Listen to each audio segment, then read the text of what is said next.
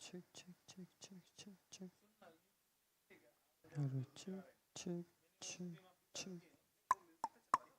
येत आहे? चालू आहे का? चालू आहे? मॉनिटर.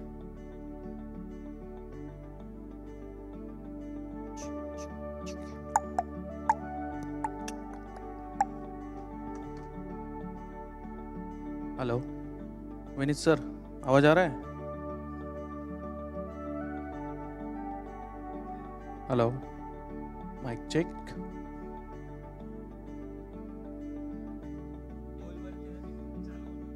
वो दो कैमरा वाला हो गया. दिखाओ. Okay okay.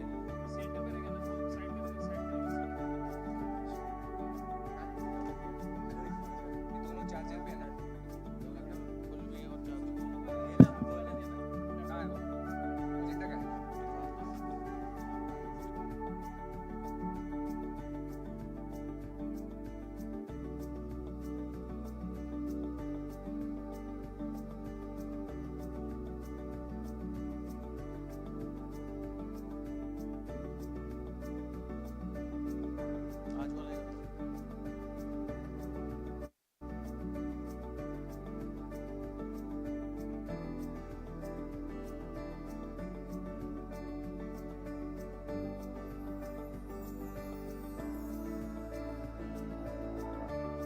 Hello, yes, mic check, mic check.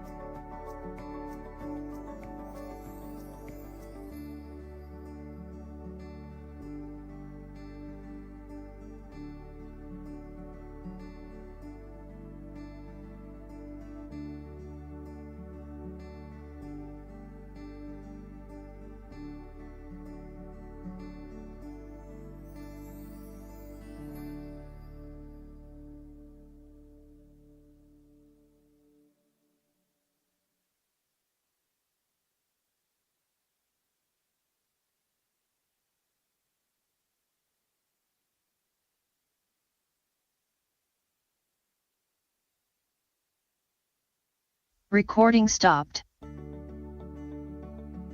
Recording in progress.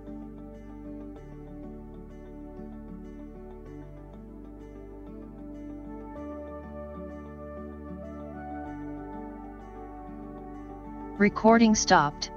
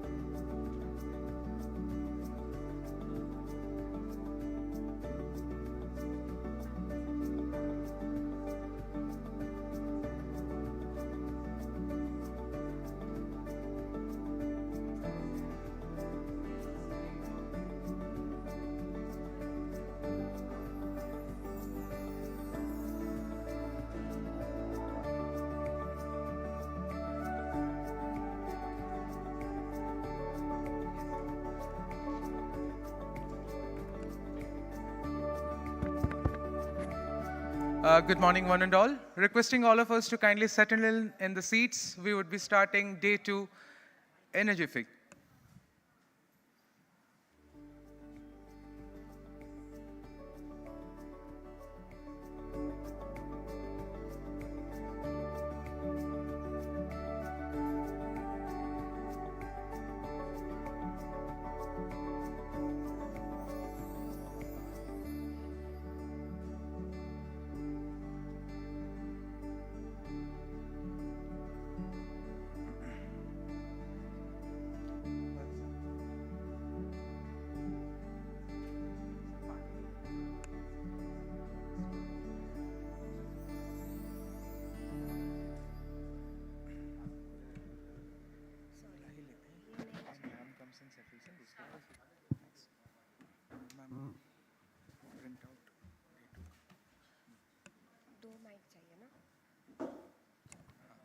Will you use the hand mic?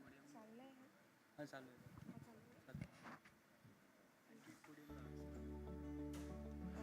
Requesting all once again to kindly settle down. We're about to start the proceedings of the day 2.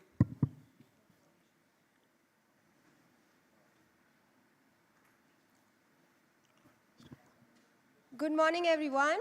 Welcome to day 2. Hope you all had a restful night and are ready for today's events. We have a long list of speakers, speeches, and presentations lined up for you. Very interesting discussions yesterday, Swaraj. In fact, day 2 is no less than a marathon, and we're all set to give our best efforts today with so many sessions, so many technical ideas that are going to be shared with the group. Let's give it a quick start.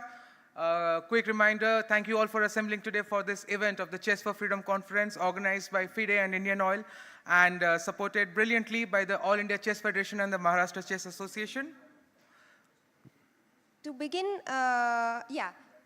today's journey, I would first like to welcome everybody who's with us right now as well as online. Many of you are joining only today, so welcome to the conference. To begin today's journey, we have with us Rashmi Govel ma'am. Director HR, Indian Oil Corporation. Ma'am has been helming the affair. She has been working step by step with us for the conference from Yerwada to the hotel program over here, to the award ceremony, and back again to the marathon, the sprint that we're going to have today. And she's going to flag off the session with a few words for all of us. And without further ado, and amidst the first biggest clap of the morning, can we call upon the dais, Madam Rashmi Govel.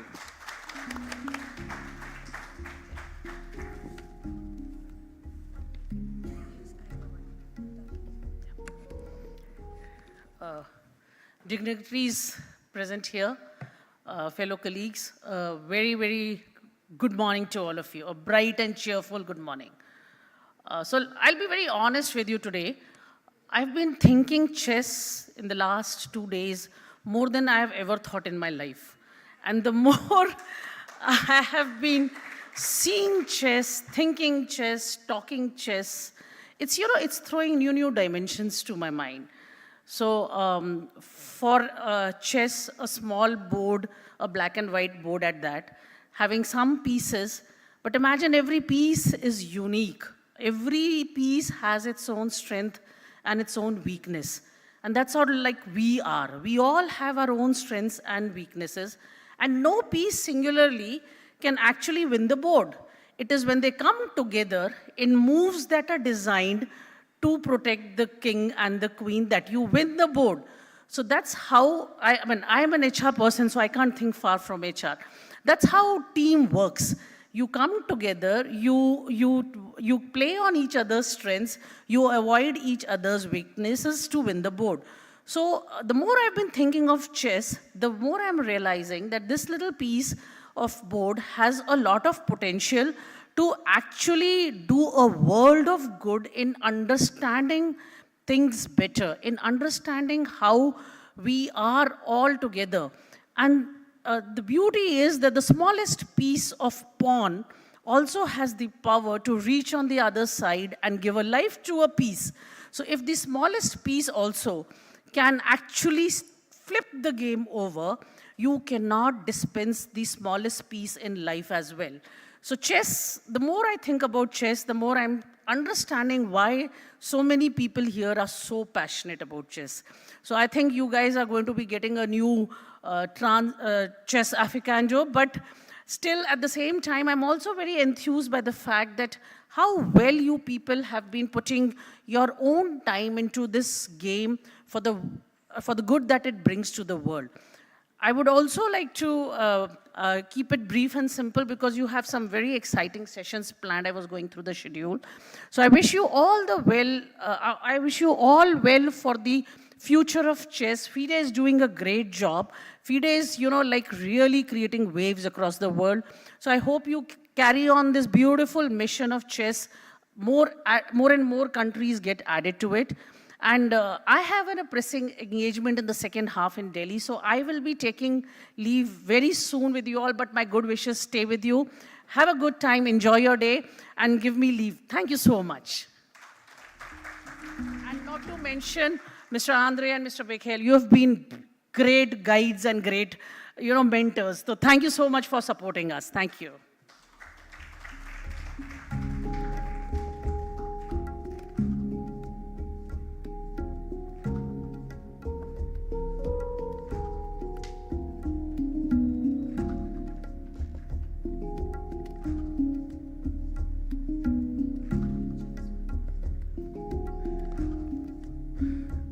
As goes with all formal functions, the host is usually the last to be given a memento, but never the least. We have Mr. Dev Patel handing over the memento to Madam Rashmi Govil.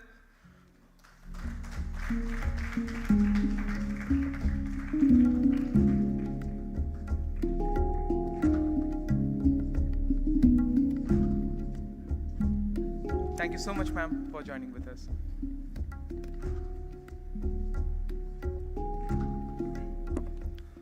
A few moments ago, there was a discussion between Mr. Andre Vauclin and Rashmi Govil ma'am on the demographic dividend that India is enjoying right now. Maybe the same force of youth we will be utilizing someday to bring in more and more people as the pioneers, as the admirers and guardians of the Chess for Freedom movement. And on that note, we would move on to the first technical session that we have today. The first technical session is again, in fact, by Mr. Andre Vauclin from Switzerland. Andre is the chair of the FIDE Social Commission and president of the Swiss Chess Federation. He will talk about social chess, which is so much more than a game. Please give a warm welcome to Andre. Thank you so much, sir, for joining us. Let's not forget those beautiful cards which are kept on our table, the QR codes. Let's scan them. Let's pass on the questions that we have. So we shall be having 20 minutes for the session, sir.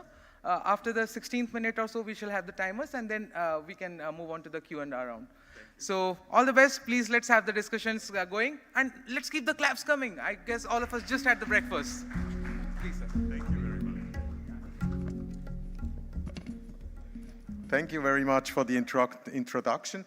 I will be very speedy today. 3 things I would like to present to you: the Social Commission. Then I have brought with me a little brain, a brain model. I will explain you I'm economist, I'm not neurologist. I will explain you the benefits of chess in terms of the brain.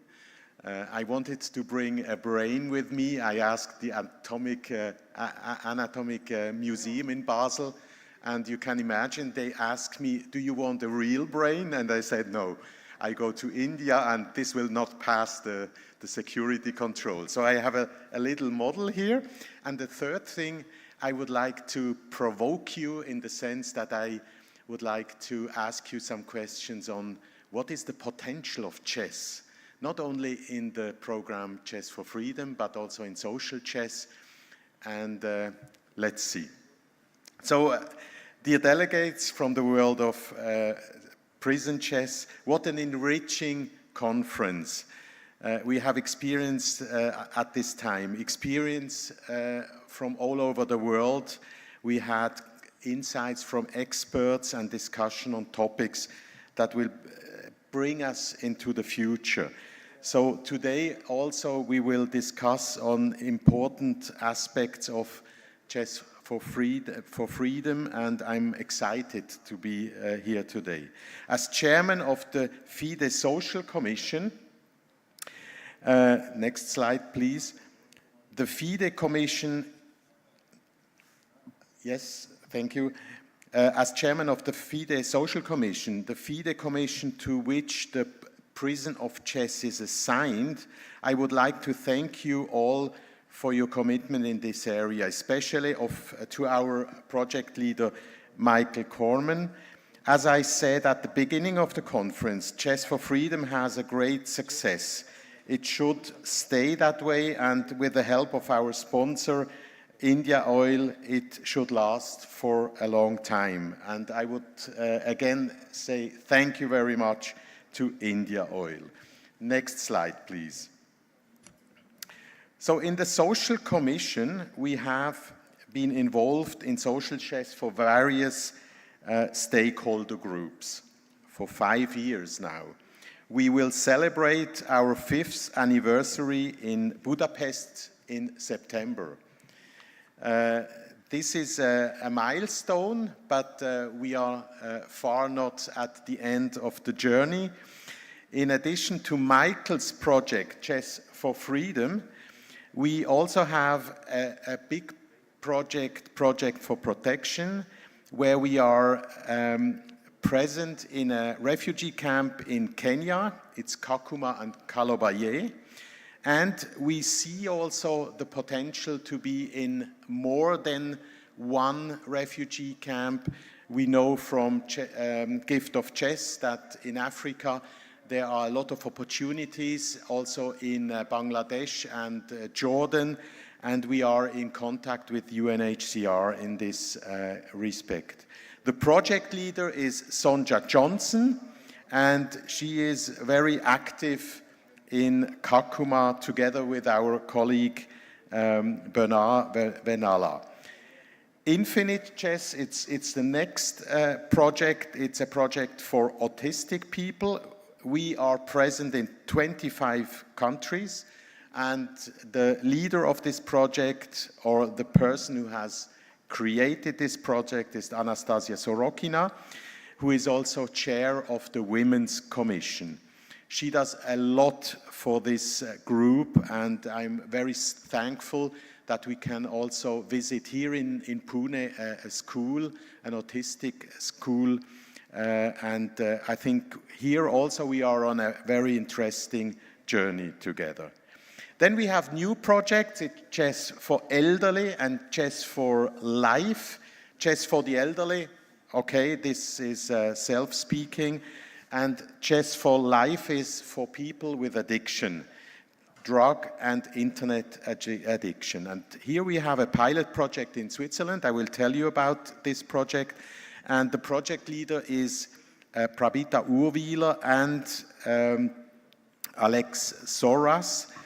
And Prabita Urwieler has 3 heads in the commission. She not only is project leader of Chess for Elderly, but she helps also in the Addictic project, and she is, as a neurologist, a little bit more knowledgeable about the brain than me, and she is leading with a Swiss doctor a study. I will tell you later about it. Then we have the last project, it's Chess for People in Temporary Settlements. We have been in Nairobi in the Ribera slum, and I'm sure Susan is going from one temporary settlement to the other. Here we have a big potential to work together and also to make this a success. The driving force in the commission is clearly Lasma Kokorevica. She is our assistant. Then we have Boris Brun from Hamburg. He is boosting our doing in the internet.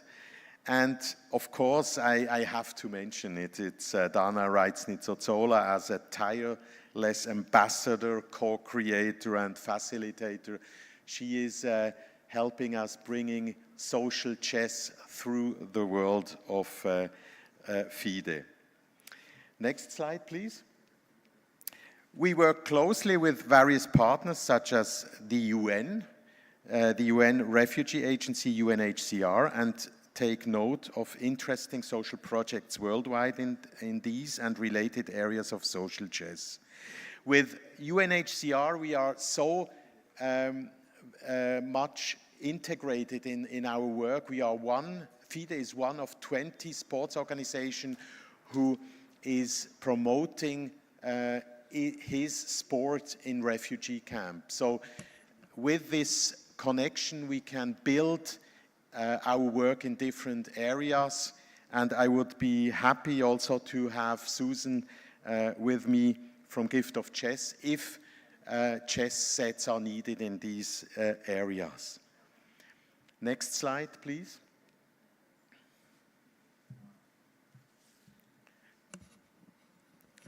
The potential of the whole social chess theme is much, much greater than its current size and possibilities. We work with little human and financial resource in our commission, in our projects.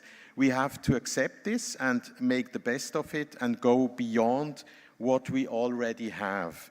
And this is what I would like to do with you in the following workshop today, to think about today, to think about tomorrow, and to have all your ideas with me after the conference.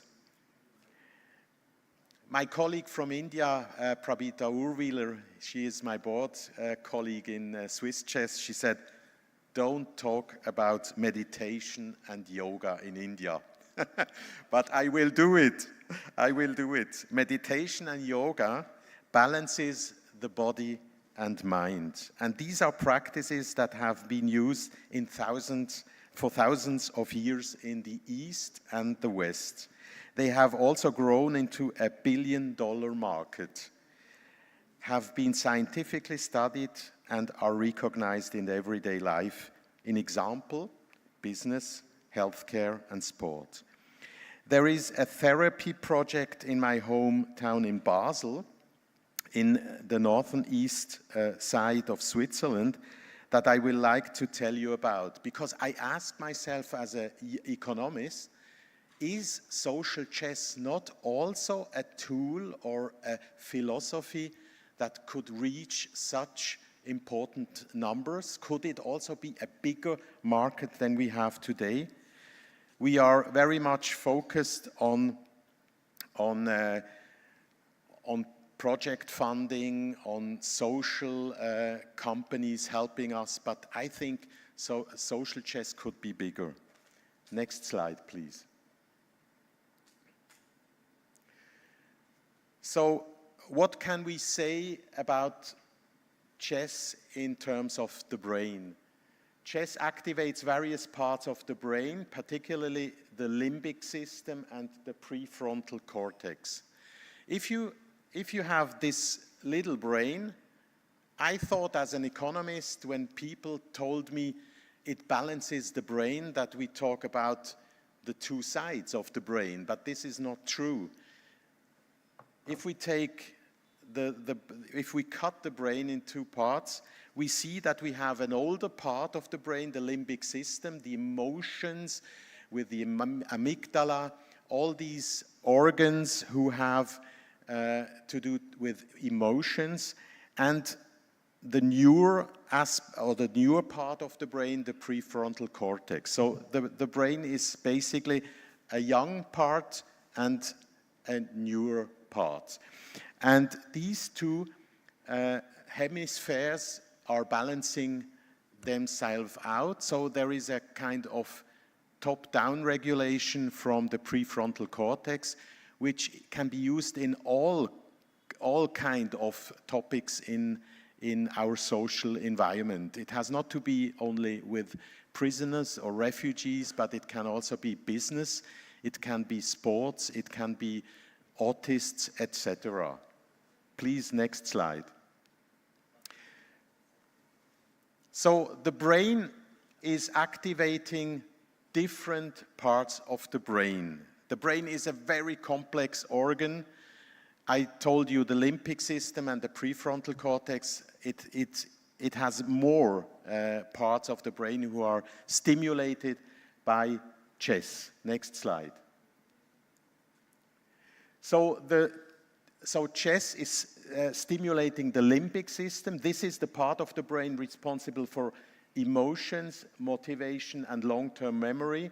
Chess promotes emotional stability and reduces stress. So this is one part of the brain. Next slide. The second part of the brain is chess stimulates the prefrontal cortex. This area is responsible for complex cognitive behavior, decision-making, social interaction. Chess strengthens the executive function, planning and problem-solving.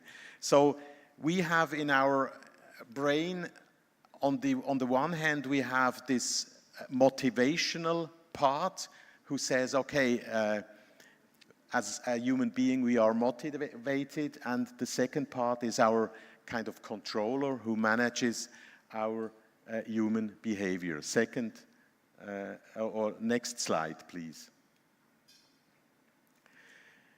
So the basic finding from this doctor in Basel who is following a study with us, we developed a questionnaire who is always followed with the participants of this program. We developed this questionnaire for addicts at the moment, and we would like to expand it to all parts of the social commission projects, to have findings about chess who is scientifically proven. And this is the work then from Prabita Urwieler. Next slide. So how can we explain what chess is doing with the brain? We have our fitness, our physical fitness training every week, if we do it. And chess is in fact a mental fitness training, and it trains not only, let's say, one muscle, but a lot of muscles in our brain. Next slide. Chess is a training for different mental skills. And if I talk about different mental skills, I can mention, because we have not much time, that for all our projects there are key skills trained, but there is also other skills who are also a part of, let's say, for the prisoners. It promotes patient, self-discipline, strategic thinking. For refugees, a way to integrate. For autistic individual, mainly it improves the social skills and the non-verbal communication. For internet and drug addicts, it provides healthy alternatives to their addiction and enhance cognitive abilities. For elderly people, it promotes mental fitness. For schools today, with the internet area, mainly the concentration aspect, it has effects on the results in school, in maths, in languages. And for business people, it's a kind of stress management. I'm sure you use also some online games to bring you down when you had a very important day. Next slide, please. So chess is a kind of life coach. Next slide. And chess is, in my view, like an aspirin or a Dietrich. I don't know if you know this word, Dietrich. It's a key who has the potential to enter all the doors of a building, or a multivitamin tablet. And it is very difficult to scientifically prove individual skills, but on the basics, it's a kind of strategy chess as a strategy for different usages. Next slide. Chess has something for everyone in society. So if you use chess, let's say, for your personal concentration, like a little bit in meditation or yoga, that's fine. But you can also use it for stress management, for strategical thinking in school, for problem solving, etc. Next slide, please.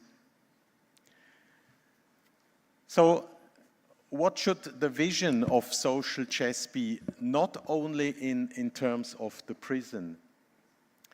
What are the potentials for societal and economical benefits to integrate chess in health, education, and social system? The discussion on potential savings for the public sector and emergence of $1 billion market. Why social chess could be not found by startups?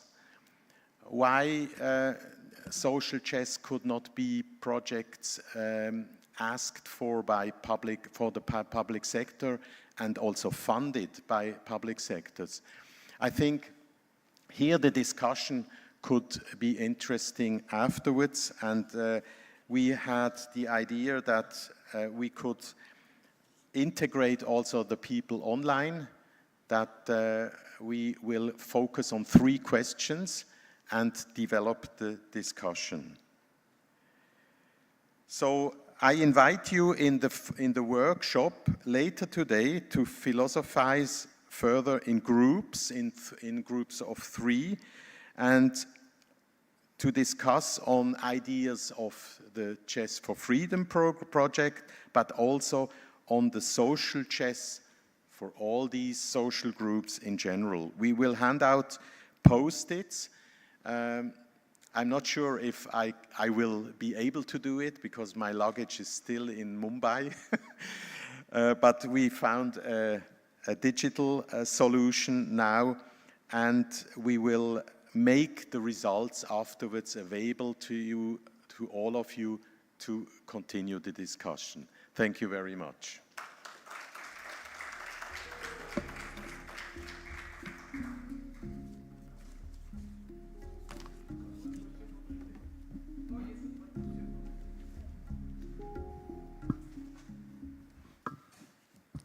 Andrews, your last slide. My question is on your last slide. Last line of the PPT presentation. You have said that chess for social can be a $1 billion market. Can you elaborate a little bit? It's a very vital statement you have made. I certainly will do it. I'm a big fan of meditation and yoga, and I read a lot, I see a lot in the internet, and meditation and yoga has grown to a very important market. We have not only individuals, but companies, we have the social sector involved. And my question is, why couldn't it be also with social chess? Because this influence of social chess is not like your tools here in India, meditation and yoga, but it's similar. So I see a potential, and I think it will be very valuable to discuss on this. One more item you can add from my side is, chess can be used as to de-addict new generation children from mobile. You know, this new generation children which you saw yesterday, we arranged some 30 small children for playing chess. So now this generation of children is addicted to mobile. Yes. That is electronic device, which is harming their vision also. So chess can be used as de-addiction measure to, you know, de-addict mobile, children from mobile, you know. I can add to exactly this that Ettore, it's the chess trainer in Switzerland in this psychiatric clinic for internet addicts. Our children are a little bit addicts from the internet. And he says, we don't play chess online. We play it only physically. He solves puzzles with the inmates, and I think, yes, exactly, for schools there is a big potential to see chess as not a side activity, but as an important key tool to develop concentration. And it is there where Susan's gift of chess will come into play. Yes, exactly. Thank you. Thank you. Thank you, Andrew. Thank you. Thank you so much, sir, for that question. In fact, quite related to what Dr. Das was asking, sir, it's great to see that in 5 years of the Social Commission's work, you have already covered 6 different spheres of work. And we got a question from online, sir, again, in lines of the works that Dr. Das was suggesting you were discussing, that as chess, it can also help in medical recovery from major diseases like cancer. So can we have in our portfolio a program for those people? This is a suggestion which has come, sir. Exactly. Everything is possible. There is, of course, restraints. We need money, people, Very right. and concepts for this. And this is my message. A commission who is dedicated to this cannot do everything. But if we have volunteers, people who have passion and ideas, let's contact us and we develop this project with them, fund them if we can or if they can. But I think we should grow to a network of possibilities. And yeah, there is also the possibility for this kind of patients. Yeah. Brilliant. So, Andrews, I think we need to create more volunteers. And that this group should take as an exercise, as a takeaway from this conference. We need to create more volunteers. Exactly. If I see India in all the chess projects, I understand why you say this, because you have so many people dedicated to chess, and this should be also on a global level. This is very true. And please, let's discuss this afternoon. I think it's a big opportunity to put all these ideas on this platform. I think we use a platform, and then we can make a concentration of this and perhaps bring it back to you. Yes. So how many grandmasters we have in Indian Oil? Yeah. Now we have not less than 10 grandmasters in our payroll. So that they can be, potential volunteer creators, not volunteers. Creators are volunteers. Oh, that would be nice if we could expand our human resources in our commission. That would be wonderful. Thank you. Right. Yes. I have a question from my end regarding the program, Chess for Freedom program. A lot of people watching this are not a part of the program yet, and they would like to be. So I have a question from their end that can anyone contact FIDE to become a part of the program, and how will FIDE help them create or this program in their country or city? This is... I see Michael smiling. Yes, of course. I mean, what is our goal? We are in 50 countries. We have 120 teams participating to this World Championship online. This is a huge work, and what could be interesting is that if other countries would join, prisons would be interested to join us in this championship and this activity. Yes, of course, we are looking for more countries, prisons, and volunteers who help us in this project, of course. And perhaps it's important to say that we have an email address. Perhaps we can share it later, where we can be contacted, and we have directly Michael and Lasma who are involved in this. So we get back to you, of course, if you are interested to join. Yeah. That's wonderful. Thank you, Andre, for your time and such a wonderful presentation. I'm sure a lot of people can take away from it, and they will also try and create such a program in their countries. Thank you.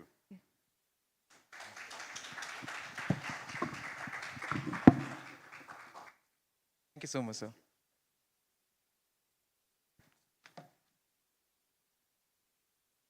So next up, actually this was so wonderful. We need some time to take it in, but we have a long list of speakers, and we have someone waiting online for us. We have Mr. Nebojša Baralik, who has been a pivotal part in organizing the Intercontinental Online Chess Tournament. He has been the chief arbiter as well for this tournament, and he has seen its significant success and growth and been a big part of it.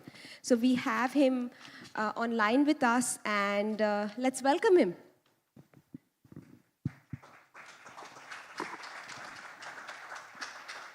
Hello, Nebojša, can you hear us?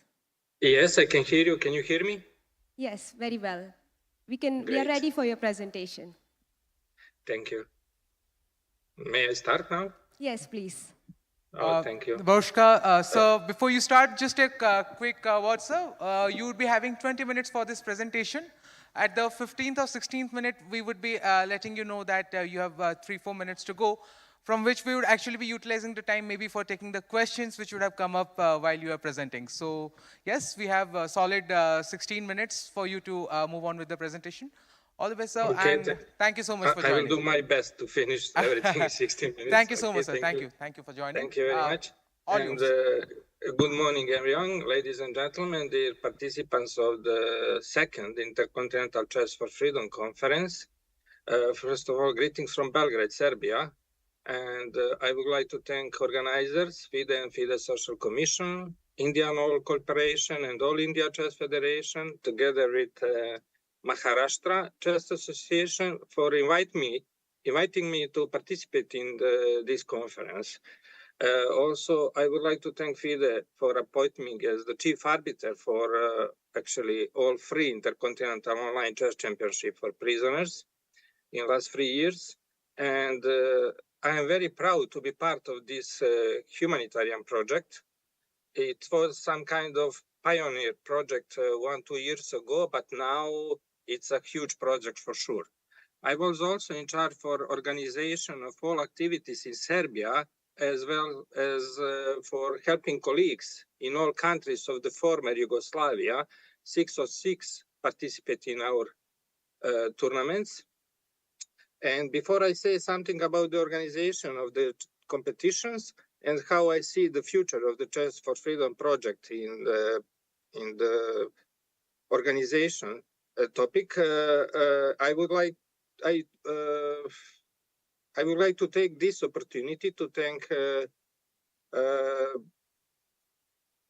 the leaders of the organization team of the championship, Dana Reznica-Zola, Deputy Chair of FIDE Management Board, and Mr. Mikhail Korenman, Cook County Sheriff Office from Chicago, and all members of organizing team, Andre, Kema, Ana Lazma, my colleagues arbiters, Ana Srebrenic, Sabrina de San Vicente, Sean Press, Tomasz Giomber, Jose Manuel Baradas, and Tanya Karali and Bojana Bejatovic, Fair Play Officer, for their work and cooperation during the last 3 years, as well as people from chess.com and commentators. Now, let's start with a few slides, actually about 40, and more words about our championship for prisoners, but I will finish in 50 minutes now. Please, next slide. Actually, this will be a story with a lot of photos and information from the history of organizing online championship and conferences. As you know, 3 intercontinental online chess championships for prisoners were organized so far. And how did it all begin?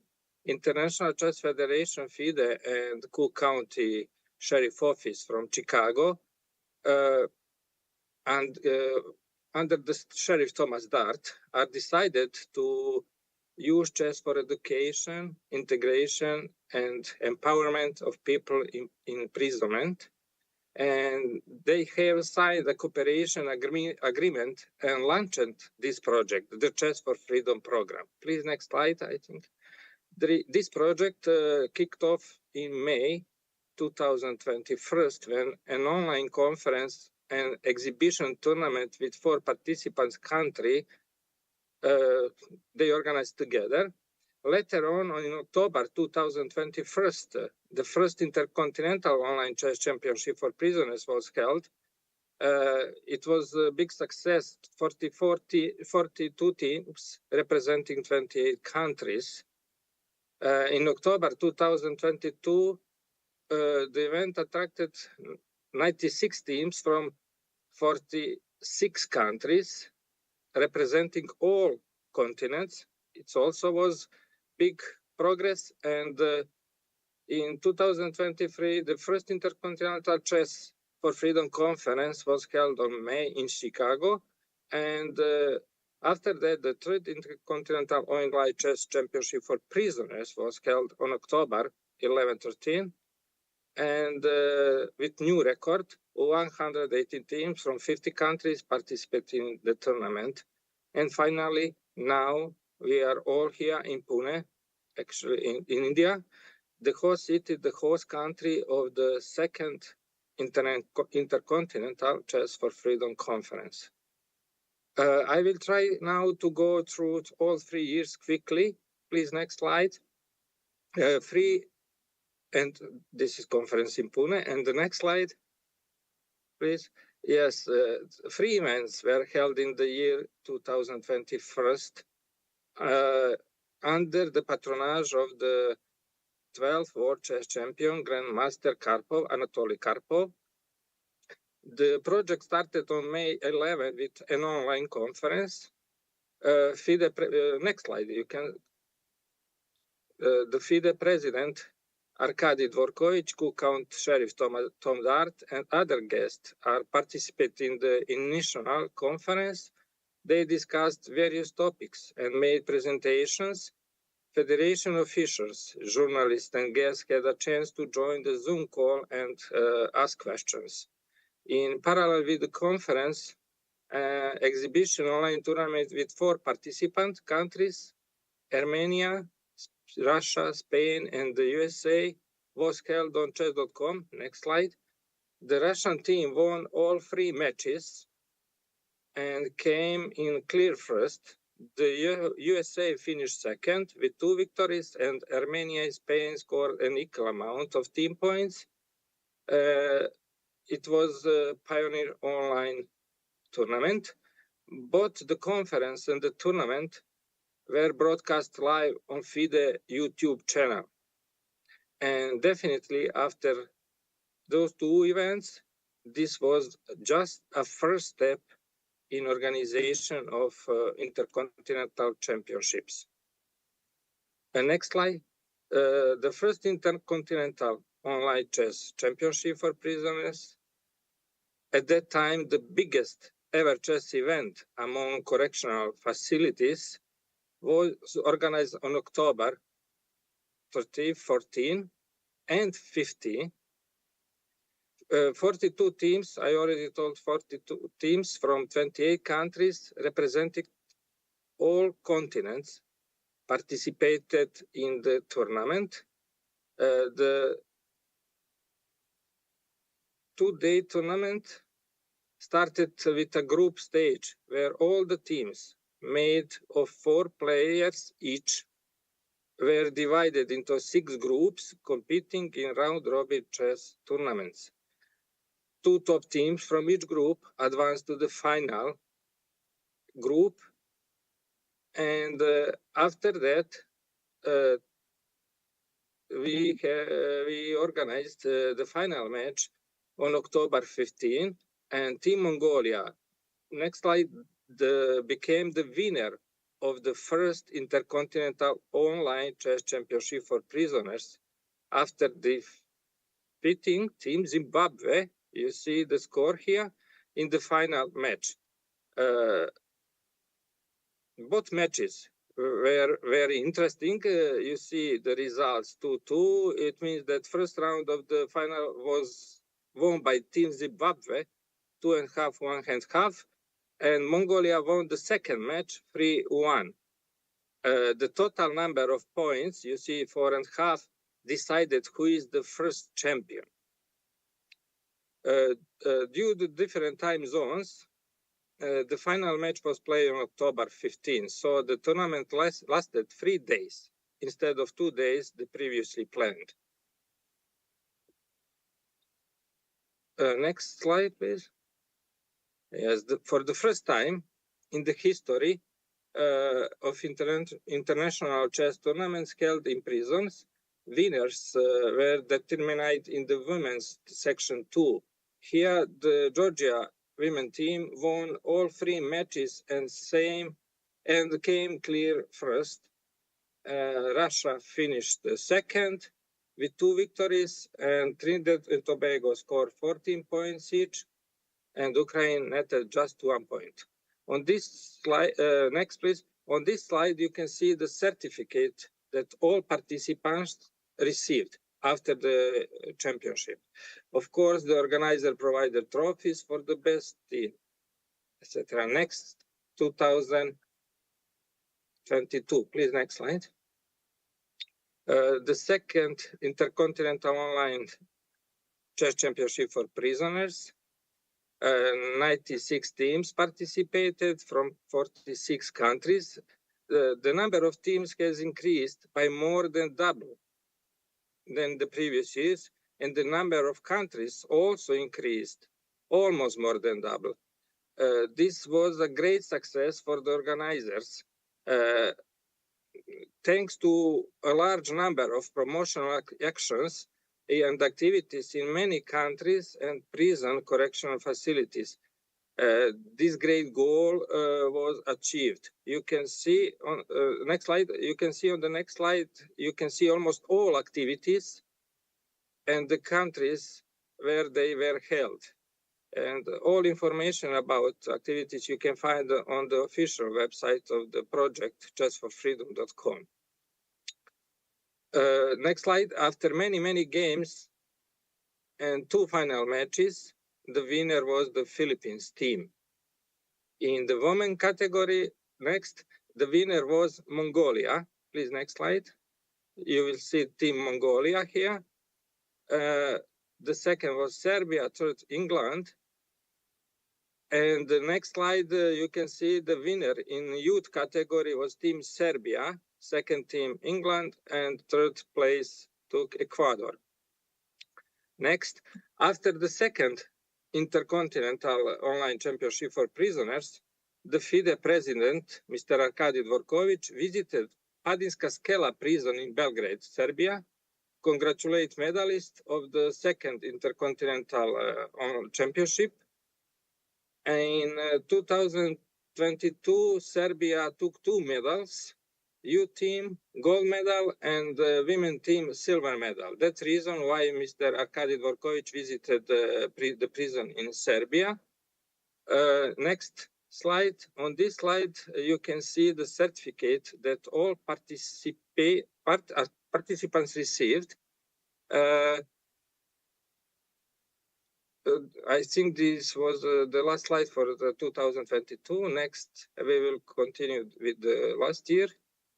The next slide, please. The previous year, 2023, also was a very successful for the project Chess for Freedom. Also, together, 2 events were held in the year 2023.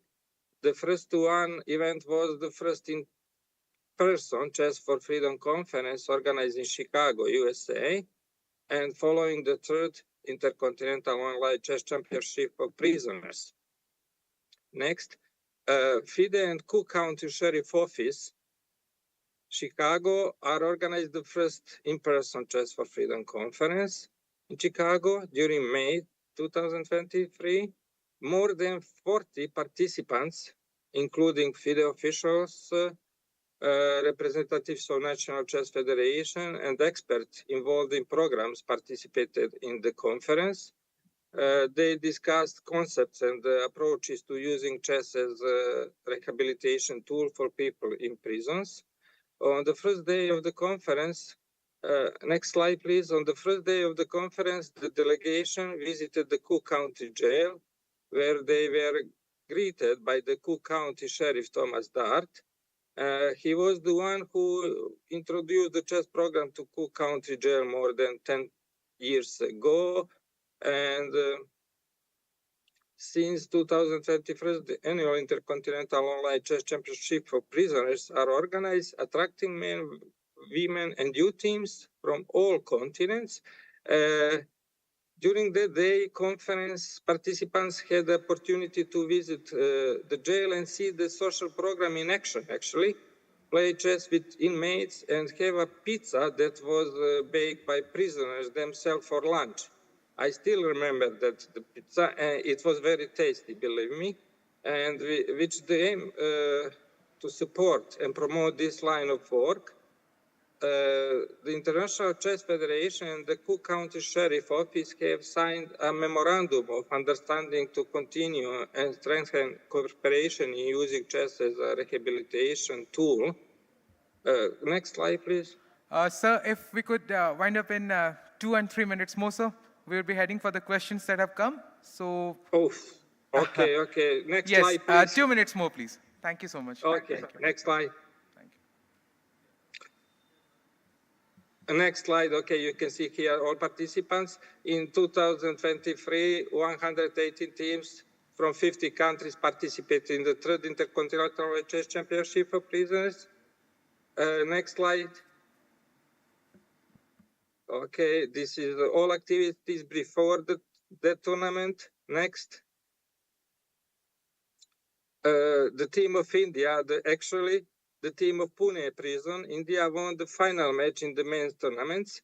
They took the title after beating El Salvador in the final. And I would like to take opportunity to congratulate the team of India Pune team again. And the next slide, the final match in women and youth section ran concurrently in the women's final. Mongolia beat England and took the title. El Salvador and the Philippines was not played due to technical reason. In the youth section, Team India lifted the trophy after defeating the defending champions, Serbia, in the final. The bronze medal went to Team Ecuador. And now, next slide. You see certificate for 2023. Next slide. Now, I will try to introduce you to the basic technical details of the competition. This is the information that is presented to the captains and team representatives at the technical meeting a few days before the start of competition. Next slide. Before that, you can look at this table where you can find information about all three championships. As you can see, every year there is an increase in the number of clubs, teams, groups, arbiters, organizers.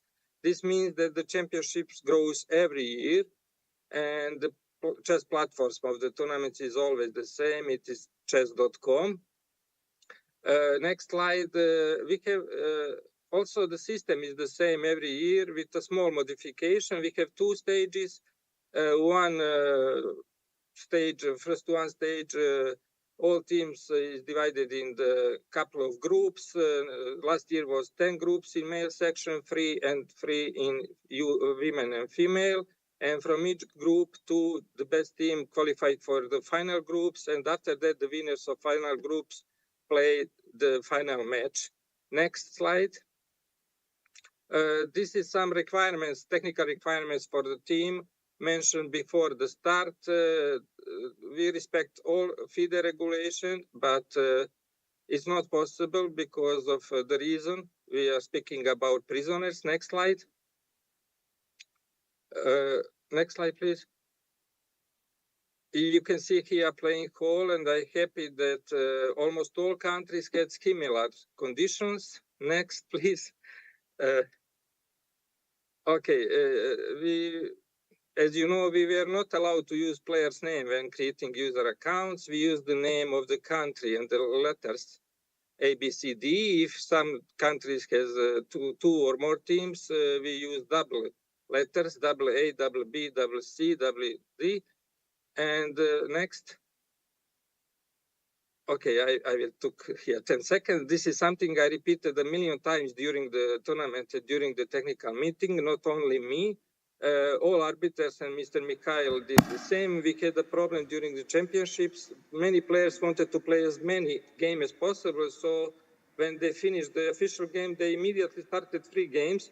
And I understand that then it was difficult to stop them so that they would respect the schedule. Communication with the teams during the games. Arbiters communicated only with the official person located at the playing area. arbiters were not in the direct communication with the players.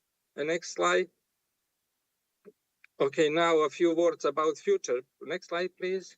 What will the fourth Intercontinental Online Chess Championship for prisoners look like?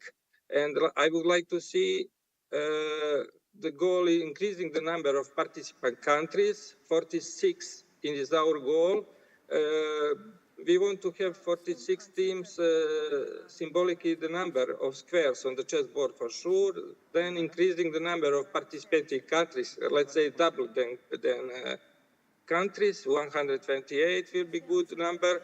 Improve better technical conditions for all, for the game, Wi-Fi, PC, cameras in the prisons, better than team preparation. I think that we can organize maybe more training days. It will be very useful. Provide an arbiter or a federation official in each playing hall because of anti-cheating and help to players. And after all discussion, we will update championship regulation before the start of the final this year championship. And the next last slide, I think. Yes, I will end my presentation with this nice and somehow an optimistic photo. You see the garden chess in the prison, Padinska Skela in Belgrade.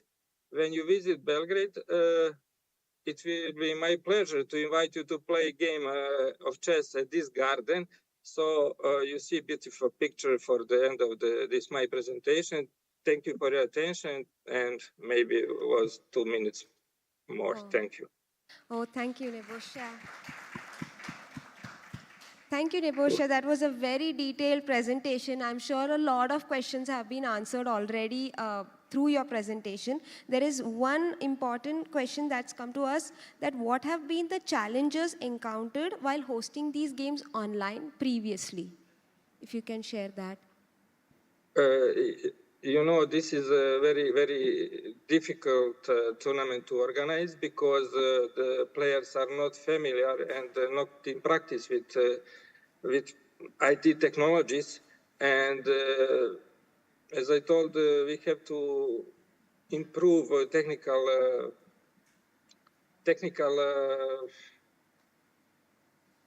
conditions for the game in each prison. For example, we have to provide better Wi-Fi and better technical support for our players. And we are happy to see increase the number of participants, but we have to be prepared for that in advance for sure.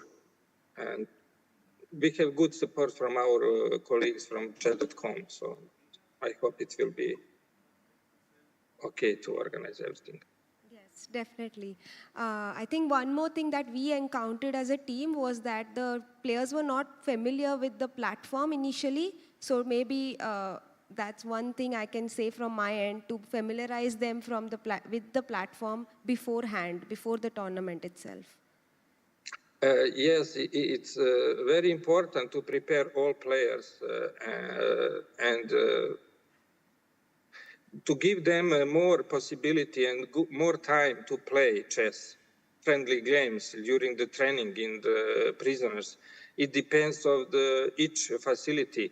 So the laws are not the same in all countries. So we have to do something to speak with authorities from facilities and ask them to provide them more time for practice. And you know, the practice is very important for all, even for chess for sure. So I hope that our colleagues from prisoners will accept our request and for that. From our side, the organizer team are ready to organize more days before the tournaments, training days for all, to check their systems, to check their laptops, to try to play a few games, and we are ready to help them for sure. Thank you so much, Nebosha, sir, for taking this session. We must tell you the session was quite just on time. You took straight 20 minutes to finish it up, so kudos for that. And thank you so much for connecting with us today and sharing such insights with all of us. Ladies and gentlemen, Mr. Nebosha for you. Thank you very much for your attention.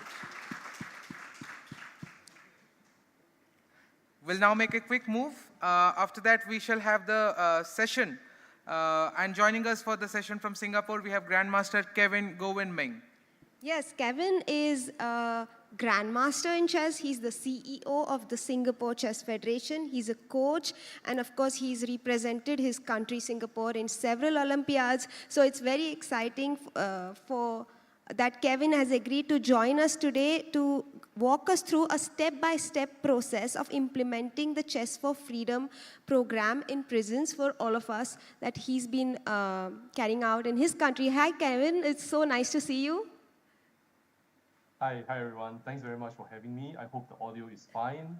I'm very pleased to be here, and I'm very excited to share my own journey together with all my volunteers and with the team from Singapore Prison Service on how we managed to start the Singapore edition of Chess for Freedom.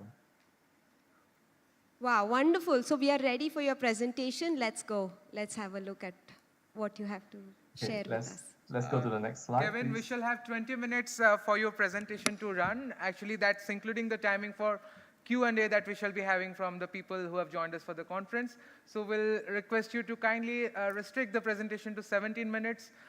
3 minutes before the closure, I shall giving you a heads up. And the last 3 minutes we can have for question and answer, if that's fine. Yes, of course. Yeah, just you can stop me from waffling on and on. Brilliant. Anytime Let's you roll wish. then. Ladies and gentlemen, a huge round of applause for Kevin. Thank you. Yeah, let's go. Next slide, please. So, okay, quick introduction of myself. My background is in finance. In 2022, I left my job in finance to take on the CEO position of the SCF, and I think that at the time we were all thinking of how we can use chess, not just as a way to grow our national athletes, to become chess grandmasters, but also at the same time to showcase the social benefits of chess. So chess in prisons has always been a project that we have thought about, and yeah, I was very pleased that we managed to get it started in 2023. Next slide, please. So I think today we will give a very short introduction of what chess in Singapore prisons are currently looking like. I will also share how we have managed to get it started. And I think lastly, I will provide some general tips and advice. If anybody wishes to know more about certain things, details that you might think that are important to make sure that everything is smooth going. So, I mean, obviously, this is a collaboration between the Singapore Chess Federation and Singapore Prison Service. I'm grateful to my colleagues from SPS because without their enthusiasm, well, it's not possible to even have such a smooth journey so far. Next slide, please. Next slide, please. So I think at the start, the very first session that we had at this prison facility called B1. It is the maximum security institution in Singapore. If you'd like to know more about what life is like in B1, there is an entire Netflix series. You can search on Netflix, maximum security, and you can find what life is like in that particular facility. And we planned for the first session to be a simultaneous exhibition. You can see on the top of the slide, that's my colleague, Mr. Carlton Lim. And I'm at the bottom. So we played against 34 inmates. I think the whole idea is to start with a bang, to do something that's interesting, not just to the inmates, but also to the officers. There was a huge turnout that day. I think there were counselors who were present. There were medical specialties who were there. There was media coverage from the Singapore Prison Service as well, to sort of capture the whole event because it is special. It is the first time that we have done this in prison. I think the inmates, who pretty much everyone there was quite new to chess, found this a very fascinating experience that one player could play with so many at the same time. So as a start, I think this was a good way to sort of whet the appetite for inmates and also the officers. Next slide, please. I think from then on, we started regular chess lessons. You can see the diagram. Some of you might guess what game that is.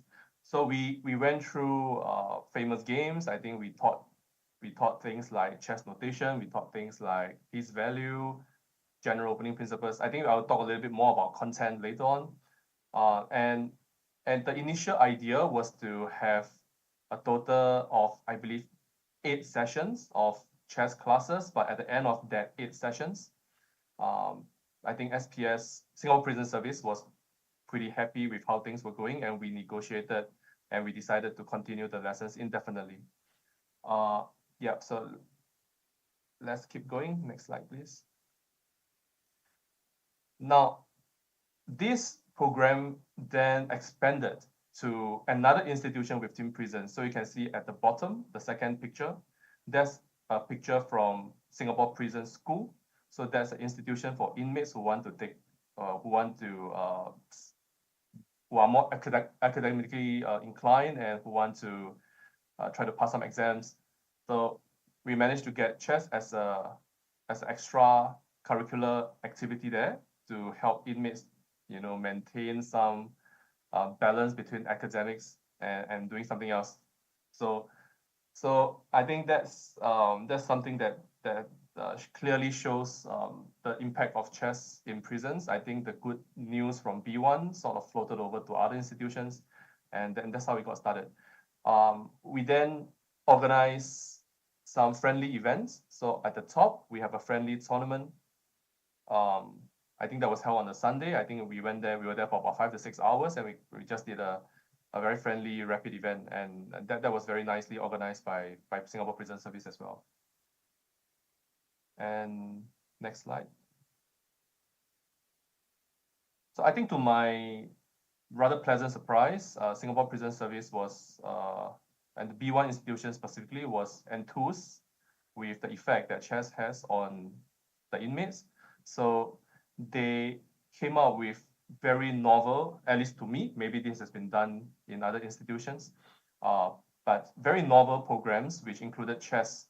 So for example, EPT, LNP, VT. So what do all these things mean? EPT means amper therapy, which is basically a circle. I think most officers would understand what I'm saying, where inmates share their thoughts using chess as the main theme of discussion. So I was there, if you can see from the second picture, I was there as part of the circle for just one session, where we discussed things like, in chess, it's important to plan, to strategize, and we discussed how inmates can also strategize and plan for their future beyond their incarceration. We also have chess in the language and numeracy programs, that's LMP, where chess is a mandated curriculum within that program. And I think the most important and I would say gratifying inclusion would be within the VTE, which is the Violence Transformation Environment, which is a program for violence-related crimes.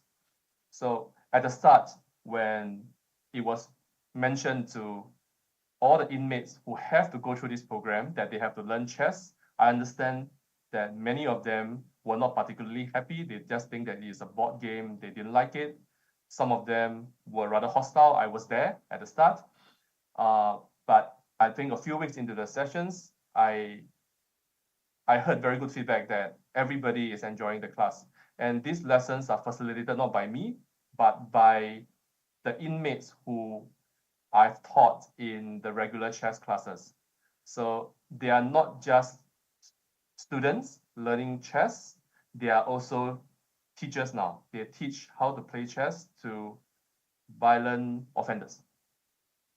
So very gratifying, and yeah, I was very moved when I saw this in person. So next slide, please.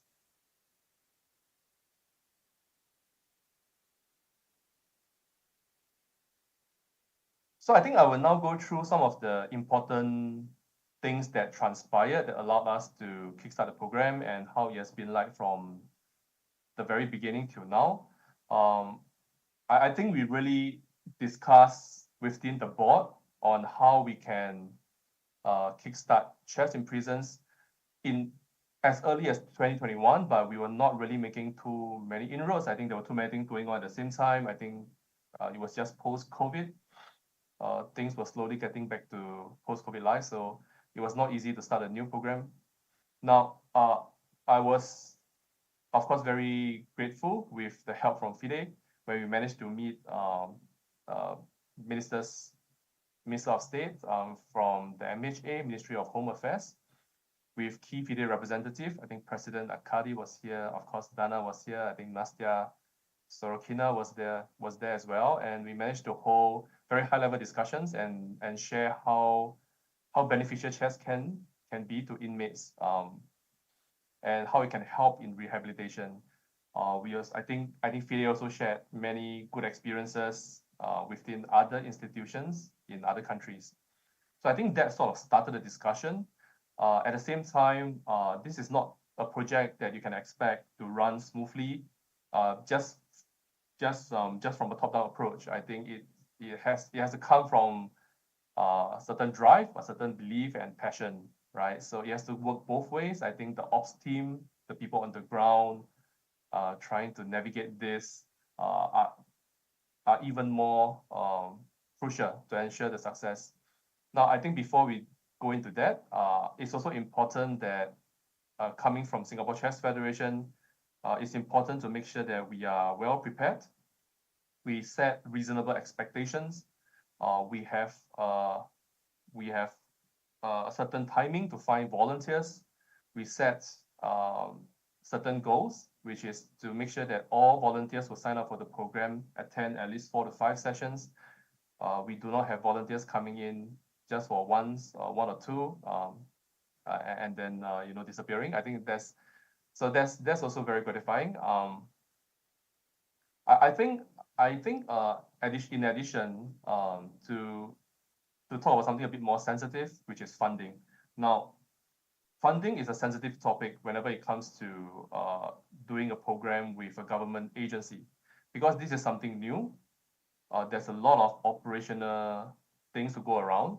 If we start to talk about trying to get this sort of work paid, it really defeats the purpose. I think it would be nice if you can get separate donations for this sort of project, but I think for such volunteerism work, I really think that it should come from the heart. And if you worry too much about making sure that every volunteer gets paid and that sort of thing, it becomes too difficult to navigate. So this is my own opinion. Others might disagree.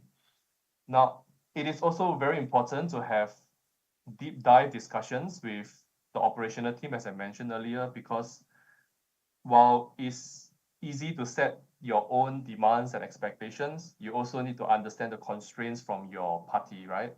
Because I think what's important for me is that we know that this is a new thing for them, for the officers. They have never done chess before. They are already very busy with their daily work, and to start something new, they have to believe that it is worth doing.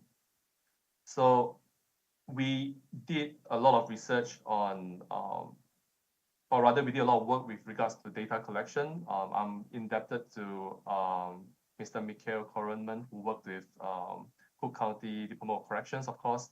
And I normally email him with a lot of questions and he replies very promptly. And he's based in Chicago, I presume. So with that kind of time zone, I'm grateful that he has always been very prompt in his replies. And that sort of gave us the confidence, because I also could answer questions that were posed to me from the prison officers. So I think it's important to share and to really believe what are these key benefits with the ops team. Now, there are so many things that you need to resolve, such as the logistics. For example, chess sets. So I had a list of logistics that we need to talk about: chess sets, chess clocks, score sheets, writing material, and I think the most difficult would be internet access, because that could pose certain security concerns depending on on which facility you are based in. So we recognize that Singapore Prison Service has really put in a lot of effort. This is way beyond what they have done for any other volunteer group. So it has to be worth it for them as well. So this was why we really tried our best to, make sure that first of all, the inmates, they behave well, and we make it enjoyable for them. And as a result, their conduct also improved, because if they misbehave, they might not be able to attend the sessions, right? So we have to make sure that the sessions are enjoyable. I think they find value in it. And it then became a win-win situation for both parties.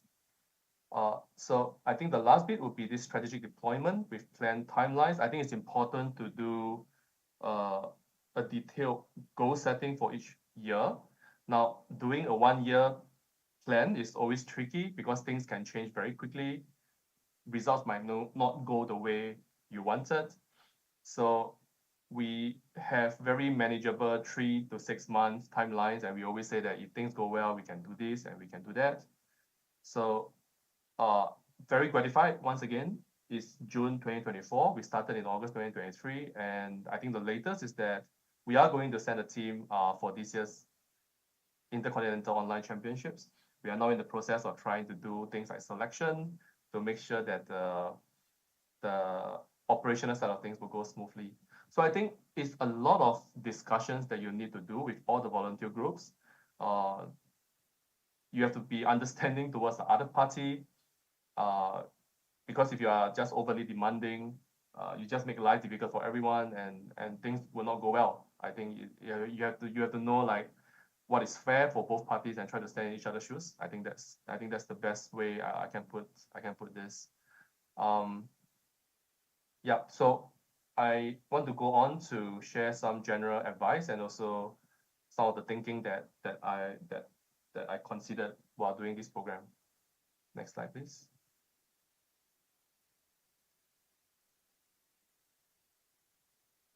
So I think when it comes to teaching inmates, this is not a regular academy. It is not, you are not teaching chess kids, and you're not trying to help chess kids become good players, to become national champions, or to become grandmasters. That's not the point. I think the main idea of chess in prisons is to give inmates another hobby, a skill that they can try to improve on, and try to use some lessons in chess and apply that to their life, right? So I think the connection has to be not just like a teacher and a student connection, but more like I consider myself to be a friend to the inmates, and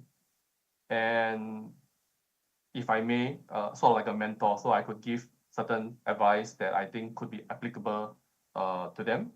So I started off by the very first lessons. I started off by sharing my own experience, my own family background, some difficult situations, and how chess has helped me and how I feel chess could help them, right? I often share very personal anecdotes, painful defeats, and not just turn up and show them things like isolated queen's pawn, or teaching them complicated openings or difficult rook endgames. I think that's not the way this should go. I think you have to recognize that many of the inmates, they may have first of all difficulties understanding you. They may not have the same educational background. They might have difficult childhoods. They might have made bad friends in the past, which caused them to make this or that mistakes, right? So I think it's important to build a connection with all the inmates so that they trust you. In return, I trust them, and I know that they will not misbehave. Normally, they listen to me whenever I, ask them to pay attention or I ask them to behave. Yeah, generally very well behaved inmates. So that's one important point. Build a connection. I think all the volunteers have done the same. Very grateful to the team who have turned up and have always been very, very helpful and enthused. Now, we spoke about volunteerism and funding. I think this is an important point, that if you want to start off a project like that and you expect somebody to give you money to do it, don't bother. That's my honest opinion. Start off with the mindset that you're trying to give back to the community. You will make the whole project a lot more worthwhile. and you will feel more motivated as well. At least that was how I felt. I always feel very happy when I turn up in at B1. Honestly, I always tell the inmates that I enjoy my time in B1 every Wednesday. I think the prison officer, yeah, they know this as well. I think that if in due time, if there are other companies who would like to sponsor such initiatives, that's a separate matter. But if you start off with asking for money from the prison facility, that's going to be a problem. Now, data points, I already mentioned this. Again, I'm grateful to Mikhail for sharing some data that I found it very helpful to present to Singapore Prison Service to share how, in general, the attitude and behavior of inmates have improved after they either learned chess or they started becoming more involved in chess due to chess for freedom programs. So I think that are also data that shows a reduction in recidivism rates. That's of course something that we want. We don't want to see inmates going back, and many of the inmates who are in the Singapore program have also stated that when they eventually serve their sentences, they will come and look for me at Singapore Chess Federation. Hopefully they will do that and avoid returning back. Now, the mode of teaching, well, I think you have to work with what you have. I'm again grateful to my colleagues from B1 that they have allowed me to have some internet access so I can present using a projector, and I could just use chat.com to show games to them. I use chat.com because that is the mode of play for the Intercontinental Online Championships. And I think that could be quite interactive. Now, of course, if internet is an issue, then we have to go old school, use demo boards, which I was also ready to do so. Now, I think the chess content, as I mentioned, you can't make it too technical. You have to use examples that are more engaging. I normally Google and search for some interesting chess news around the world and share them with the inmates because they find that quite interesting. I can't list some examples here because some of them are not very positive. Kevin, hi. Very interesting example. Hello, Kevin. I'm so sorry to interrupt you. We are almost done with the time. We're actually done with the time. We understood this was the last slide to go, but we understand there's a lot of descriptive information that you have to share with us. Could you please wind up? It's a very humble request, but we have already run out of time. Sorry. Okay, of course, no worries, of course. So, yeah, no, I think we can go to the next slide. Actually, it's fine. We can go to the next slide. I just want to end off by saying that. Next slide. Yeah, this is about, this program is about working with inmates and to give them a chance and a new lease of life. And if you'd like to know more about our programs, you can reach out to me at my email address, or you can just send me a question in any mode you wish to. So thanks very much for your time. Thanks, Kevin, for a fantastic presentation. There's a lot to take away from it for everyone watching because, it's so nice that you're sharing a step-by-step program. Everyone can actually learn from it and implement it. I have a quick question before we wind up, that how many members are a part of your team and how long approximately did it take to implement the first project? So our volunteer team has about 10. I think in time to come, some of them have to drop off because we held our sessions during weekdays, during working hours, so it was difficult for everybody to take leave. It took us several months, actually, to sort of implement 7 months. The project. So at least 3 months to start the first session. Okay. We have to work out security concerns mainly. Oh, that's quite quick actually. 7 months is a very short period of time, and 10 members, 7 months. Wow, you must be very efficient. Thank you so much, Kevin, for an insightful session. It was lovely hearing from you. Thank you. Thank you. And next up, we have Michael Korenman from USA. But before we ask him to join us, maybe I had a quick question. I had a quick anecdote to share about Andre's talk. He's mentioned about the social commission and the social good that they are doing, and that they were speaking about the addicts. And in fact, in Kerala, in India, 40 years ago, chess did help overcome alcohol addiction in an entire village. And so I just wanted to add that quick pointer. Before we move on to the next session, chess can be used for social good in so many ways. And we have the foundation member of the Chess for Freedom project with us today. Michael Koranman will be presenting on the Chess for Freedom project. He is the Cook County Sheriff's Organization project manager and FIDE Social Commission counselor. Michael is the one for whom the project is not just a project, but a drive, a mission, a movement. Let's welcome Michael. With a huge round of applause, please.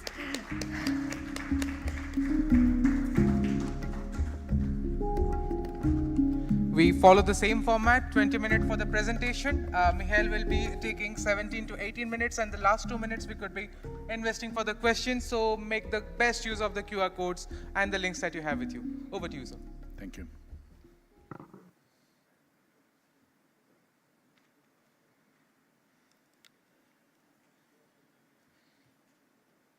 Can you please share the video?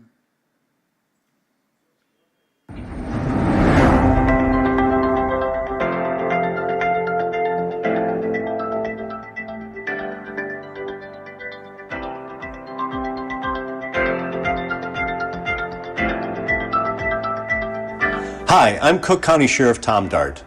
We may be the second largest sheriff's office in the United States, but we have the largest jail chess program in the nation and one of the largest in the world. This is the 100th anniversary of the International Chess Foundation, FIDE. We're very proud of our affiliation with FIDE, as the Cook County Jail hosted the first online international chess competition for incarcerated individuals in 2013. Over the last decade, scores of individuals in our custody have flocked to these competitions as a diversion from the incarceration experience. And as you might expect, the results are eye-opening. Studies show that chess is incredibly helpful in developing critical thinking, intellectual confidence, and fosters healthy camaraderie in young adults. Chess instills qualities such as patience, strategy, and critical thinking, which will serve these men well as they re-enter society looking to avoid the triggers that landed them in the criminal justice system in the first place. On another note, chess also teaches how to lose gracefully, something that we all need to learn. These skills collectively are essential for gaining self-respect. Self-respect is required if you are going to make headway in this world.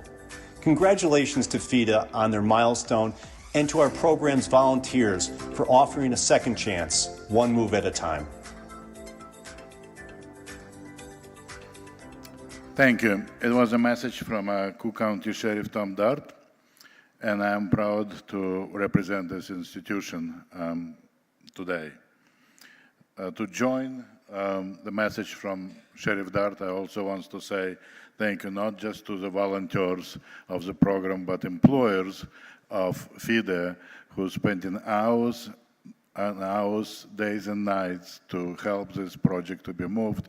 And today I want to thank you, Lasma, Kema, and Anya, for all their support for the project. Thank you. Okay, my topic today is to share with you what we have found in a research in the Cook County Department of Corrections. Now, there are very little, if anything, you can find related to the research on chess and prisons, or Chess for Freedom project.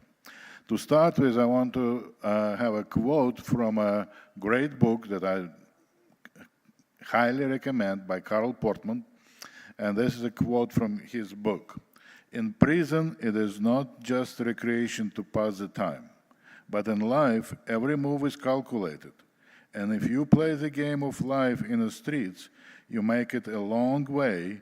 Sometimes you have to sacrifice something or someone to move forward. But in the streets, there are no stalemates. I think it's a great quote.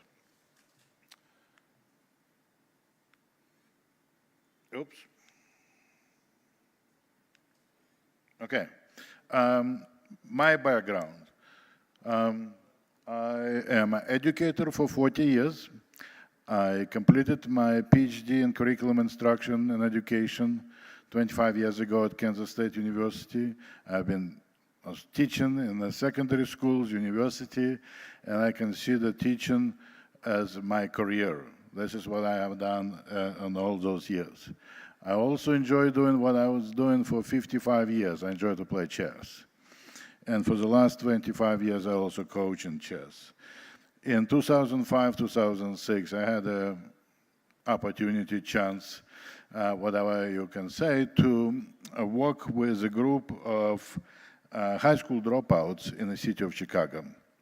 And that was the first step that leads me to join Chess for Freedom project.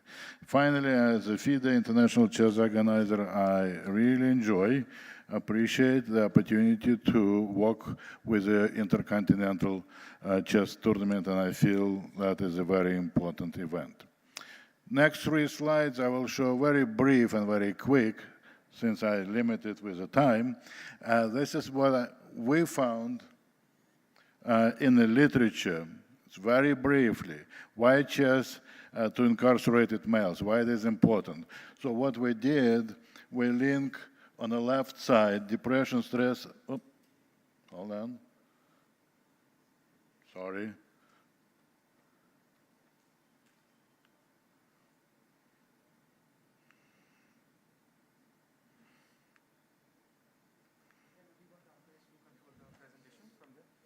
No, okay, it goes somehow. So on the left side, we link the depression, anxiety, and stress symptoms with what chess and prison program outcomes we found in the literature. So now this is a very important on the bottom of this file, as you can see, the study based on depression, anxiety, stress scale, DASS. It's a British Australian study, and we found it the best to be used to analyze depression, anxiety, stress toward the incarcerated population. And this is what we found. So the chess program at the Department of Correction started in 2012.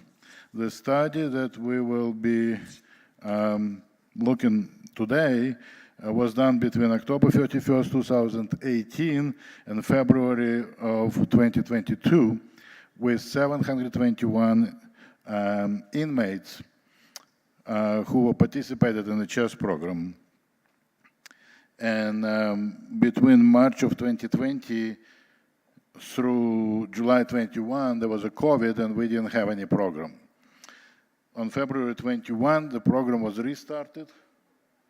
With 66 detainees, now we have many of them, hundreds.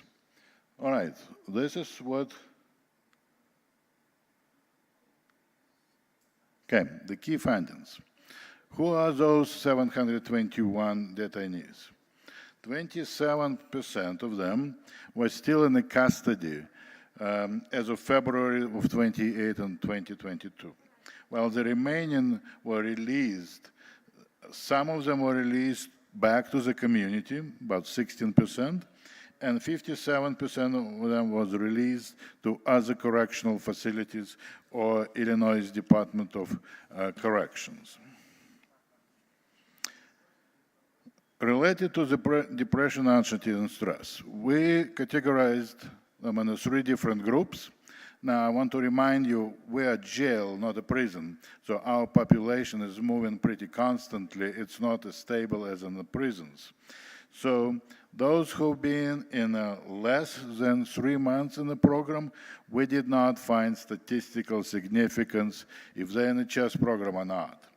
Those who've been in the chess program between 3 to 6 months at least, we have a very significant difference in depression, not quite, but statistically significant in anxiety and statistically significant in stress. So chess help incarcerated population while they're incarcerated. in all those three characteristics. Now, after 6 months, we had very few people who were still in the program, so this data was not really recorded. Hold on, let me try to move next. Okay. So the two big questions that we have before the research team. Is chess really helping related to incidents for individuals in custody while they are in custody? And we were looking for inmate fights, we were looking for use of force, and batteries to staff. Okay, those are three most important categories that we were looking, and this is what we found out. So you can see on the second line, second column, average incidents during the program and before and after the program. Okay, and that is for the chess participants. Okay, so this table is for the chess participants. On the 721 chess participants, 40% were involved in a fight, use of force or a battery or some point between July of 2015 and February 22. 60% of chess participants were never involved in any incident during this time period. 60% of them never been involved.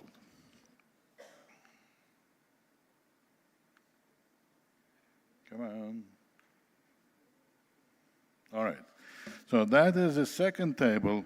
This is a comparison group of also 721 individuals who were not in the chess program. Okay? So you see the significant different percentage of the inmates' fights, use of force, or batteries to the staff. So the difference is pretty big. Now, if you compare tables on the previous page and this one, that shows that chess participants were involved in a fewer fights and batteries to staff than statistically similar detainees who did not participate in chess, both while actively enrolled in chess and before and after participation in the program. So that was the first question. Is chess program really helps them while they were incarcerated? And is the chess program helps the administration, the jail or prison administration, to monitor the participants to have low this fights, batteries, etc. That is not the Chicago only problem, I understand, it's a worldwide problem. Now, next question was, for me, very important. The only study that I found when I started the chess in the Cook County jail 12 years ago, the only little study was published by the Brazilian team presented it at the conference in Dallas, that in one province of Brazil, they had data collected. If prisoners were involved in chess, what is the level of recidivism? And at that time, the national level of recidivism in the country of Brazil was 78%. If prisoners were involved with chess, that level dropped from 78 to 48. It's a huge percentage drop. So we wanted to replicate this, and this is what we found. Okay. Recidivism rates, participants returning to the custody.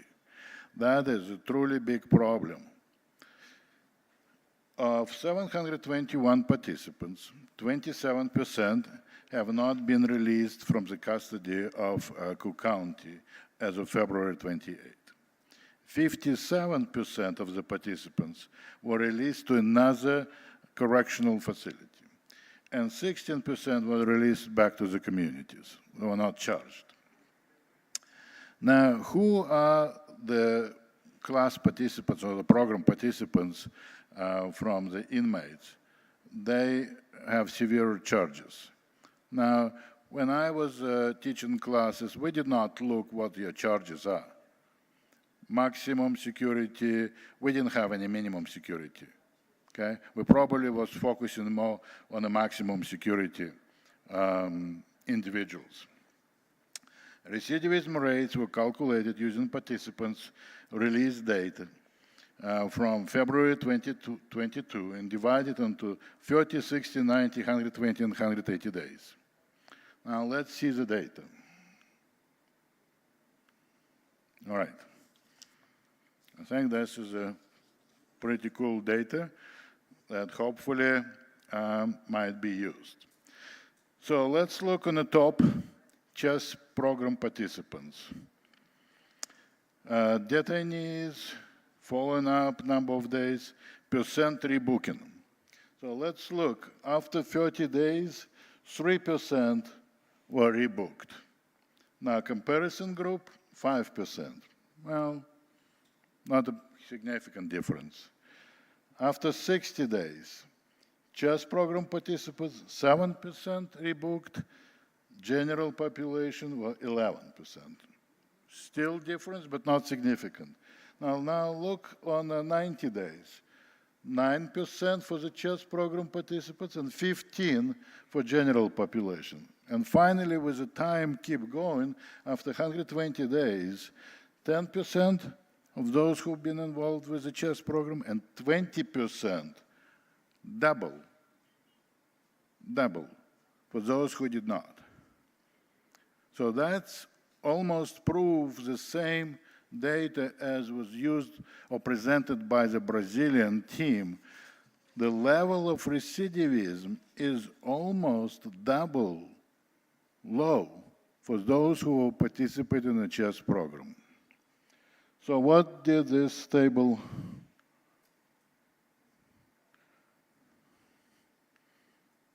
provided us? So it's provided us very important results. CHESS participants were statistically significantly less likely to be rebooked than detainees in the comparison group. For those who work in prisons, prison administrators, they understand the value of this. Those who in the business communities see the value of this for the communities. Besides the social effect of this, it's also economic effect. So my hope is more countries, more institutions will try to collect the data like this, and we can share this and can prove truly internationally that CHESS helps the individuals in custody to go through their time while they're incarcerated, as well as help them to stay away from the correctional facilities in the future. I saved a little time. Yes. Thank you. It was a great pleasure to be here in India. Again and again, thank you for the hosters, for the wonderful hospitality here in Pune. It's very enjoyable, very important visit to the prison yesterday. I never in my life related that facility with the Gandhi family. Great time here, and appreciate everybody to be here today. Yes. Questions? I see the question. Mikhail, wonderful study.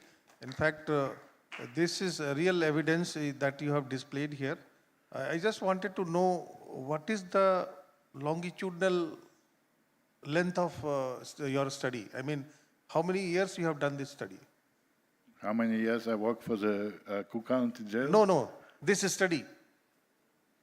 This is study. The research that you have done, how many years have you been doing this? Oh, how many years? This is 3 years report. 3 years? Correct. Okay. And this study, somebody will continue to do? Yes, we want to keep going. We want to continue this, adding more data to this report. Yeah, I will only request that we have visited Chicago jail yesterday, last year. If it can be associated with one of the B schools, like you have many B schools in Chicago. Yes. Their students are associated to this study, and every batch of student carries this study further. So that will be creating a perpetuity to that study, and as well as the study will continue to happen. Absolutely. If you can associate this with one of the institutes. One of the universities, correct? Yeah, yeah. Yes, definitely. Yeah. There's, if any interest from other, I understand from India, to join this, we will be happy to talk with the universities, because number of universities in Chicago, they have a partnership relationship with Cook County Corrections. Okay. Number of universities. So we can go back to them and say, we have number of participants interested in joining this project. Can you help us from the university prospect? If you want any of Indian university to get associated, I can act as a volunteer. That's wonderful, sir. Thank you. Wow, this was a wonderful session. I think Swaraj also had a question of his own. Oh, no. I really jumped in joy the moment I saw the amount of research we have been doing on this. So I was reminded about the ROI study, the return on investment study, which Jack Phillip conducts for different training programs around the world. And this was no less than a substantive data to carry it out. I rushed to Dr. Das and I was sharing with him that for the amount of work we have done in the Indian prisons, maybe we could replicate a model and draw out the conclusions based on that. Thank you. That's absolutely a great idea. Well, thank you so much, Mikhail, for connecting with us. We are so glad to have your presence again for the panel discussion today. And ladies and gentlemen, a huge round of applause for Mikhail Korenman. Thank you.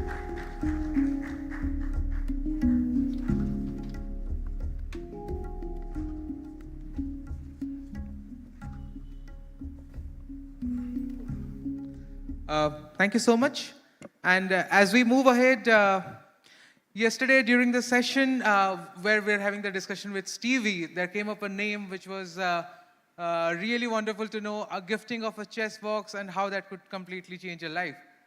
And maybe it's time to remember that.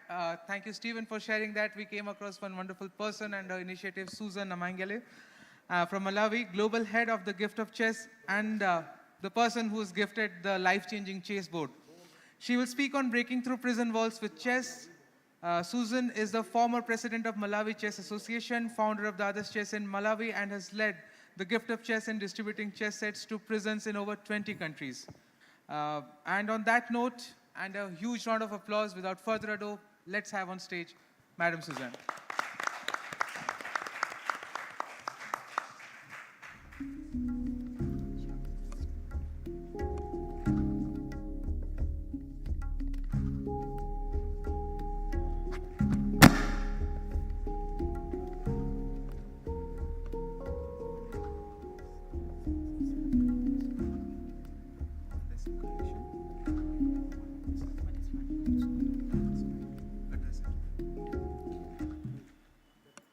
Susan, we'll be having 20 minutes for your presentation as well, which also includes the time for Q&A. We'll request you if you can limit your presentation to 17 minutes. The timer would be there for your reference over here. Great. All the best, and thank you so much for joining. Good morning, everyone. It's a pleasure to be here and to be part of this conference. Pleasure because I was also part of the first conference in Chicago. And I must say that that conference, apart from the connections, I think it opened me up, to the world as well, because that's where, I also met the founder of the Gift of Chess, and I started volunteering for the Gift of Chess. I'm sure maybe some of you would be asking how I became involved with the Gift of Chess. Next slide. So a lot yesterday has been said about the Gift of Chess, And I just wanted to start my presentation with just a brief about the gift of chess. So the gift of chess is a charitable organization, and it's based in the US, and it's transforming lives through the universal language of chess. So basically, our goal is to distribute chess sets, and we do this with the support of everyone, including yourselves. Maybe some of you have already been part of our efforts. When you donate to the charity organization, we use those resources to buy chess sets, and it's these chess sets that get distributed. So to date, the gift of chess has distributed over 100,000 chess sets in Africa alone. And our goal, like I said, is we want to distribute 1 million chess sets. And these chess sets, and so the model that we use is very simple. So when we get people give donations, so we use the resources and then we buy the chess sets, and then we get ambassadors who are like volunteers in all the countries. So in each of the country, we get an ambassador, and in that ambassador now will have his own volunteers in the country, and then we ask the ambassador to collaborate with other partners so that they can then distribute the chess sets in the country. So that's the model that we use. So the chess sets, we tell the ambassadors that the chess sets should be distributed to the schools and the prisons. And what we do is, like for the schools, it's not like every school, because we know that there are already schools that have chess sets, and we know that there are schools that completely don't have, they've actually not completely heard of chess sets. And so the same with prisons. Most of the prison centers didn't have chess sets at all. And so we started distributing. So for every 1,000 chess sets, we make sure that some of them go to the prisons. Next slide, please. I'll not go through a lot in terms of our vision as the gift of chess, but most importantly for us, we believe that chess unlocks potential, and just one chess set can change lives. We always use examples. It changed mine. We have seen Steve yesterday, here. He's here because of chess, and we want to make chess as accessible as possible, through the activities that we do as the gift of chess. Next slide. So in terms of our overview activities that we've been doing, as the gift of chess, so we aim to bridge the gap, in rehabilitative programming. So as Dr. Mikhail was, and also yesterday as Dr. Chris was presenting, they've already been doing a lot in terms of, rehabilitative programming in correctional centers. And we noted that this requires a lot of collaboration and support to make sure that the chess sets, are available for the incarcerated individuals. And so we try to bridge, that gap. And also we saw a statistic that indicated that almost 67.8% of released, inmates, they retain back, to prison. The reason is because, most of them probably don't have things to do outside prison, probably because of also poor decision making when they're outside prison. And we believe that when they're, involved with chess, they will improve their decision-making skills, and so when they get out of prison, they will be able to make, good decisions and not return back to prison. So since its inception, the gift of chess has inspired, hope and leading those impacted, by the program to make better choices. And we have seen, this happening through the work that we're doing. And also one of the things that we're doing as the gift of chess is supporting even those, like for example, Tony Barb, I'm going to talk about him. He's one of our, he's actually our prison outreach director for Gift of Chess, but he's still in prison. So Tony has about 9 months, Mikhail, is it 9 months? 9 or 10 months to go before he gets released. But he has been in prison for 25 years, but he's the one that's leading, the prison outreach, and he does a lot of work. He's got an office. And I remember, last month when I went in New York, I was able to meet with him in his office, and he's still in prison. So that's the kind of, effort, that we're doing, and getting there, even those that are still in prison, to get involved with activities that they can be coaching. And then when also they are outside prison, like for example, Steve, what we do is we give them a chess sets for them to help them get integrated into their community. So when they get the chess sets, they go out and they form a chess club and they start teaching. And that's the reason why, like, I give example of Steve, where he is supporting with teaching the street kids because he was gifted with the chess sets. Next slide. Next. So our progress in general, I think like I said, we have introduced chess through our distribution of chess sets to a number of correctional facilities through our distribution program. And so far, where we know that there are stable chess programs, so far we have 15 countries that we know they are already running chess programs. But in terms of distribution, we have distributed chess sets to over 28 countries, and these chess sets have gone to prisons in these over 28 countries.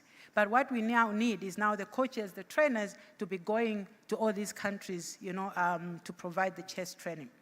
So for us, we believe that any gift that can be used to improve the quality of life for inmates is welcome. At the prison, especially like from the African perspective, there's a lot that is needed in prison. But for us, just a chess set is enough to improve the quality of life. So we introduced chess not only for the men, but we also introduced and also provided chess sets even for the female correctional centers as well as the juveniles. And my colleague later will talk about an example of where we have done that. I must say that the program, through our distribution efforts, has been welcomed, fully by the prison authorities, and this has been great and amazing on our side because we have a full support of the prison authorities that we work with. So the chess program also aligns with reformatory actions for most of the prison centers. So that's why they like it, because I read that some of the reform policies in some of the countries, what we are doing is aligning.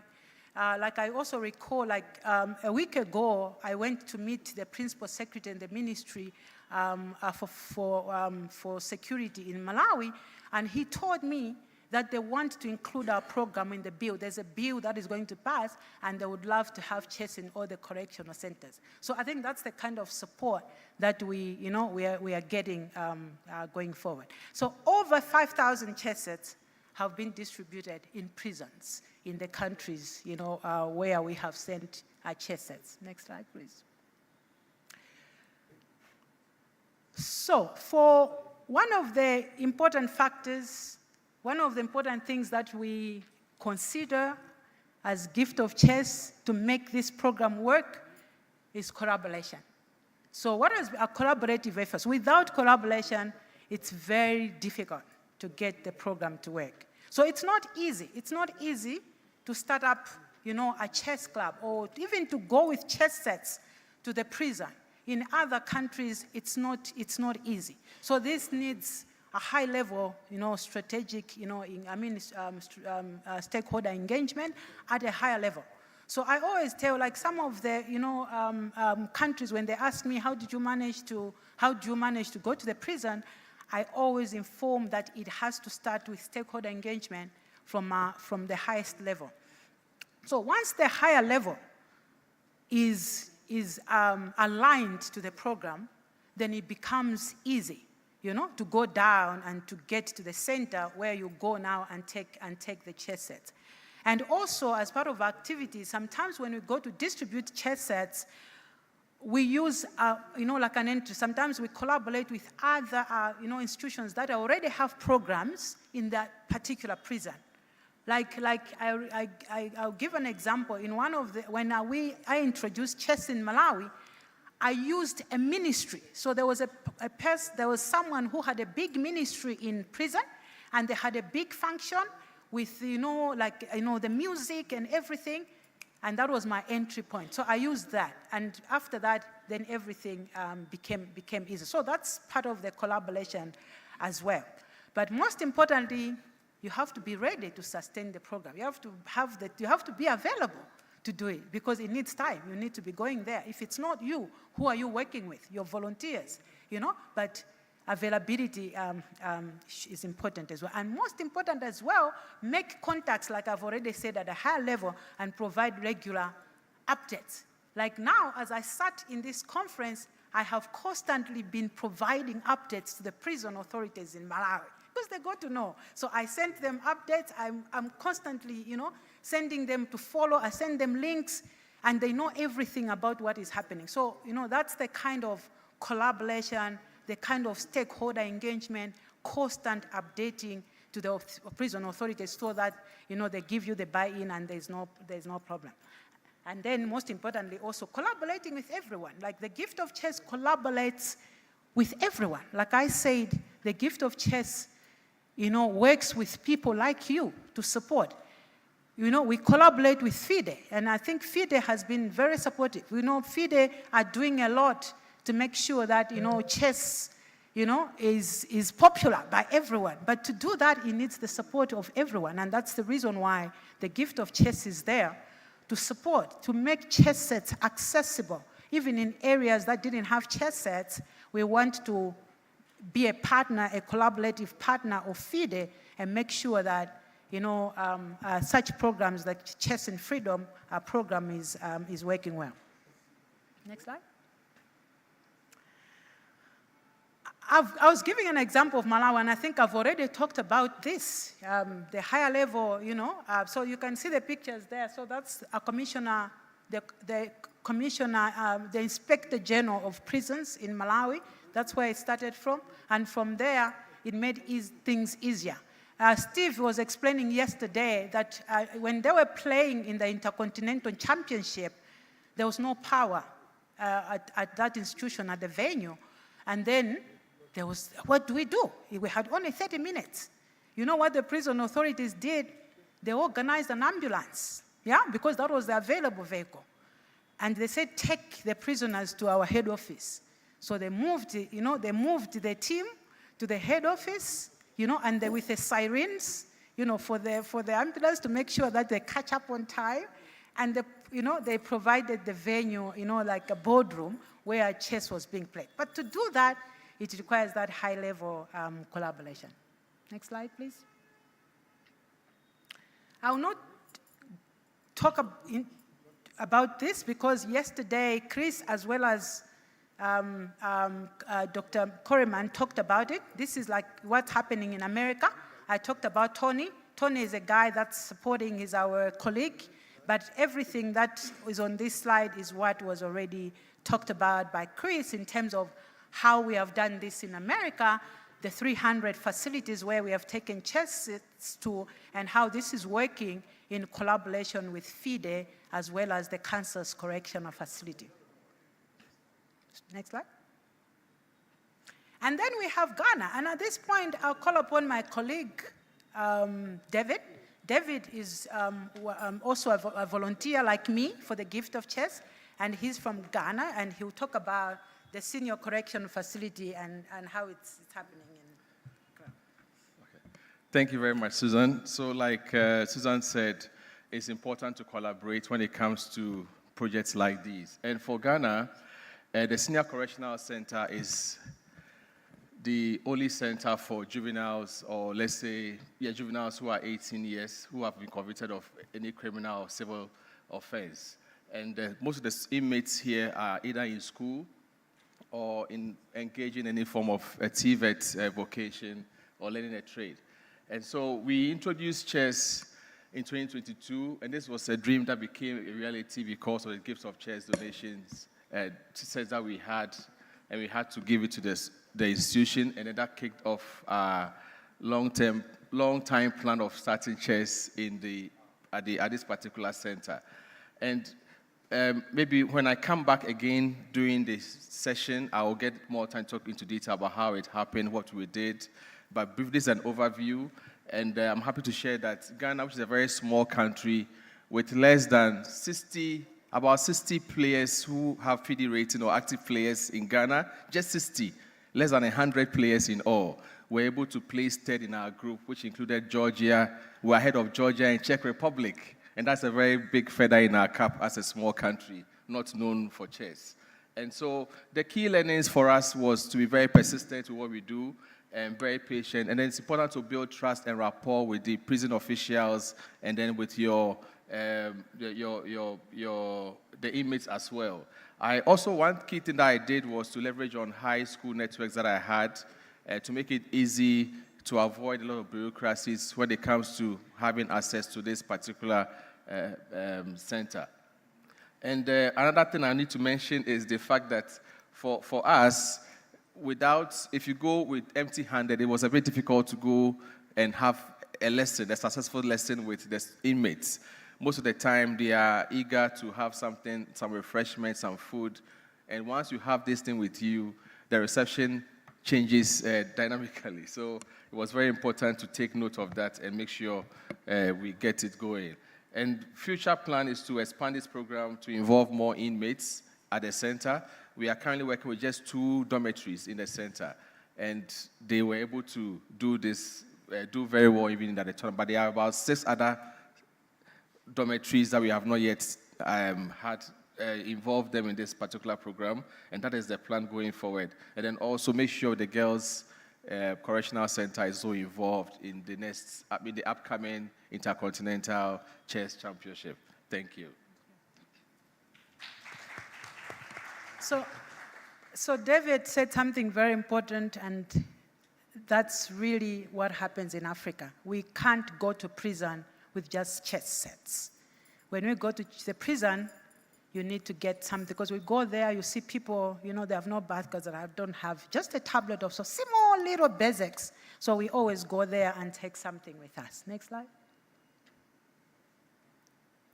So I talked about that already. I think we can move on to the next slide. Next slide. Okay, so in terms of the core elements, I talked about availability. Resources is what we're talking about. We need chess sets. We need internet facilities. We need computers. These are the things that we need. Implementing structures. What implementing structure do you have for the prison? Normally what we do is we use also the structures within the prison. We get a patron who is already a chess player within prison, and we get them to form the club. Then they'll have their own implementing structure within the prisons. And then most importantly, also for this to work, you need to have a highest, integrity and ethical behavior, because, this is what, is needed for you to develop, the highest trust from the prison authorities. Next slide. The challenges, I think most of you already talked about, it's the same. Increased expectations. There's a lot of expectations. Sometimes when we go and do tournaments, the inmates, expect that they'll get maybe big prizes, monetary, and sometimes we go there, we have nothing. So these are, expectations. Limited volunteerism. Not a lot of people are willing to go to the prison. And so we keep talking to people to make them be part of our program so that they can volunteer as well. I talked about the ICT equipment as a challenge. Sometimes the political will in other countries where we have given chess sets, but we can't, break through. I think that's also something we are still talking about. And then the sustainability to keep the program going, in other countries has been a challenge as well.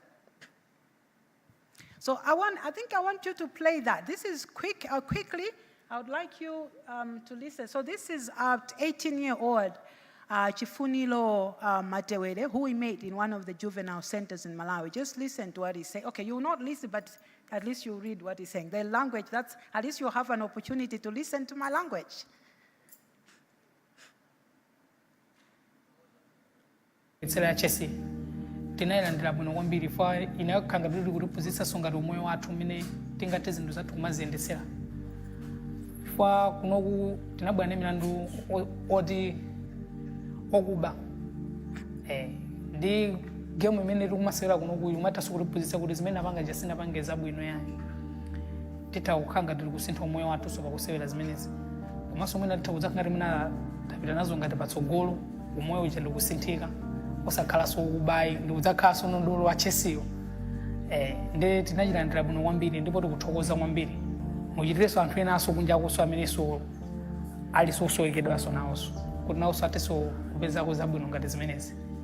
Mujera Chirombo takulandirani kuno ku Byanzi prison tikuthokoza kwambiri chifukwa cha the gift of chess kubwera kuno ku Byanzi zatithandiza kwambiri kwa achinyamata athuwa chifukwa chess umakhalira moyo watsiku umatha kulakwitsa pena ndikuzitolera kuti akazatulukanso azakhala kuti tapanga party knowledge komanso kuntchito yathu ndikuti security yathu ibwino fanta ambiri timakhala pamodzi ndimapanga interact achilandira kwabwino kwambiri ndithu ndipo akunyadira kwambiri ndi project imene ndithu ya chess.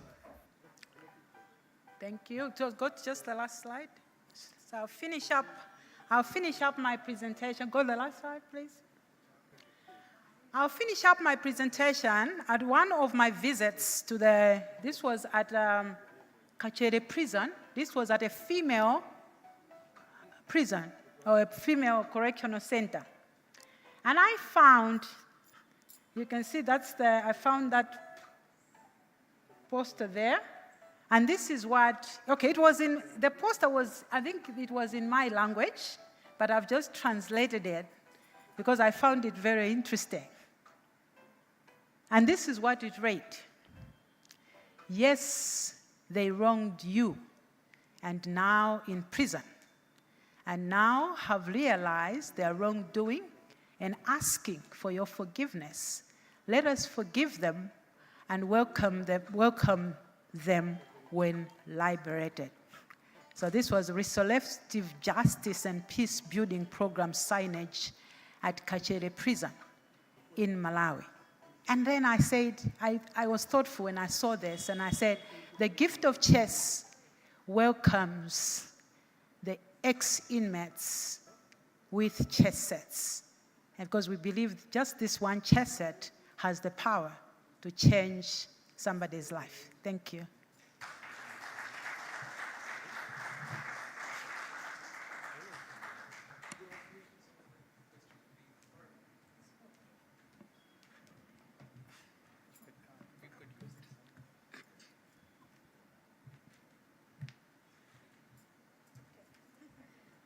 Susan, thank you so much. It was a wonderful presentation, and what you're doing with Gift of Chess is remarkable. First of all, I would like to thank you for starting it, and also thank you on behalf of India for gifting 100 chess sets yesterday to the Yerwada prison. And it was I'm sure I saw the slide of the boy speaking, and the thought that came to my mind was, what is life without a dream? And chess gives them a dream. Is that how you see it? Yes, exactly. That's how I see it. And that's the reason why I said chess is everything. So when we take chess, you see the joy. You could actually see even the joy in the boy when he spoke. And it's amazing that just a single chess set. And I went to that prison with just 5 chess sets, because the gift of chess, the model is we go to the prison, we give them like a start map, we give them 5 chess sets for them to start the club. And you can imagine the joy that comes with just 5 chess sets. I mean, particularly the last slide was nothing sort of a goosebumps that we had. And it was a very empathetic take on the technical sessions, on the total conference we're having. That was really good, the way the presentation came out. And honestly, I was completely hooked up with the particular last slide that you had outside the Kachere prison and that message. So thank you so much, Susan. I think just like blood, chess is the new gift of life. Thank you. A huge round of applause for Madam Susan Mangley. Thank you, Susan. Yes, please. Wow. Wonderful session so far, and we have one more session lined up before the break. We have... Yes, please. We have Andre, who wants to say something to us. Yes. thank you very much for your work. I mean, you see the passion in this lady, and this is very important for our work, and I would love to get this video because it's touching. Thank you very much. Yeah.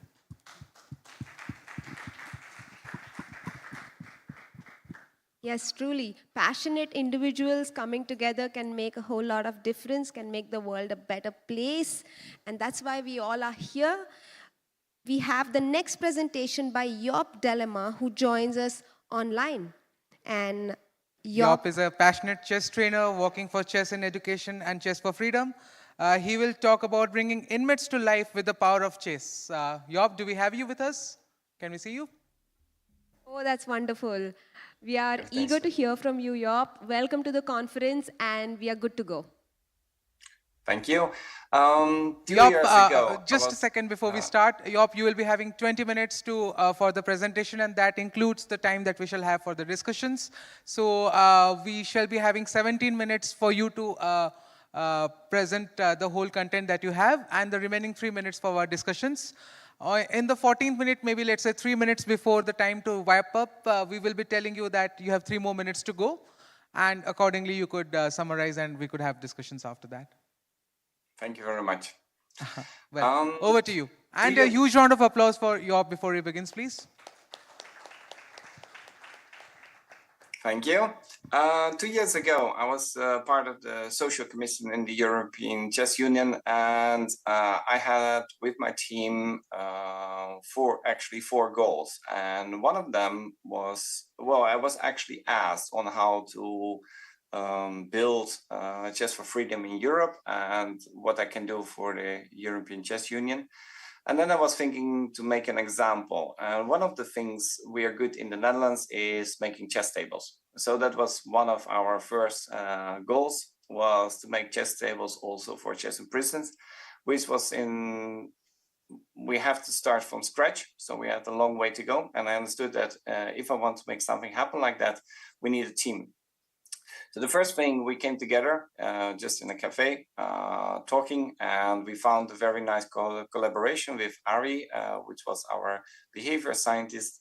We had Gerko, which was part of the connection with sports and commercial, and also the Department of Justice. And later on, we found also an IT guy, which was very important because we had a lot of security issues for organizing the Dutch championships, which was another goal.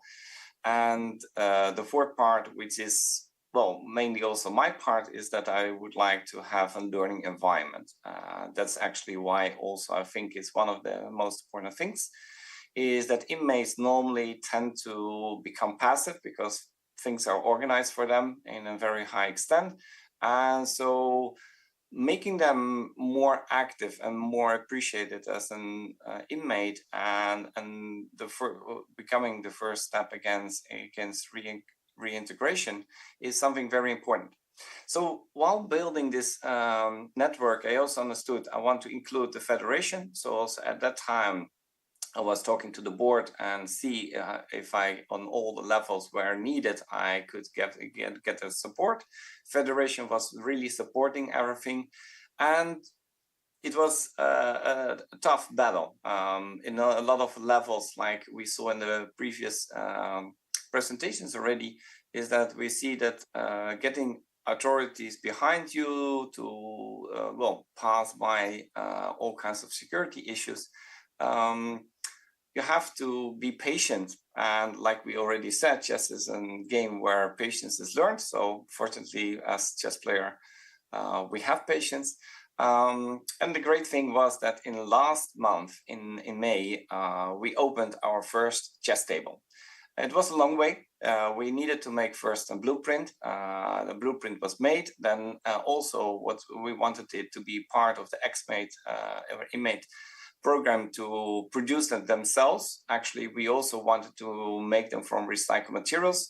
That part is not fully succeeded yet, but the first table was opened last month, and we even invited Grandmaster Luc van Wely to open it up. So it was very nice. And now we have even permission to place in every prison in the Netherlands at least one table. Big prisons will get 2 tables. So we made a huge step to incline chess as part of their new world. Give them an opportunity to join the game of chess. And of course, my wish is that after this, we can make a more educational program where there's a self-learning system. In the Netherlands, we are very famous for the step-by-step method.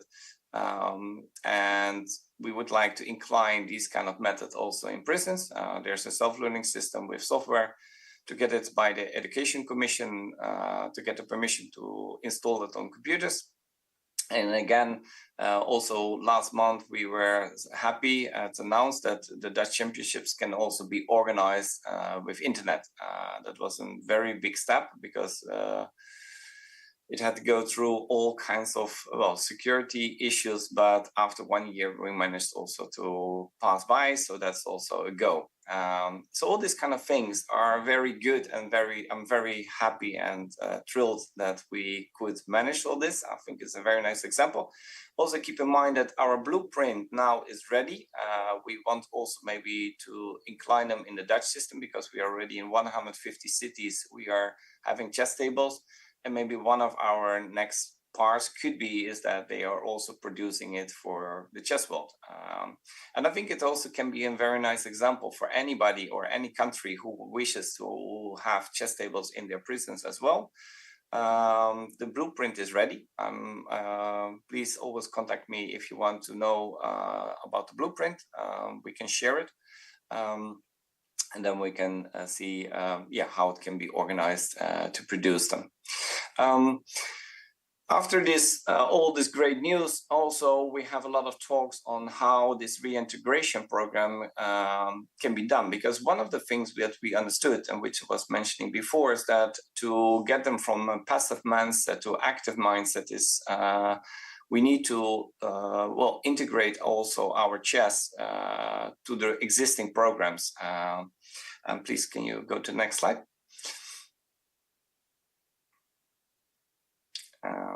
Next slide, please. Thank you. And one of the things is, of course, asking why this is needed, because that was the discussion we had. There was one, sad anecdote is that, for example, one of the, and actually in the other hand, it was one of the greatest anecdotes is that we had a reintegration program. They, all the inmates passed it and they got a certification. So there was organized a very important celebration moment where the families could join them so they could be proud of themselves. They could show that they passed it, they got the certification. But in the last moment, because of security issues, it was canceled. And I think this is something very vital to understand, that while we have these kind of great programs and we have, we give them an opportunity to go back into society. If you cancel these kind of things, what are we telling them? It means that we don't trust them. We don't trust them with their families. And I know, of course, on one hand, it's always a serious issue because we know that security issues always come with this kind of moments. On the other hand, if we know that at some point it will return into the society. Next slide, please. And if in the next, if we are thinking about where we are leading to all these things, we need to understand that they're human beings and we want them to be part of our society again, because we know one day they will return. So at some point we need to give them trust, and where it starts, because I understand that there are all kinds of security issues, but if you treat them with insecurity and all kinds of distrust, then in that moment, you can't gain their trust. You can't let them go back to, again, a new mindset where they can learn all kinds of skills. And it always comes back to this very serious and very vital point, is that you need to, in some point, say, okay, they did something wrong. They've been punished by the judge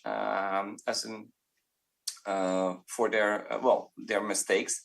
And after, you need to rehabilitate them to the society again. And I think that that's one of the main things, and I think chess also in this aspect can help them, is that you really need to think about how are we going to let them back?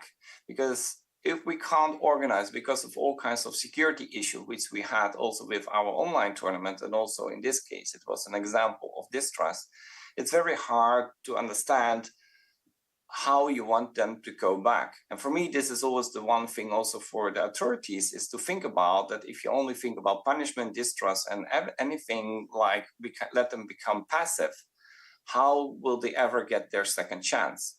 And I think that's always very important, that while we have all kinds of issues, and I think it's very good to take them into account, but also you need to understand that what's the bigger picture. I mean, and as chess players, we are used to look in bigger pictures, because when you play chess position, you have your big plan and you have your mini plans, and you need to bring them together if you want to succeed in long term.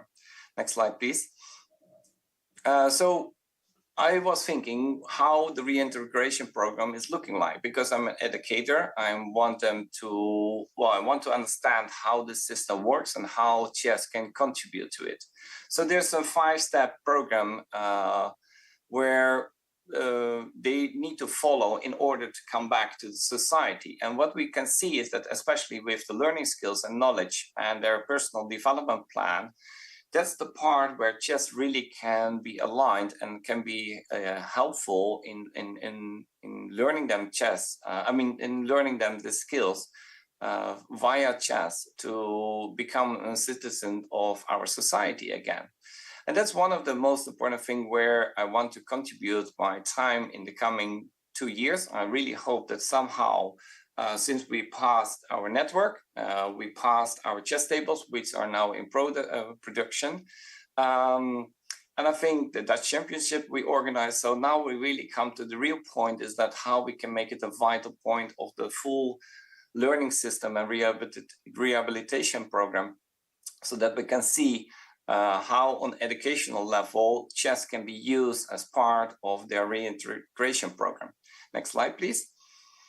So we've seen these kind of schedules, and we have seen in other presentations very well how many of the things can be integrated in their thing. We also think what I really loved about the previous presentations that we saw also with the data from Michael, that how important it is. We saw by Kevin how volunteers needed to be inclined.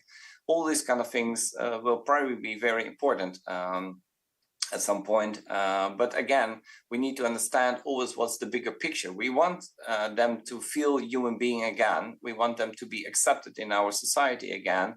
And of course, this process will be as long they need to, sit out their punishment.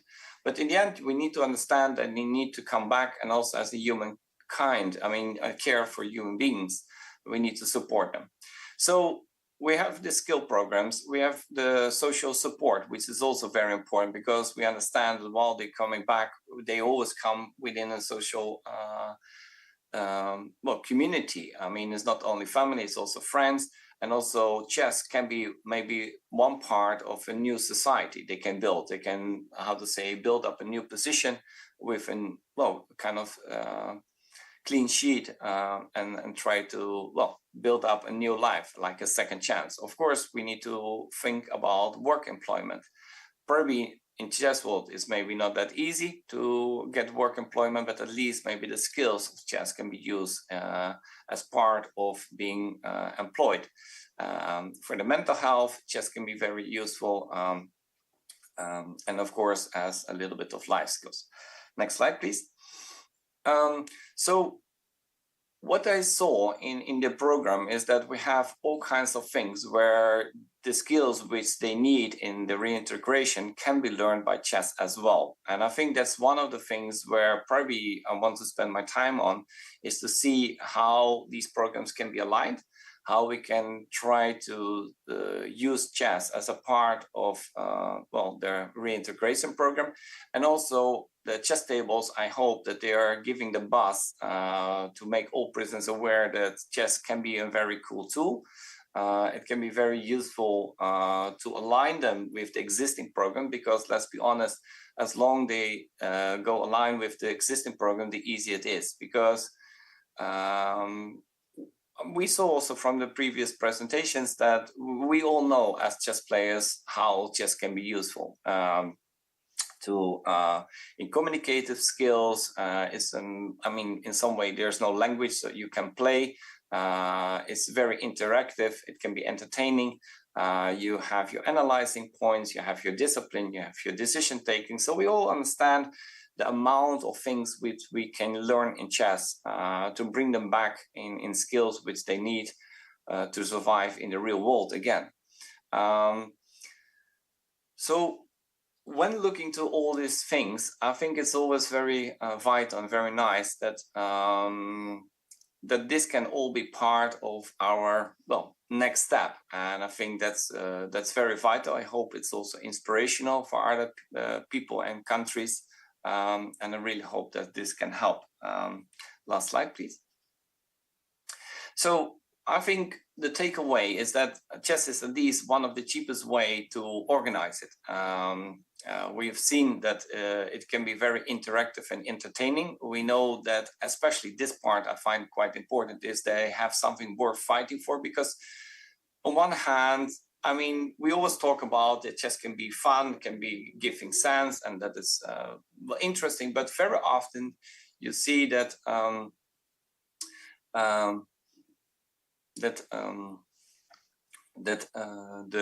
the giving sense and giving something to worth living for is for a lot of inmates quite important. It's not automatically that they feel like, okay, I'm ready to learn, I'm ready to, because after sitting for such a long time in passivity and that there were not too many activities, for them to understand that learning is something important in life, and that also it makes sense to learn, because if you feel like, well, I go back to society, but what will I do? I have all kinds of issues. I have all kinds of problems. So why should I be having this learning attitude? What does it bring me? So to evoke this active mindset is, I think, one of the most vital and important points. And I hope that with our program and with our effort in the coming years, we can give masterclasses. We can maybe even do online masterclasses at some point where all prisons can be connected. And we can reach them at one time, because also that will reduce the demand for volunteers, because with one broadcast you can reach a lot of people, maybe live, maybe it can be recorded and later on it can be distributed. But in this way, we can really try to make them use the time, and especially they are sitting now because we have a lot of vacancy, we have a lot of lack of people even in prisons by professionals. So the prisoners are sitting in their cells for quite some time, which means that they have nothing to do. So if we can incline this software or this part where they can learn by themselves in their cells, it could be also very much contributing to everything. So I want to thank you very much for listening. I hope it was inspiring. One more time, if you want to have some chess tables or you wish to know more about it, please contact me. Thank you. Wow. Thank you, Job. That was a fantastic presentation, and it's very nice to hear your views as a teacher, because a lot of people would like to teach in prisons, and they get an idea of how to approach this. I have a question. Have you observed any difference in the inmates' motivations for chess when there is a reward associated? Let's say there is a certificate that FIDE provides for the Chess for Freedom program. And is there a motivation, is there a difference in their motivation when that happens? I think that they need something to be proud of, because, of course, while they're in prison, the first thing they come in mind is that I did something wrong and that's why I'm here. And of course, they have still the burden of what they have done. We tend to forget that, of course, society maybe can feel bad about, but normally they are more punishing themselves more. So to let them feel proud of again, that they feel like they have something to live for, that they I think that's one of the things. And I think definitely certification can definitely help also to show the family that they are not on a new track. They want to improve their lives and show that, they have something to be proud of. So definitely. Absolutely, and I think it can also help them in their future life to get a good, letter of recommendation. These kind of rewards, they serve as a letter of recommendation in future opportunities. I love your recommendation about the master class, and we will, I think a few people will definitely consider it. I think it can be a great resource to reach out to a wider audience in the prisons. Yes. Yeah, great presentation, Job. Thank you so much. Thank you. We had a really insightful session here. Thank you. Thank you. So we've had some very great sessions this morning. We had Andre first speaking to us about the effect of chess in social good in so many ways, not only chess for Freedom project, but also the application of chess for mental health, for aging, and medical issues as well. So that was great. And then we had Susan share her passion with her gift for chess. We had Yop here speaking as a teacher. We had Kevin speak about the program in Singapore, giving us a step-by-step presentation of how he has implemented it only in 7 months with 10 volunteers having full-time jobs. And of course, we had Mihail, who had a research presentation prepared through 3 years of research about the statistics noticed in the mental health of prisoners, the positive effect of chess on recidivism. So all in all, a great morning session. Thank you for all of you for joining in. Thank you to all the speakers. Now we will have a short coffee break of 20 minutes and we will see you soon. Do join us, and you get some time for networking as well. See you.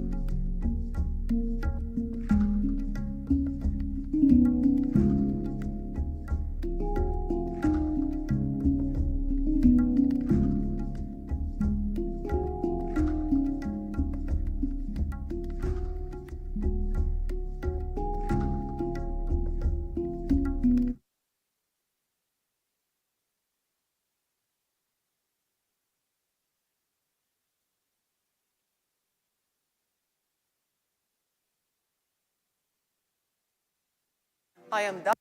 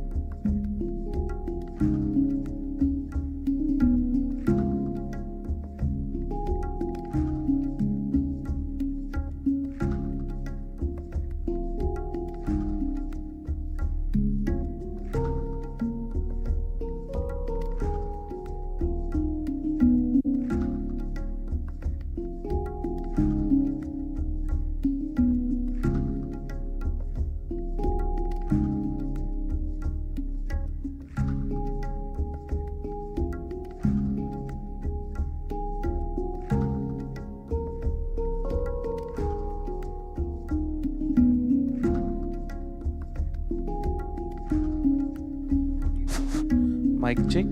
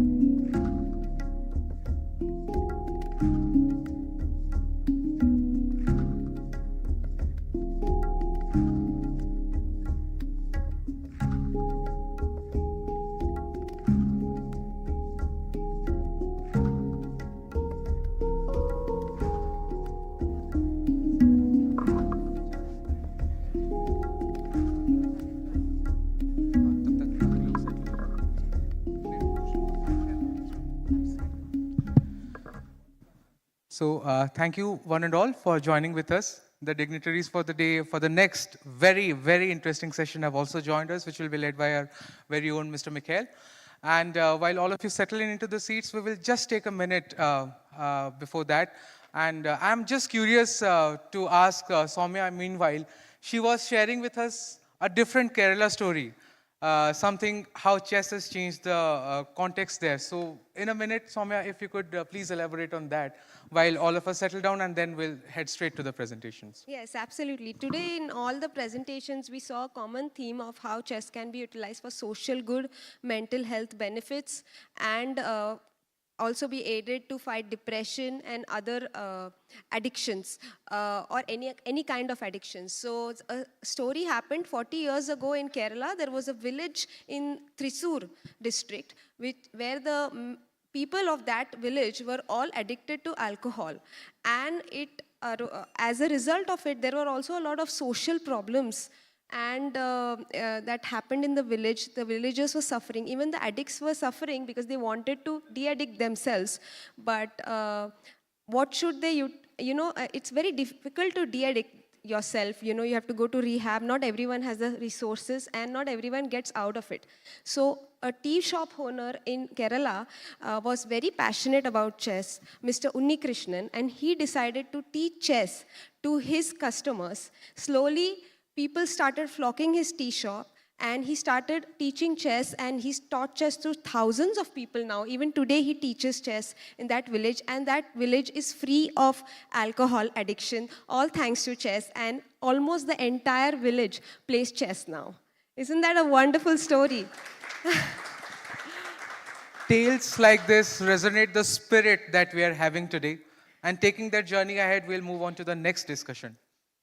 Chess for Freedom is a tripartite structure where FIDE, the corporates, and prison administrations play a pivotal role. While we have had sessions elaborating the role of the first two, this session throws a limelight on the third type, the prison administrations. And who else but Mikhail, who has dedicated his time in developing this network to steer this discussion ahead. Ladies and gentlemen, for the panel discussion on prison administrations, we have Mr. Mikhail Khorenman, USA Chicago, the prison officials from USA, DIG Swati Sathe, who represents the Yerwada prison, John Kibaso Warioba, Commissioner General, Kenya Prison Services.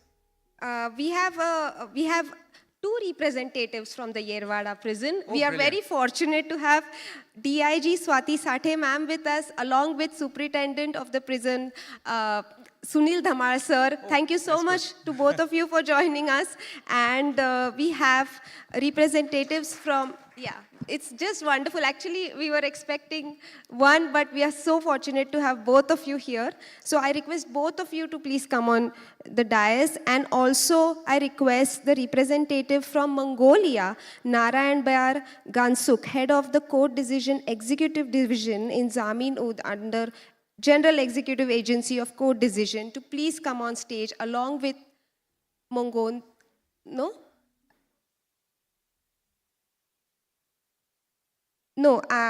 I wanted, okay.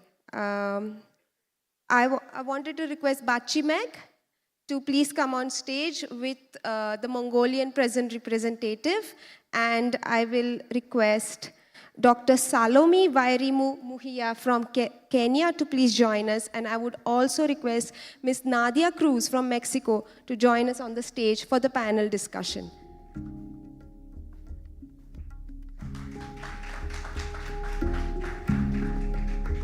I got the...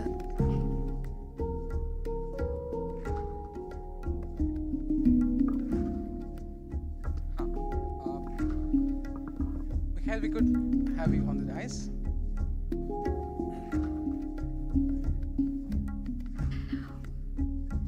Apologies, I would like to welcome Mr. Namsamar Adia Basur, the head of the Correctional Department of Mongolia. We are extremely grateful to have you amongst us, sir. And with him, we have we have Bachimeg, who will help translate.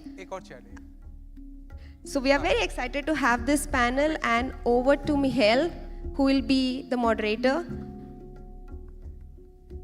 We'll just have one more set for sir. Sir, if you could please. Acha, yahin pe? Sir, slightly to here. Yes, please.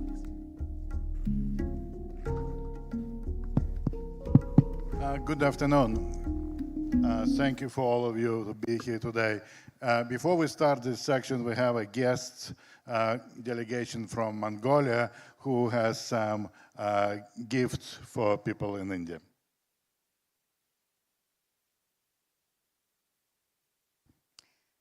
First of all, thank you for inviting our delegates to this wonderful conference, and our General Executive Agency of Court Decision Mongolia, Head of Correctional Department, Colonel Namsaman Dadyabazar, is here to give our small gift to the organizers, to FIDE and Pune prison administrators, and our delegates here. Okay, yeah.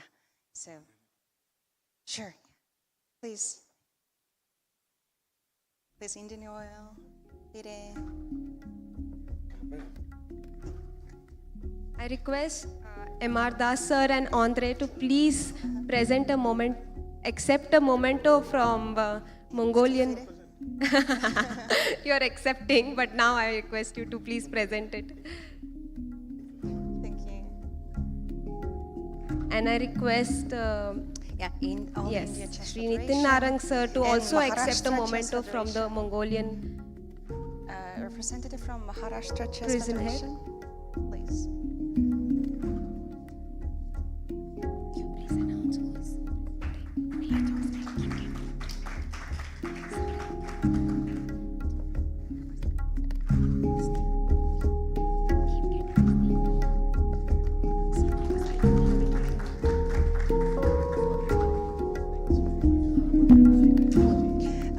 director of the Pune prison, please. Ji ma'am, Swati Sati ma'am, to please accept it on behalf of Yerwada prison.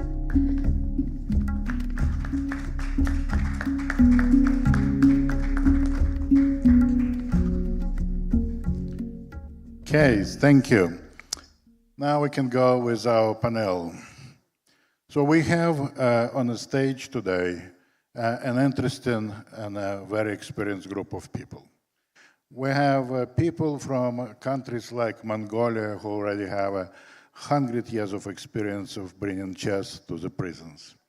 We have prison administrators from India who has experience to bring the chess for freedom and managed to get the champions for the program. We have a representative from Mexico who managed to have a national championship with 40 teams. And we finally have a newcomers representative from Kenya who are here to learn how to bring chess to the prisons in Kenya. So the goal for this very informal discussion is to talk and share the experience each country or each administration have from administrative prospect, not from the chess, but from administrative prospect. Why is chess? What chess brought to the correctional facilities? How chess helped? And how can we go from here? And as well is to hear from the newcomers, did they learn anything on those days and time when they are in the conference? So if we can start from my immediate left, from the group from Mongolia, who would like to share their experience of many years to bring chess to the correctional facilities. Thank you.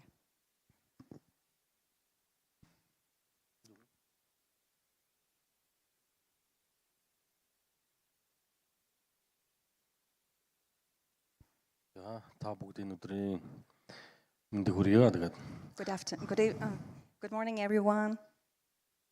Монгол улсын хорих байгууллага одоо шатрын спортыг бүх хархангуудад хоригдлуудад одоо нийгэмшүүлэх хөтөлбөр гэж байдаг. Нийгэмшүүлэх хөтөлбөрөөр дамжуулан сургалтыг оруулдаг байгаа.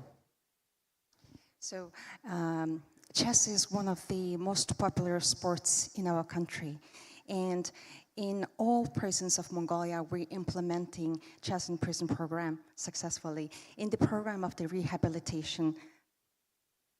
Шатрын спортод нэг давуу тал байгаа. Нэг биш хоёр давуу талтай. Хоригдлууд одоо юу гэдгийг шатраар хичээллэх нь ямар нэгэн тийм юу гэдгийг орон зай, цаг хугацаа хязгаарлагдаггүй. Нөгөө талдаа хорих байгууллагууд дээр шатраар хичээллэх одоо ямар нэгэн цагийн хуваар гэдэг юм уу бусад одоо спортын төрлүүдийг бодох юм бол боломжит бүх цагт нь шатраар спортоор хичээллэх энэ боломжийг манай байгууллага өөрөө олгодгоороо онцлогтой. Compared to other sports, chess has a lot of advantages. So, first of all, it's like a very low-cost sport, and at the same time, for the prisoners, there's no limit to practice chess in prison. So we actually created the environment for the prison to practice chess like 24/7, basically. During their free time, they can play chess. And we also created the special table of chess. And the inmates are also creating their own chess made of wood, stones, and metals. So I think chess has a lot of benefits in terms of that, yes. Яагаад шатрыг сонирхоод гэдэг юм илүү төлхөө хөгжүүлээд нэхлээр хорих байгууллагад хоригдол чинь өөрөө хэн нэгэнтэй заавал одоо бусад спортын төрлийг бодох юм бол одоо эрсдэл багтай хэн нэгэнтэй заавал ингэж тулах гэдэг юм уу өрсөлдөх юм тийм шууд юм байдгүй тэр утгаараа нэгдүгээрт хоёрдугаарт одоо шатрын спортч өөрөө хүн их өөртөөгөө ажилдаг боддог бясалгадаг учраас хоригдлыг өөртөө нь ажилуулах бодох бясалгах энэ давуу талыг өөртөөгөө нь ажиллах боломжийг олгодог учраас шатрын спортыг манай хорих байгууллагууд бол төлхөө одоо хичээлүүлж байгаа, сонирхож байгаа. So compared to other sports, chess has very low risk. Like for example, other sports, you have to interact with other people, so there must be different types of injuries, for example. But in chess, you can just work on yourself, like on your inner self. You can reflect on yourself, you can work on yourself. So that's why we think chess is so crucial in the process of reintegration. За тэгээд тухайлбал 2024 он жилээс эхлээд Монгол Улсын хорих байгууллагууд хоригдлыг нийгэмшүүлэх урт хугацааны хөтөлбөр гэж байдаг. Энэ хөтөлбөртөө албан ёсоор шатрыг оруулсан байж байгаа. Өөрөөр хэлбэл Монгол Улсын бүх хоригдлууд одоо шатрын спортоор хичээллэх энэ боломжийг албан ёсоор одоо эрх зүйн баримт бичгтээ оруулсан явдал бол одоо ингээд энэ сүүлийн олон жилүүдэд шатрын спортоор хичээллүүлсэн. Сүүлийн жилүүдэд энэ нөгөө одоо өнөөдрийн үйл ажиллагаан дээр дурддагдаад байгаа тэр манай эмэгтэй баг 2 удаа дэлхийн аварга болж байна. Эрэгтэй баг маань дэлхийн аварга боллоо. Энэ бүгдээс хараад бид бүхэн шатрын спортыг нийт хоригдлыг нийгэмшүүлдэг тэр хүмүүжүүлдэг хөтөлбөртөө албан ёсоор энэ жилээс оруулсан байна. So thanks to the organizers who made this tournament possible for the past 3 years, and from our results, winning the first Intercontinental Online Championship and becoming also the 2 times women's category champions, now this year there was this important decision made in the long-term reintegration program for the prisoners. So officially this year, we're including chess program as a mandatory program for all prisoners.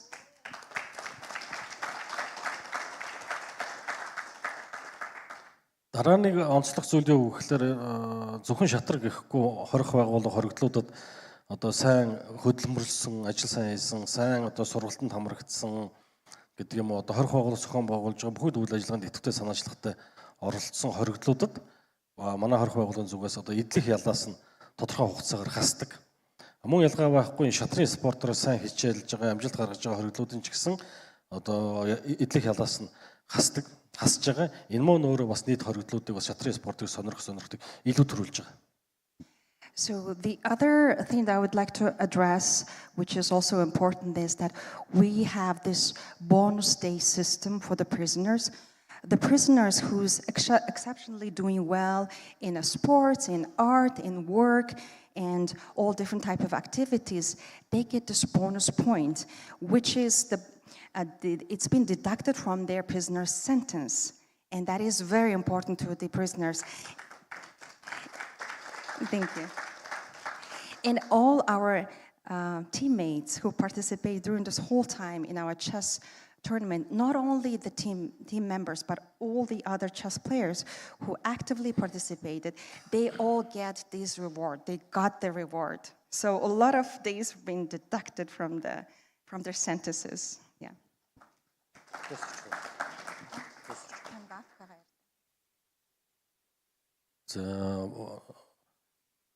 Олон улсын хорих байгууллага буюу Аз номхон далайн хорих байгууллагын нөхрөл гэж байгууллага Монгол улс гишүүнчлэлтэй байдаг. Аз номхон далайн хорих байгууллагын нөхрөл.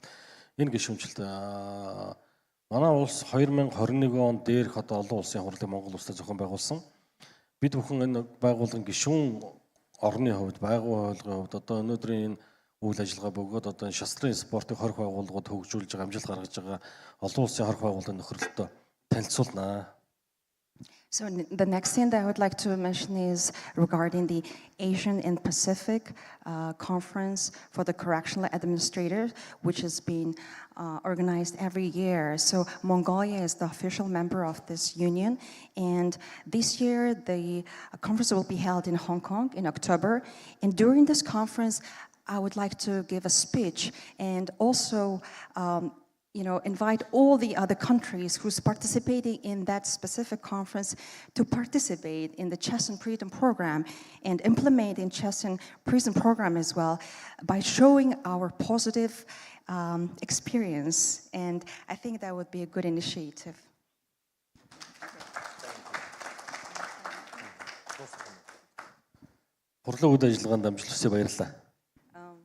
Thank you very much for everything, and it was this wonderful conference, yes. Thank you. Wow, how much new we learned today. Next person I would like to address, Madam Director, we really enjoy, next person if I might. Yeah, we really enjoyed the visit yesterday to your facility and learn a lot of your facility. It was so touchy that your facility related to the Gandhi family. And next, it was very important to visit the home of the champions, correct? We also want to let you know that your 100 chess sets are sitting on the back of this room. So after this conference, your facility will have 100 chess sets that can be used in your facility. Sure, sure. If you can, thank you for the gift of chess. So if you can share your experience, why is chess important? Chess is very important, I think. My brother and Abhijit used to play chess when we were all very small kids. And they used to tease me because the person who plays chess is supposed to be an intelligent person. I used to play badminton and they used to play chess. So they consider themselves very superior. But today, I want to tell you, Abhijit, the chess winning team of the world is with me. So, bachpan ka badla le liya. So I said I took revenge of childhood from Abhijit because they used to tell me that we are superior people because we play chess. You play badminton, so you're an ordinary person. Likewise, chess in the jail. See, we are all prisoners in this world. Some are kept in the jail, but we are outside. We are privileged to whatever we want to have, whatever we want to eat, wherever we want to go. Those unfortunate stuff are unable to do so. So with the help of people like Abhijit, Indian Oil and all, they all came to jail. They came with the idea of chess competition. First of all, they taught us how to play chess. I mean, us too are prisoners. And 1, 2, 3, 4, the number raises to 128. It was very difficult to choose best four for us. I always say sports make your life better because you're focused. And with this event, with this World Championship, I always tell my prisoner, it is not important where you are. It is very important how you are. What do you do? It's very important. So being inside even, they won the World Chess Tournament, gold for India. That was a very pride moment. Even outside people won't be able to do that my prisoners have done. So chess, sports, everything makes them very positive. We have given those who won the World Chess Championship, we have given them 4 months remission.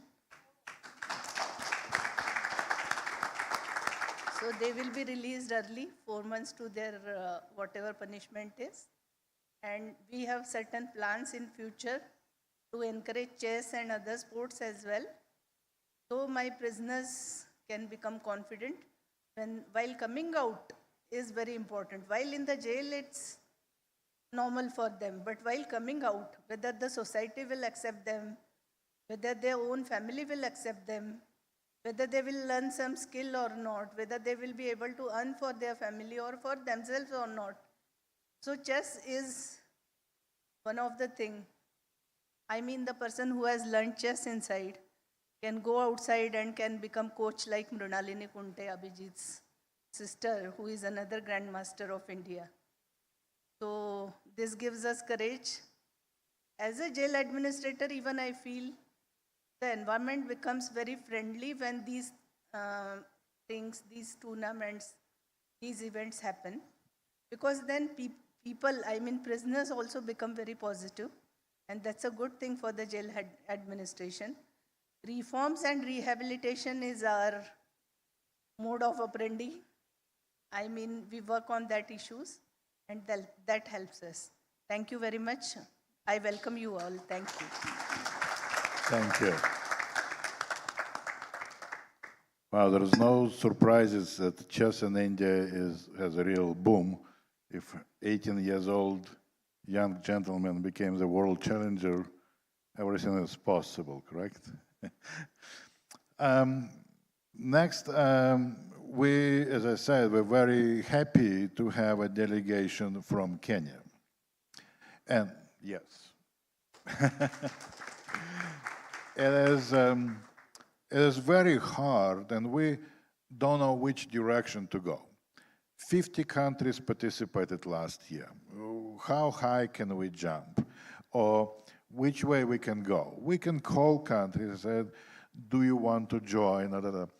In this case, we got a call from Kenya. We would like to join the project. That is a different approach. So my question is, why? Why did you decide that chess might be good in your country correctional facilities? Good morning, everyone. Good morning, everyone. My name is Dr. Salome Biako. I'm the Principal Secretary for Correctional Services in the State Department, the Ministry of Interior and National Coordination in Kenya. In terms of hierarchy, there's a president, there's a cabinet secretary, and then myself.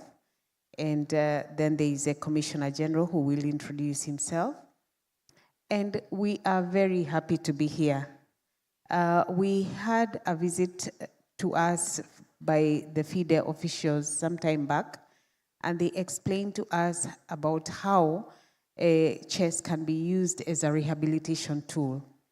In Kenya, we have 136 prisons and 142 probation stations. And our mandate is, and our vision and mission is to rehabilitate offenders. We have 63,000, approximately 63,000 inmates currently serving custodial sentences or in remand, awaiting the outcome of their court cases. And then we have about 55,000 under probation, which is a technical unit like the Kenya Prison Service, who are serving non-custodial sentences. And we are very big on rehabilitation programs, and we are thinking that one way of engaging seriously on rehabilitation programs is through sports. So when the officials of FIDE came over, I think in April or March, and explained to us how this is helpful, we took it up and we thought, for sure, we want to implement this. And us, two of us, being the policymakers, and currently we are trying to come up with a proper sports policy, and we are hoping to also build a sports academy for the prison sector. We thought we can incorporate chess as one of the programs, and we roll it out across the country. And we, in this conference, which we were invited by FIDE, we thought we will come and listen. And we have listened. And we are very, very impressed.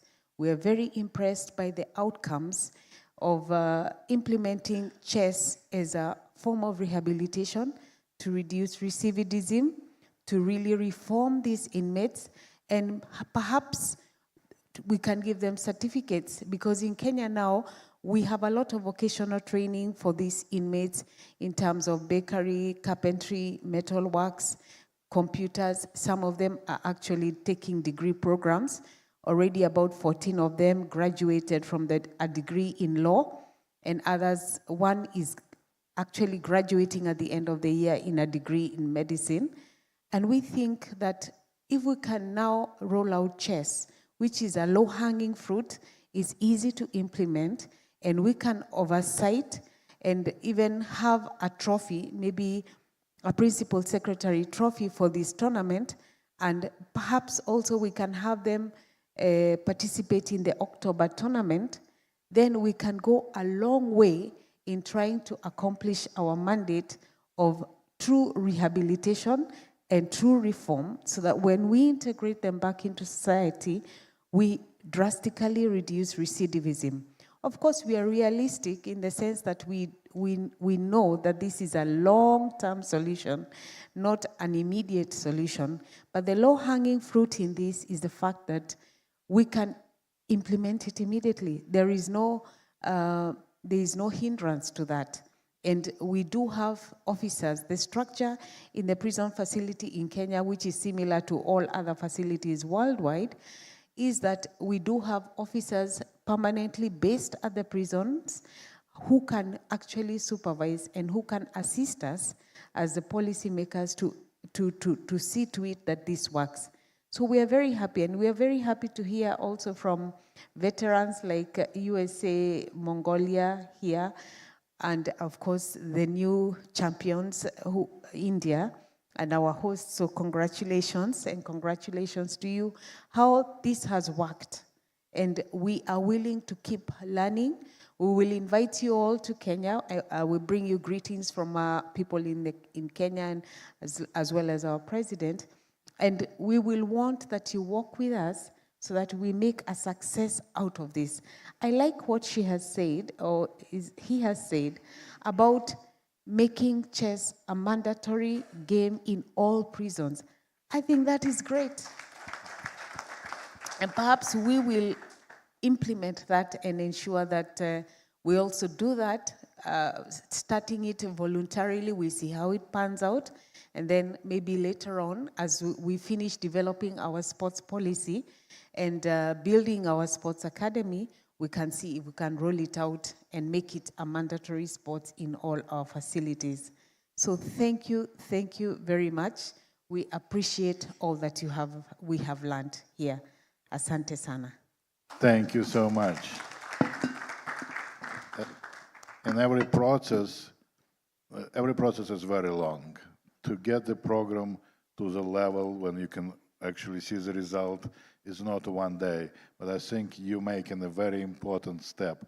You hear, you learn that it should be in every prison, and great to have you. As much as we can help, we will be happy to do it. Thank you. Well, yesterday we heard from Mexico that Mexico already made the step.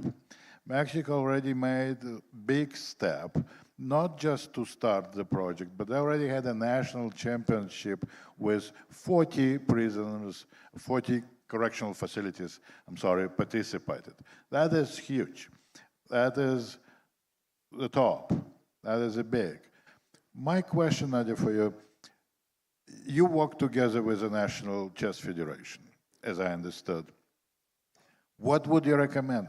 Who should make the first call? Should the Chess Federation call you? Should you make a call? Or maybe you can get together somehow and start this process. Can you share your experience?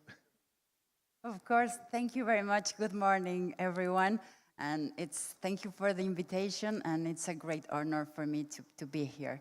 It's a very difficult question, but I would like to share my 26 years experience in the public administration in Mexico.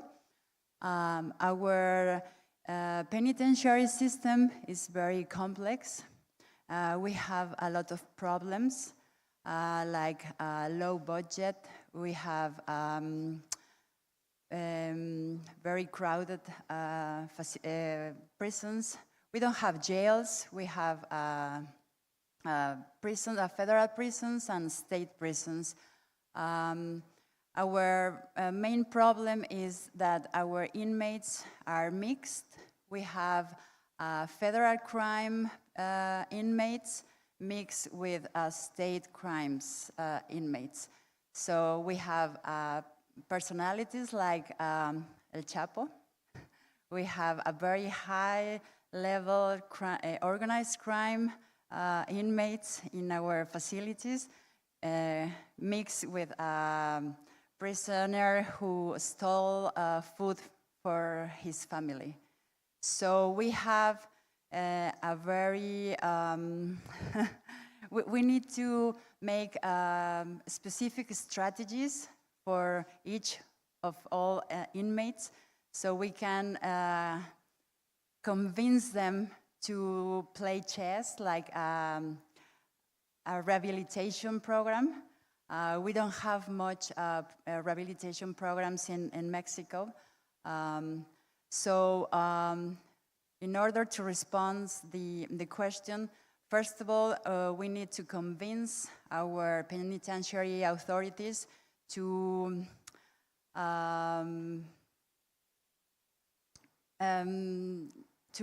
put all the efforts in the rehabilitation programs like CHESS, because we have a lot of changes in the head chiefs of the penitentiary, so they have different plans, different strategies, different ways to manage the prisons in every administration. So first of all, we need to convince them to to engage the program and put all the efforts inside our facilities. But I would like to say to you that I will give all my heart, all my power of my intentions, all my time to to get this program bigger in Mexico. Thank you very much. Thank you. It was wonderful. Well, in the remaining few minutes, I would like to share our story from Chicago. How did we start it 12 years ago? In March of 2012, I was running a scholastic chess tournament for kids. And one of the parents came to me and said, "You need to go and talk with the gentleman in that corner." One of the parents was standing in a corner and reading the paper while the child was playing tournament. And I asked the parent, "Who is this gentleman?" And the parent said, "He's a sheriff." I was fortunately and lucky enough not to know what the sheriff meant. And I said, "Okay, I'll go talk with the gentleman," which I did. I came and introduced myself as a chess coach. And it's good to have your child playing chess here. And we talked about, because I had an experience of teaching chess in an alternative high school in the city of Chicago, the school for dropouts. It's a special educational institution. And when I told him the story how chess helped my students to get better, that I took them to the national championships, he looked at me and said the phrase I remember after 12 and a half years. He said, "I want this program in my shop." I looked at him and said, "Where is your shop located?" And he said, "Oh, my shop is a jail." I said, "Oh, wonderful. So I'll go to the jail." And we started. The best day we found to start the chess program was April 1st of 2012. But it was not a joke. So we started the program. And as an educator, I was thinking, okay, I will go for a semester, then I will graduate it, and we're done. So 12 and a half years after, we have not yet graduated. And we started with chess classes. And, well, you know, everything is now before COVID, after COVID, during COVID. So now top level before COVID, we had about 150, 200 inmates on a weekly basis for classes. We had it in every single division. You know, Cook County Jail is the second largest in US after LA, Los Angeles. The Cook County is the second largest county in the US after Los Angeles. So we had classes non-stop. Then we said, okay, we're done with this. What's the next step? Next step was to organize tournaments. Chess is a competition. Everybody wants to play and compete and get certificates. So we had the local tournaments. Then we said, okay, what we go next? Next, we set up one-on-one online matches with other countries. We lost a couple of matches, but we were so happy that we won a match against Brazil. And when we won a match against Brazil, I didn't take it to, well, we won, it's good, but the inmates, they were jumping to the roof. They won. It was a highlight of their experience that they beat the team from another country. And when they play online, when you're playing on the chess.com or any other platform, there is a little flag next to the player. And I will never forget how one of my inmates looked on the flag and said, "What mean Azerbaijan?" It's very hard to pronounce, correct? And I explained him where the country is, and he said, "Oh, okay." And we were, in 2019, we organized the first tournament. Just from a personal connection, we had 8 countries. One, unfortunately, dropped out a day before the tournament. So we had 7 countries. The tournament was very successful. Everybody enjoyed it. But it was a one-day event. And then we decided to move on further. We cannot without the support from FIDE. And that was the right move.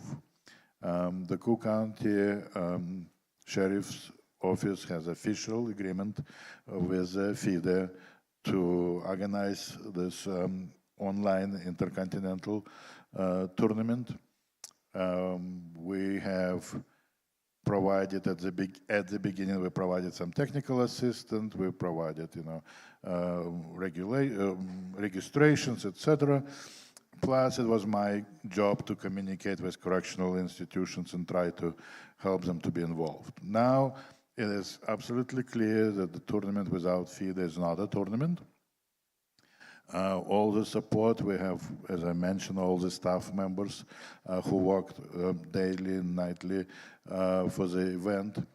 But it's moved from 7 countries to 50 as a big success.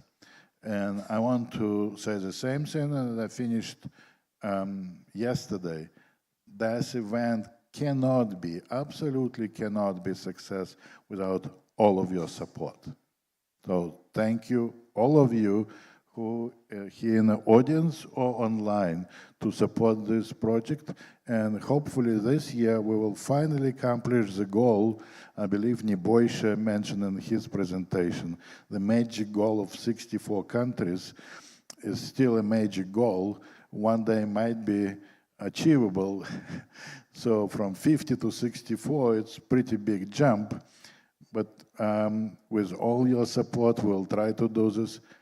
Thank you, all of you, to be with us today. Thank you for your wonderful presentations. Thank you for your support for the program. We have 2.5 minutes. Are there any questions from the audience? Yes.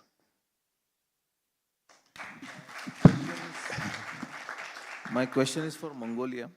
So if you want to implement it in all the prisons, so what will be your model of teaching? Like you are going to teach all the inmates chess, or you are going to select the inmates, and whether you are going to teach chess full year to them?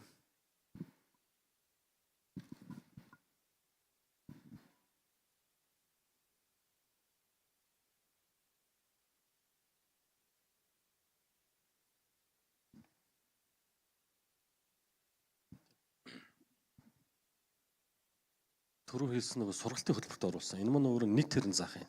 Нэгдүгürt. Тэндээсээ нөгөө илүү сонирхсон, магадгүй амжилт гаргасан улсуудаа тусгай хөтөлбөр. Өөрөлд гүнзгэр хөтөлбөр.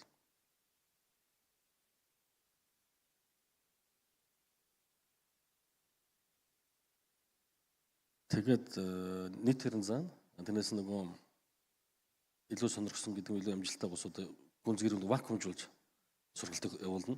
Нөгөөдгөр энийг нь одоо шаргалтын шатрын сургалтанд хамрагдаж байгаа, шатраар хичээлж байгаа улсуудын тэр цагийг нь одоо бусад одоо ажил хийсэн цагтай адилтхан тооцдог. Өөрөөр хэлбэл одоо шагнал урамшуул гэдэг юм уу, ялт идэл сугацсан маань адилтхан тооцож нөгөө шагналын хоногоо өгдөг ч гэдэг юм уу те. Тэр хэмжээ нь адилхан.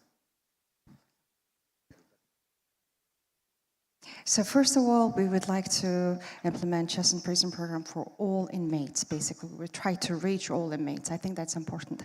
And from there, we can do the selection, who's like really interested, who's performing well in chess, right? And from there, our next step would be actually to give them a chance to fully work on chess. Because right now, what's the situation is that the prisoners prefer to work to get the deduction from their sentences, right? So instead of sometimes playing chess, they would say, oh, you know, we would rather work, but now we're giving them opportunity to fully concentrate on chess, but for the selected inmates. That's the next approach that we're trying to do and expand to reaching the inmates and, you know, to improve the project. Yes. Sure. What Abhijit has asked is, what is the model? I mean, how do you implement? Where do you get coaches from? How do you finance them? That is the big question. How do you finance them? How do you arrange the coaches and how do you finance it? Yes. So that's the next step that we actually need to do. And what we're trying to do next is from the prisoner who's been released, right, and who's been part of the team, we would like to make them to work as like a volunteer, but we will do the reward to them as well. But on the other hand, we would like to improve our staff members because we have a lot of staff members who play tournaments like chess, right? And each year we organize the staff chess tournament. Like I've been organizing this for the past 14 years. And so we have a lot of resources to teach chess in all the prisons. So that's the next approach that we're trying to like really work on, to make it like the real project that we can change these people through chess. Fine, thank you. Can we hear from the model for the benefit of all present here? What is the... Thank you very much. We have not implemented, but we think we can do it because we are the policymakers. And with your permission, I'd like to invite the Commissioner General. Perhaps he can shed light on how we are going to do it, how we propose to do it. Commissioner. Thank you very much, Madam PS. As Madam has alluded, the State Department for Correctional Services, we've moved away from the punishing aspect. We are now in the rehabilitation aspect of our inmates. And the State Department has two critical departments, the probation and the prison. The prison just handles the custodial offenders. And the probation handles the non-custodial offenders. And each of these groups, we take them through rehabilitation programs. We have our own rehabilitation programs that have worked for us, and we intend to improve on them because crime is also evolving. The nature of criminals we are receiving in prison, they are changing every day. So we need to come up with the new rehabilitation methods to rehabilitate them. We have violent extremist offenders whom we stay with for a long time in prisons. And before we take them through some kind of rehabilitation programs, you need to take them through some kind of de-radicalization, such that now you can start rehabilitating them. And I find the chess aspect being a very good tool in rehabilitating such offenders. So your invitation to us to come to this workshop could not have come at a right time than this. So that is what we are. When we go back home, we now sit with my peers and see how we bring in this aspect to assist our rehabilitating some of these offenders that we have. Thank you very much. Thank you. So, Swati.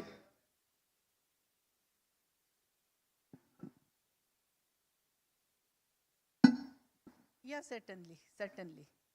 Certainly, rather insisting, they themselves are ready to play now. If you may allow me, if I may add, the structure in Kenya, which I believe is the structure worldwide, is that the ratio of inmates to the staff is 1:2. So we have enough staff to supervise the inmates across the country. In fact, in some prisons, depending on the level of crime, we have more staff than the inmates. So we do have that staff. And the structure is that they have to be there permanently, and those who, they work in shifts. So we think that as a rehabilitation tool, this can work very easily. And because it's a low-hanging fruit, we think that it is something that we can almost immediately implement because it's not very expensive and we have the personnel. To train your staff first then. The staff? Yeah. The staff are already there. No, The prison staff are there and the inmates are there and they all live in the same prison facility. So once, we have a few people who are skilled in chess, and also we have already begun under the current government administration, we have begun digitalizing all our prison facilities for the reason that very often court cases are had virtually. In most of our prisons, court cases are had virtually, which means we have the computers and we have internet connection. We are hoping in this financial year, we will roll it out to all our 136 prison facilities so that we can incorporate now chess as one of the rehabilitation tool because we already have the infrastructure. So we are hoping that the infrastructure will be across board so that we can have every prison competing in the game, and God willing, we can prepare them for the October tournament. Thank you very much. Good luck. Thank you for all people on the stage. Let's give them another round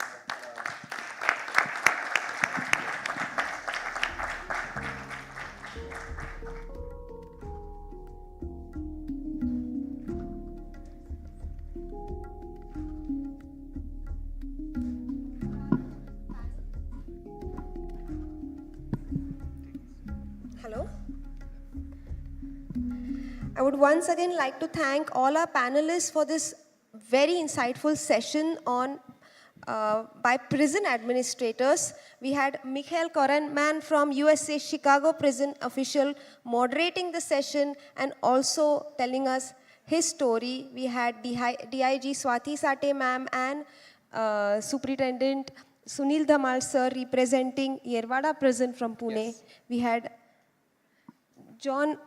had Dr. Salome Vairimu Muhia, Principal Secretary, and John Kibasu Varioba, Commissioner General from Kenya. We had Mr. Namasamand Adiabazar, Head of Department of Corrections, and WGM Bachimug Mongontul from Mongolia. And we had Ms. Nadia Cristino Tovar Cruz, Chief of Risk Management from Mexico and Health from Mexico, sharing all their excellent views with us. And we have taken this moment to offer our gratitude to Swati ma'am and team for their presence today. Our Executive Director HR, Dr. M.R. Das, is presenting the memento of the second Chess for Freedom Conference. Yes. Sunil Dhamal sir. Now, we have Grandmaster Abhijit Kunte presenting a memento to Superintendent Sir Sunil Dhamal sir, who has a keen interest in chess.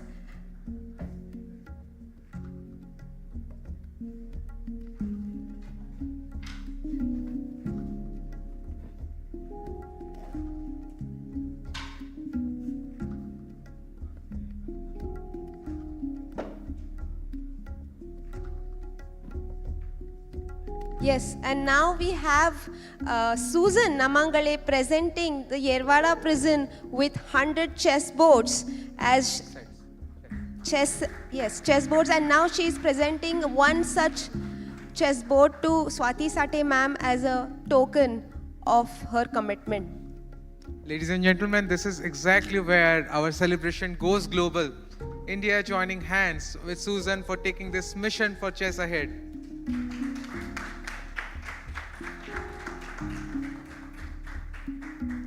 This is what you get when you see a variety of passionate people come together on a platform and put all their brilliant minds together to shape something for social good. Well said, Soumya.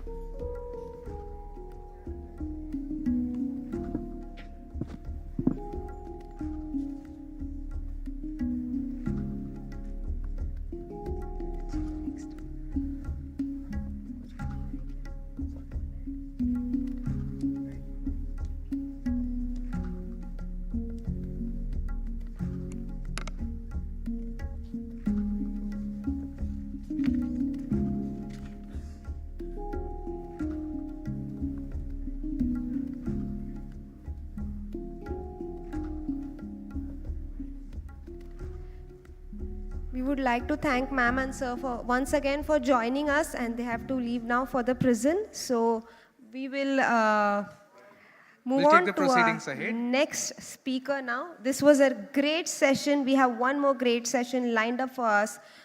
He's the Executive Director at International Foundation of Sport, Tourism and Youth at Georgia, and he's a PhD at the Georgian State University of Physical Education and Sport, an expert and a special penitentiary service of Georgia. We please welcome Vasil Lipartialani from Georgia with a huge round of applause. Vasil is here with us today to share the Georgian experience in preparing local tournaments for the World Chess Championship for Prisoners. Another perspective, another interesting story coming up. Vasil, the podium's all yours. We shall be, yes, you can take the podium.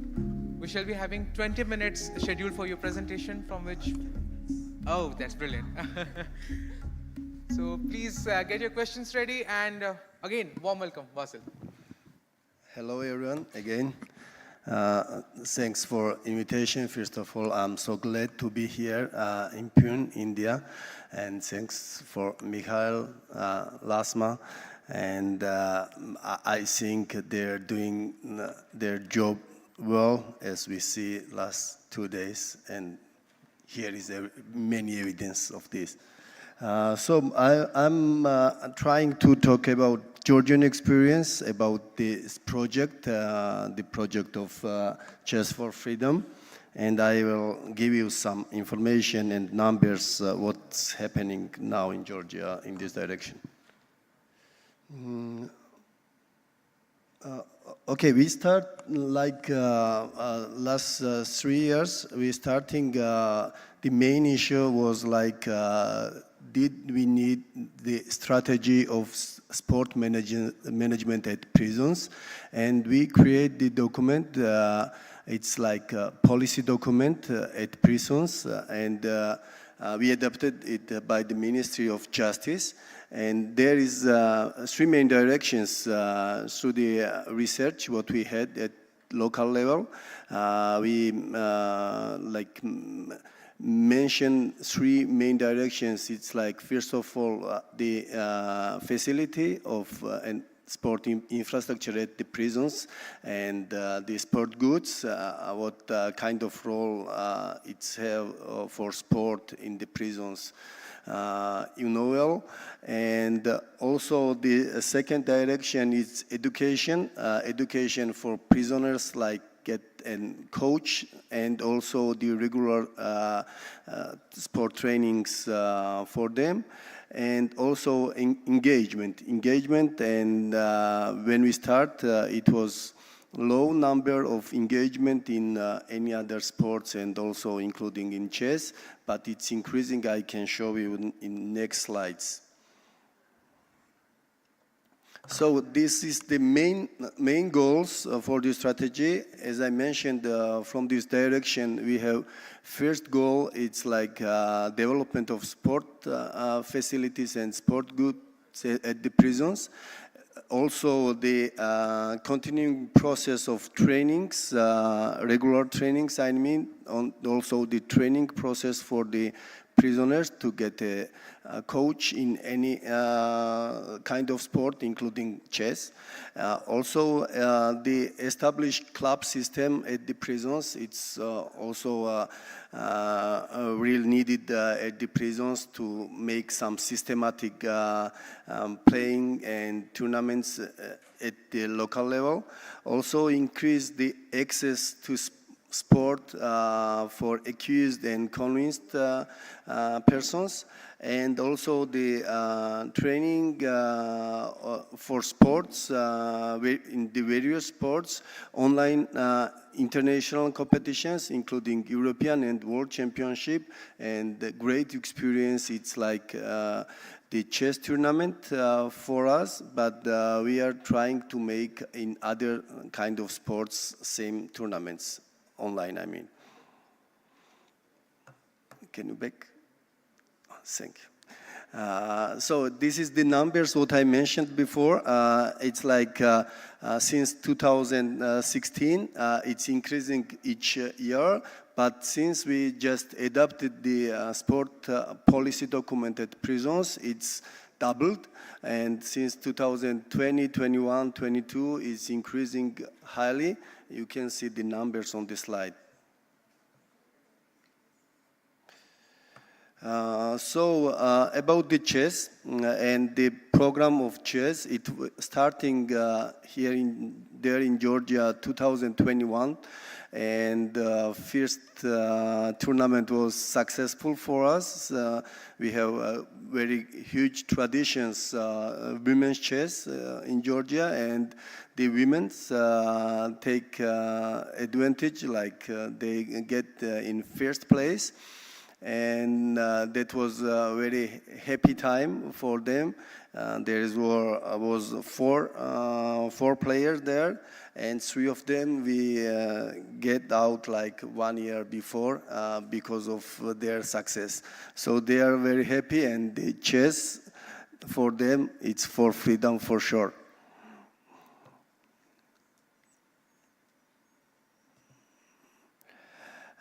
Since that, it was so good motivation, this program, to make regular tournaments in the prisons, in any other prisons, and also the national championship within the prisons.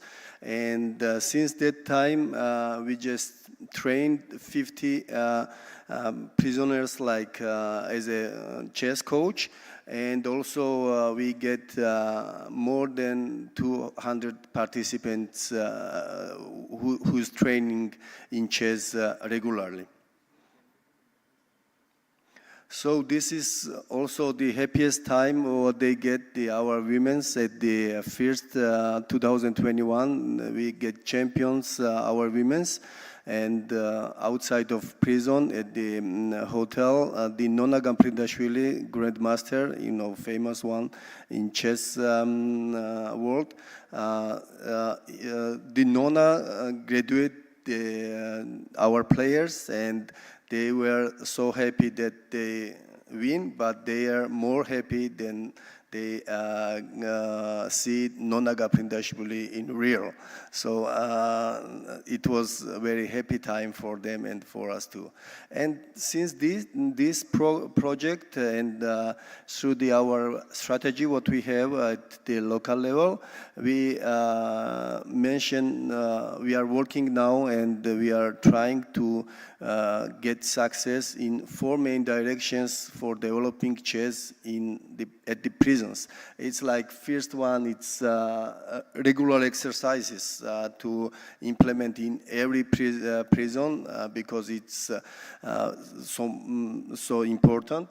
And also regular recruitment and training of prisoners at like chess coaches, and who become the chess coaches, they working at the place now, and they get salary from the government now for that. They are trained the prisoners, but when they get out, the certificate what they're getting, it's a real certificate. They can work easily in Georgia, everywhere, like typical certificate. It's not just for prisoners. It's difficult certificate which getting from the National University of Sport and from the National Federation of Chess. And third one is regular participation at international chess tournaments like Chess for Freedom, and maybe there will be other like these tournaments. And improving also chess infrastructure. There is no need many like halls or something, it's easy, but also chess goods to have the access for the chess, it's also important. Thank you very much. If you have some questions, I will be glad to answer. I promise I'm done.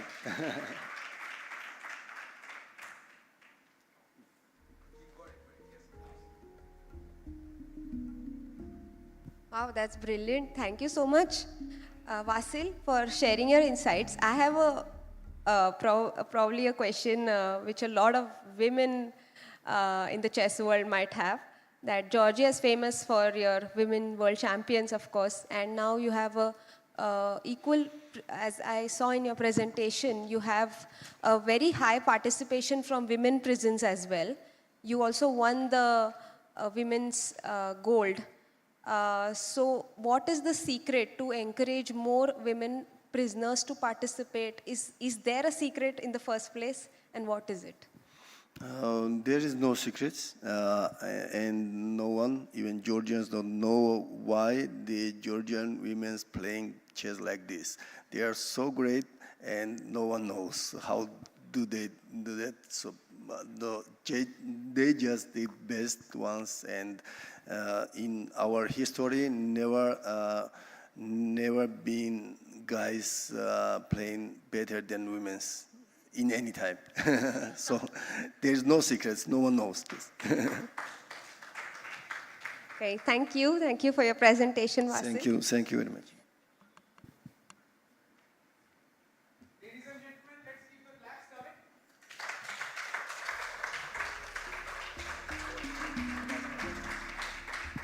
Yes, I just wanted to add a small point, which I would like everyone here present to know that the Georgian prisoners who were felicitated by Nona Gaprindashvili. Nona Gaprindashvili is a chess legend. She was world champion for 17 years from Georgia. So we also have a prize, an award in her name in the Olympiad for the best teams, combined team. Okay. So yeah, she's a chess legend. So it must be such a huge inspiration for the prisoners to receive an award from someone like her. Indeed, indeed. I think all these stories actually resonate with the core theme while we speak about chess for freedom, and we speak about chess liberating human spirit in general. Women leading the championship from Georgia for 17 straight years. I think that's a story of social inspiration in itself. And from that cue, we will be moving on. Up next, we have Lazma Kokarevica from Latvia. She's an officer of a penitentiary authority in Latvia, an expert in volunteer engagement within correctional settings, and a strong and resilient force of this conference right from day zero. Absolutely.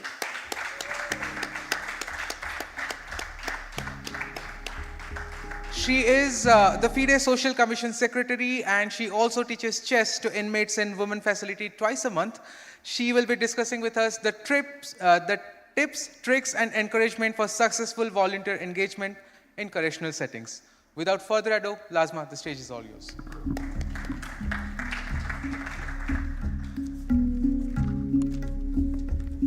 Yeah, sorry. You can just say next, and they will be rolling on with the slides. I think I will use this. Yes, thank you. So, the same time, 20 minutes? Yes,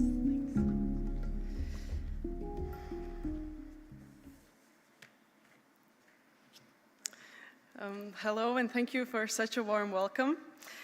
Dear honorable guests and hosts of the second Chess for Freedom conference, before I start my presentation, I would like to thank once again, in the name of FIDE and the global chess community, to our generous conference sponsors, Indian Oil, and our hosts, the All India Chess Federation and Maharashtra Chess Association for making this all possible.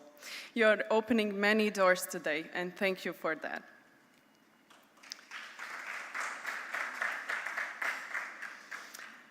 As said, my name is Lasma Kokorevica, and during this incredible event, I have the honor to represent two incredible, truly incredible organizations, FIDE as Social Chess Commission Secretary and Latvian Prison Administration as Senior Inspector Lieutenant.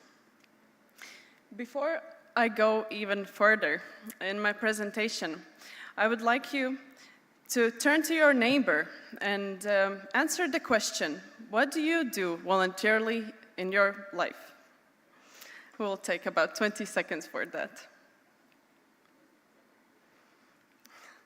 You could turn to the neighbor behind you, maybe. What is that you do voluntarily in your life, besides going to the prisons or setting up this amazing conference?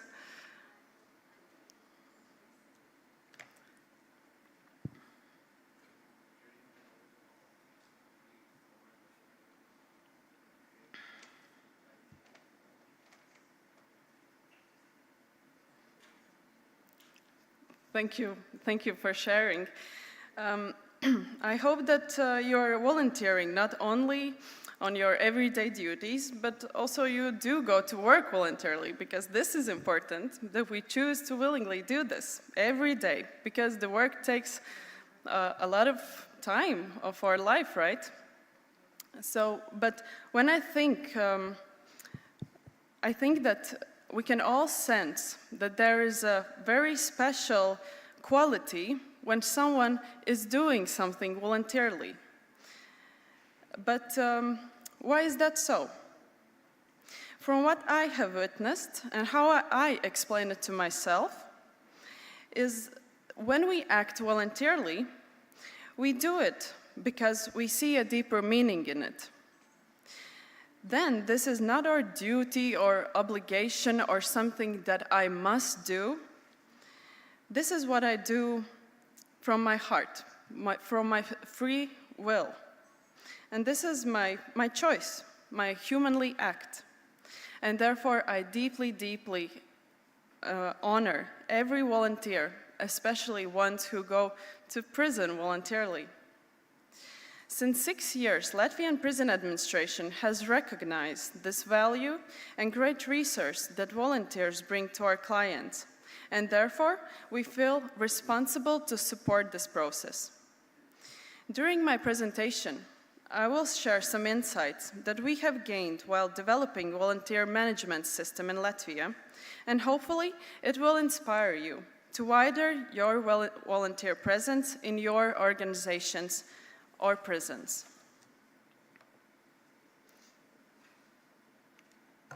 From the very first day, a person is incarcerated and separated from the society, our work is dedicated to resocializing them and helping them to integrate into society as a valuable member. Spending a long time away from the society can be difficult and challenging. Therefore, in Latvia, prisons are open to society to create this first bridge.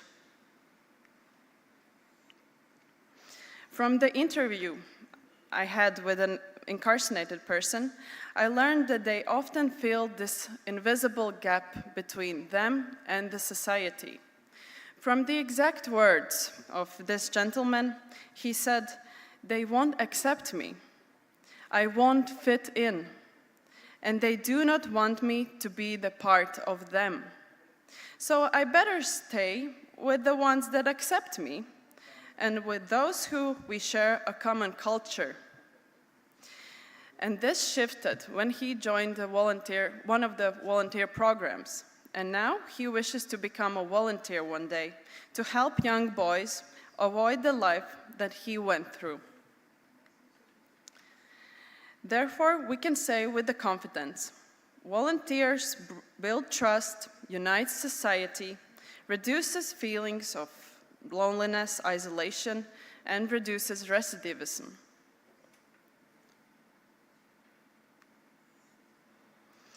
Volunteers are very valuable resource for prisons. As mentioned before, they add this different quality. They are perceived differently because incarcerated persons often do not trust the system or the officials, but do listen to volunteers. In my opinion, the reason for this is that volunteers are not motivated by the salary, status, or any other benefit, but are motivated by their pure heart, pure intentions, and the meaning they bring for free. I think it's not working. No, it is. Can you go back, please?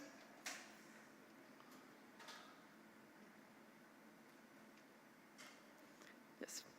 The basic principles of volunteering include that it benefits both the society and volunteer. It is not paid, it's a free choice. It recognizes others' rights, dignity, and culture, and it promotes respect for human rights and equality.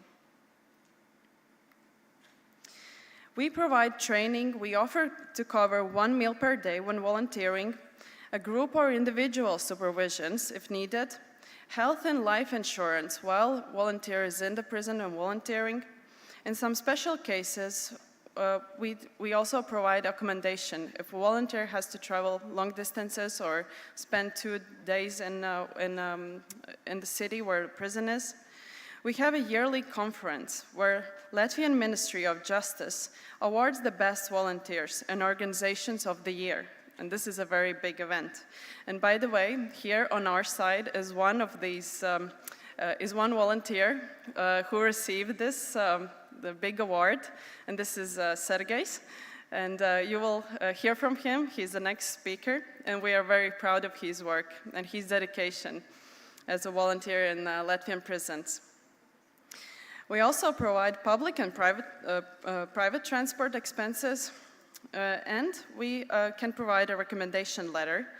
And also we have very fun team building events for our volunteers and volunteer coordinators. And this is the picture I could not share. So this is Sergej receiving this award from our Minister of Justice and State Secretary.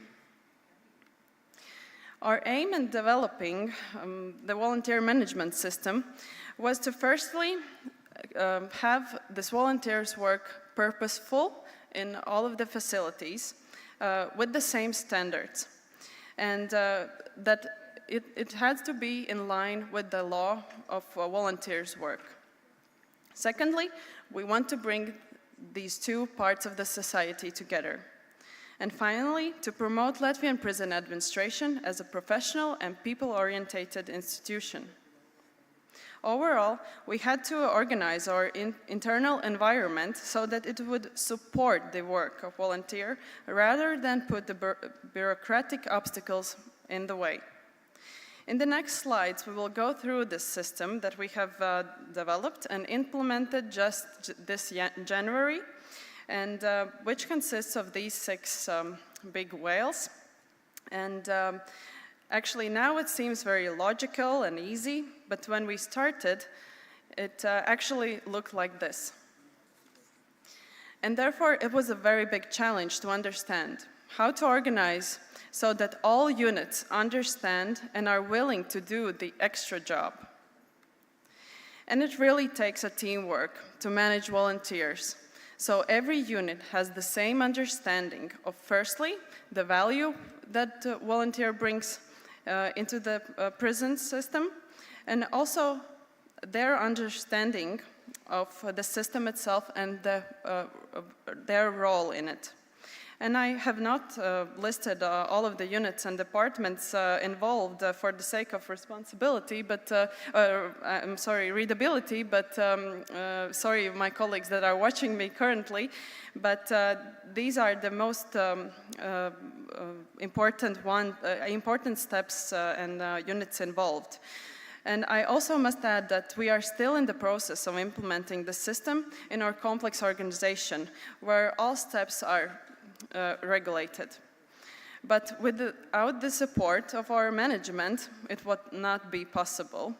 It's very important that the higher management gives their blessings to all of the projects. Without them, this wouldn't be possible. So we start with the evaluation. What are the needs of our clients? Is this healthy lifestyle, different sports, lectures, how to maintain health, or spend meaningful leisure time? Is it employment? Where to look for the job, how to write a resume? Is it strengthening family ties? How to be supportive father, husband while incarcerated, etc. Then, what volunteer activities can support these needs? What volunteer resources do we have already? And what organizations or institutions can be approached for new volunteering resources? The next is the recruitment process. As you might know, governmental budgets are tight, and we do not have the budget for a big campaign. Therefore, we try to be very creative and use all of the possible free media that there is. So we divided two strategies. One is a global campaign, where we focus on not so targeted advertisement, just the come join our team, be a part of our volunteer community. And then we engage our local prison coordinators to spread the word just approximately 2 months before the training. Then there's training. Recruitment still. What we understood is that regular stories on our social media platforms are crucial. Secondly, the media, and this is important, media is interested in what is happening in the closed institutions because public is curious about what is happening behind these big fences. Therefore, the most positive stories we share from our volunteers, the more we can influence public attitudes towards our clients and attract new volunteers. All people who want to become a volunteer fill in this registration form in our webpage and answer some basic questions about their initiative, their motivation to start, etc. Then we have an interview with each and everyone to understand their real motivation of becoming a volunteer. And if they are suitable for this role, what they could contribute to, and where did they hear about us? Of course, after this interview, we do also run a security check on them.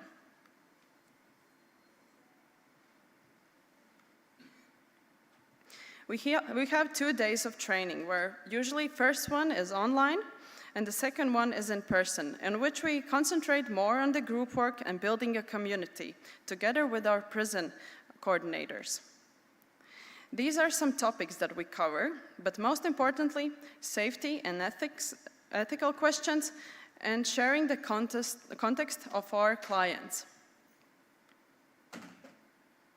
When volunteer has successfully went through the whole process, interview, security check, training, we give them 2 weeks to think about this commitment, and then we sign the agreement. But then the important role of a coordinator in each prison starts, and he or she is actually the core of the whole system. These are some of the core responsibilities of our coordinators, but really they are the best. They are doing all of this work, communicating with volunteers, setting up the event,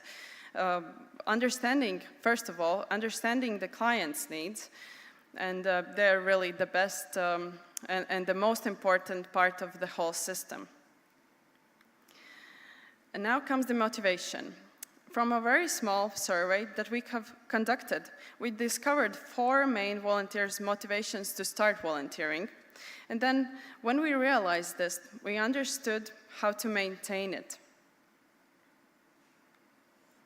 Firstly, volunteer work thrives on dedication of highly motivated officials who embody both professionalism and compassion.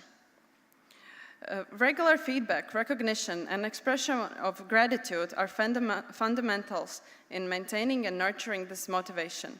So this is the big responsibility of our coordinators to keep this motivation, because at the beginning, all of the volunteers are, especially after the training, they're very much enthusiastic and inspired to change the world and do the best they can. But then comes the reality and struggles they may have seen and experienced. And so it's very important for these local prison coordinators to be in touch with them on an everyday basis when they are volunteering. And I would like to conclude my presentation with this timeless citation and wish you all to become a volunteer, not only on your every little duty or big duties in your life, but all of the, yes, to live life voluntarily, and the responsibilities that you're doing, do it voluntarily, because this adds this quality that is just priceless. And thank you so much for your attention.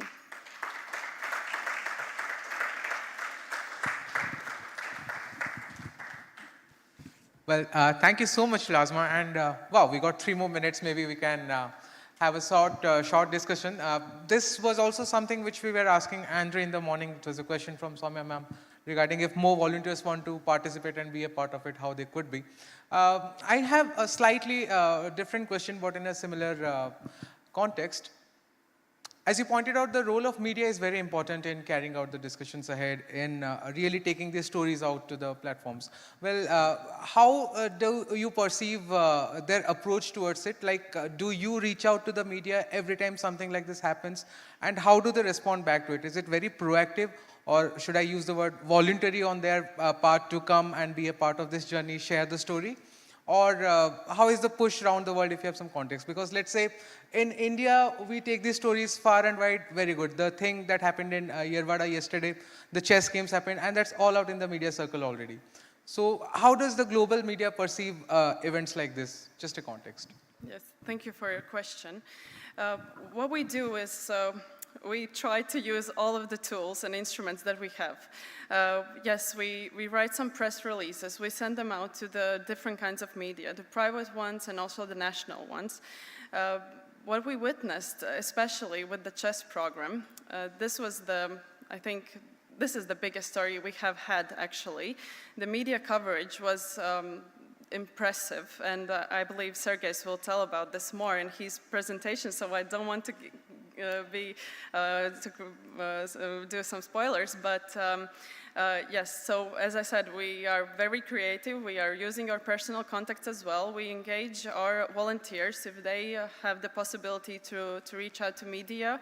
And what we realize that when we are posting these stories, media, they are just approaching us themselves, and we don't have to be so pushy, maybe, or so. This is it. Yes, thank you. Thank you so much, Lasma, for the talk. Ladies and gentlemen, a huge round of applause. Thank you.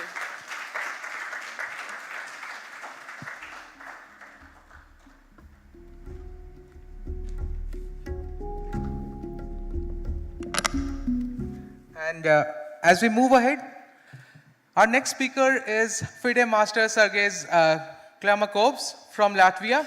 He is a chess trainer and a Chess for Freedom volunteer in Latvian prisons. He will be talking about how chess is rewriting inmate narratives in his presentation on a very interesting sounding name, Checkmate to Stigma. Wow, very nice. Sergej, can we have you here on the dais? And we look forward to listen to you. The last session before the lunch, let's give all our energy in welcoming him with a huge round of applause.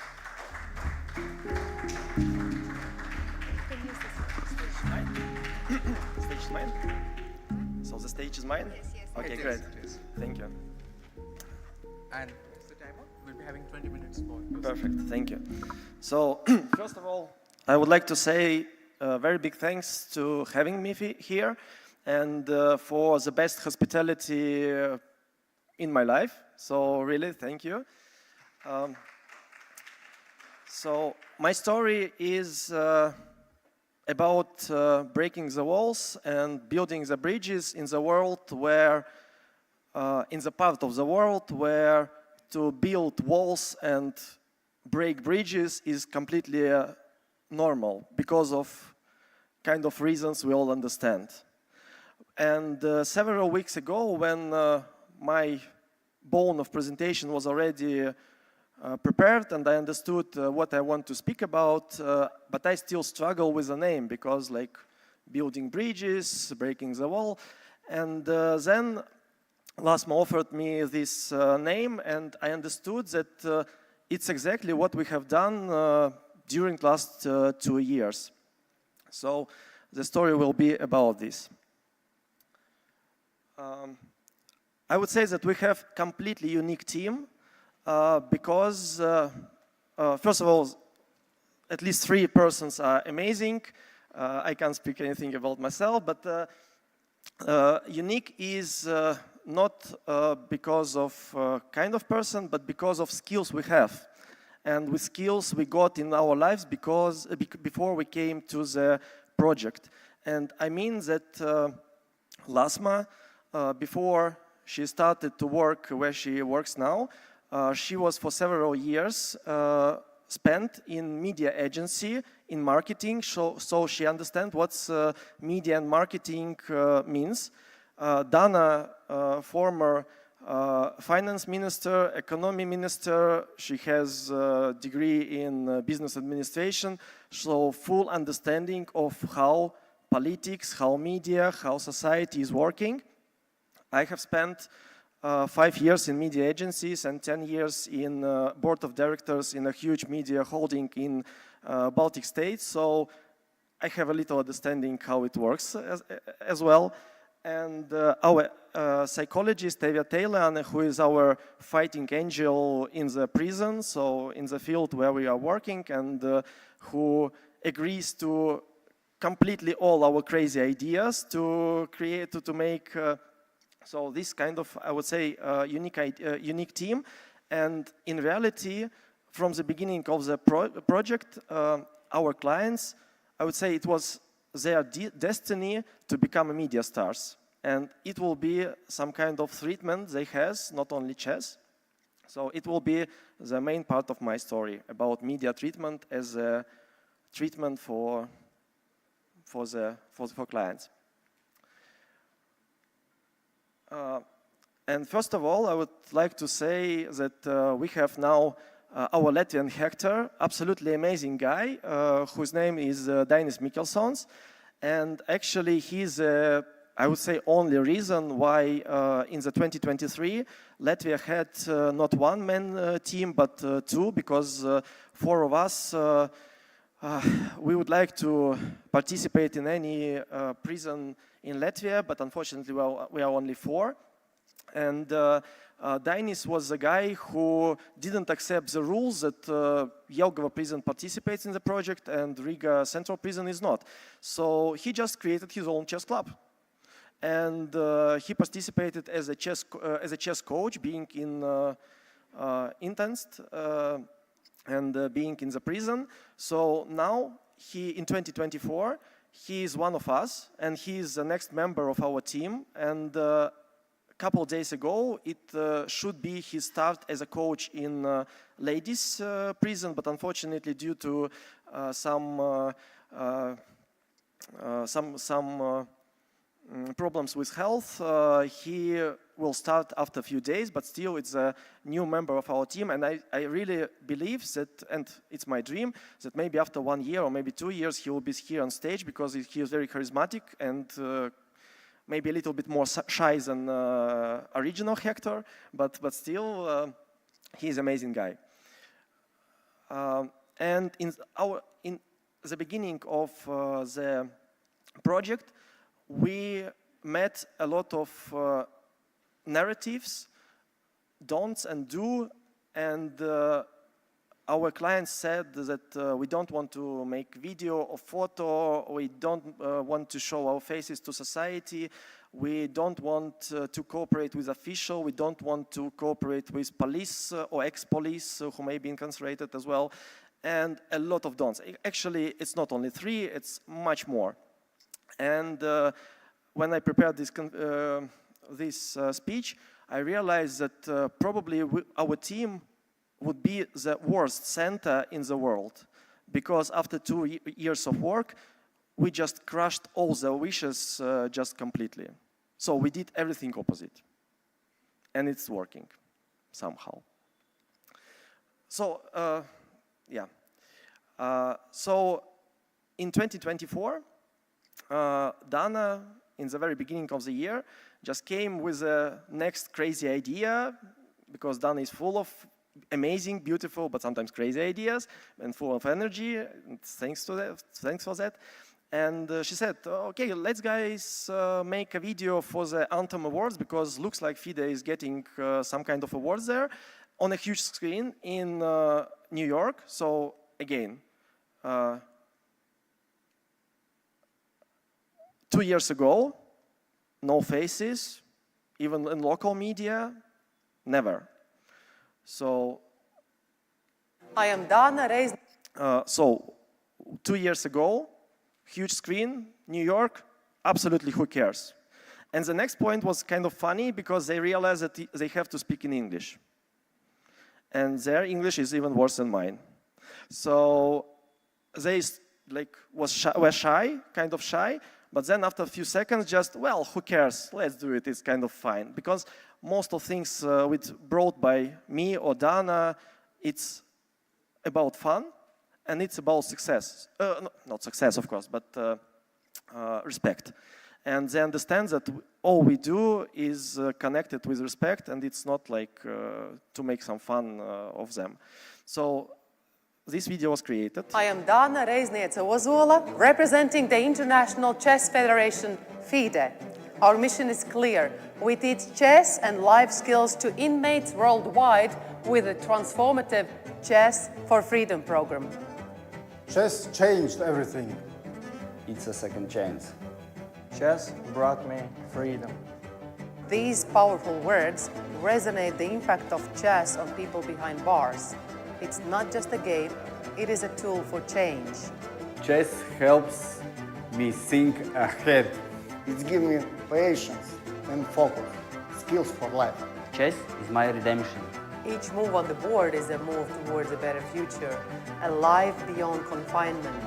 It is a journey to rehabilitation, a chance for a new beginning.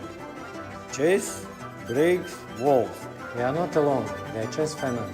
Join us, be part of the Chess for Freedom program, where every move matters and every life is a winning game. When it's your move, choose the right one. Chess for Freedom.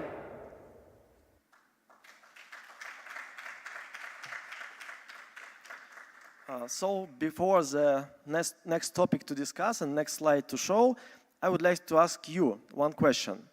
Just imagine, just situation. You will have a photo day, photo session with a kind of famous, very good photographer. How do you think? What could be your expectation, or maybe your result, or maybe your emotion after the photo session? So what do you expect of them? Any ideas? Speaking about you.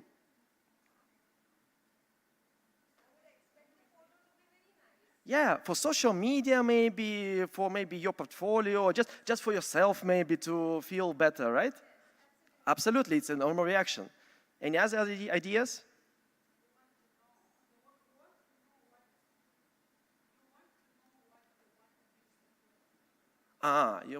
Yeah, but it's kind of fear, probably, yes? But okay, it's kind of good reaction, yes. Any other ideas? It's not ideas, it's like feeling of you. Because I would say my reaction would be the same. Can I post it on social media, or maybe something else? So yeah, it's completely normal reaction. So welcome to another subculture.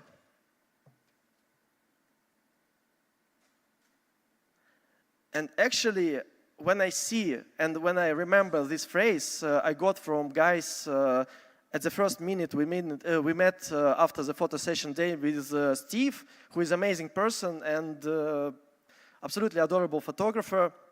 So it always makes me goosebumps because it's completely another logic, but I completely understand it because they are in the cell in the prison for some of them for 3 years, for 5 years, for 7 years, for 10 years, and not many guys are coming to their cell.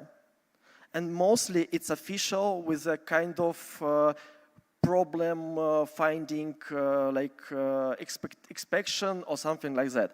And of course, nobody takes off their shoes.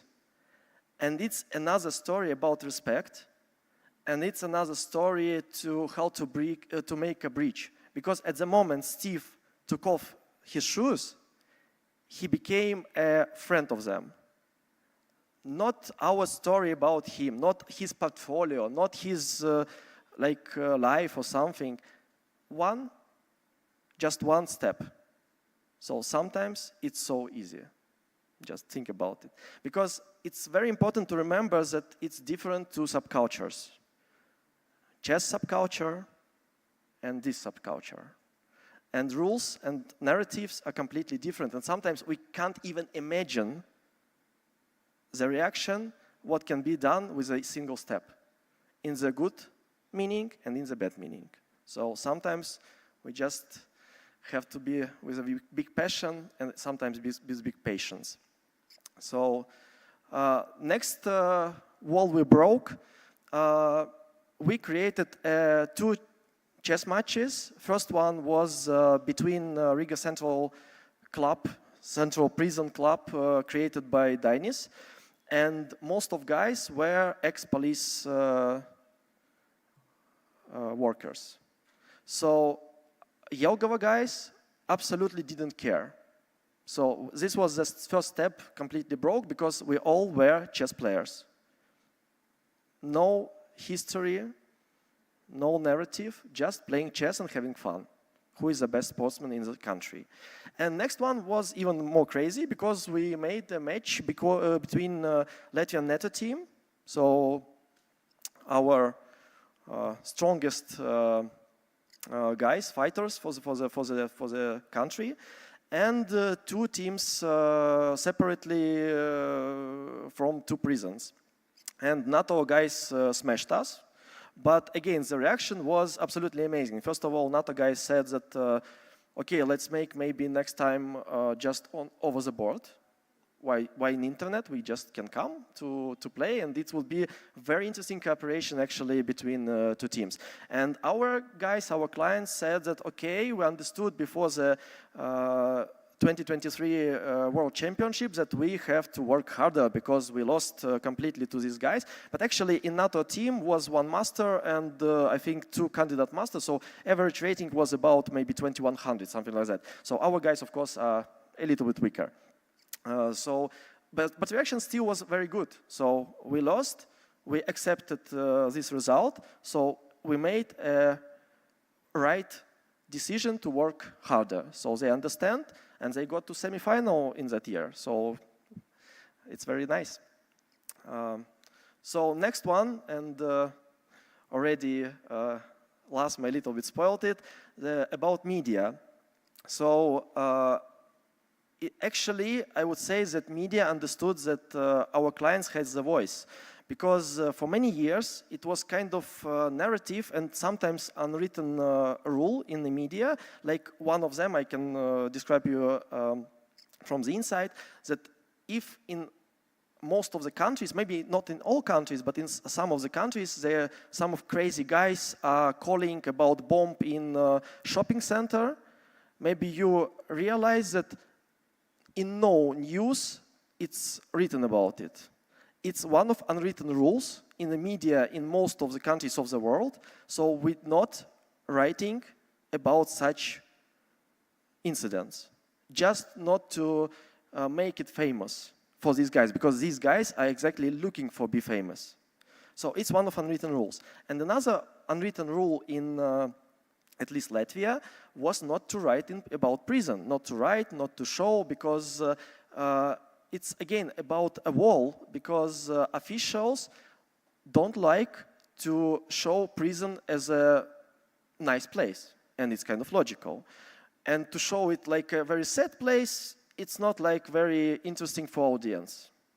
So it was a problem.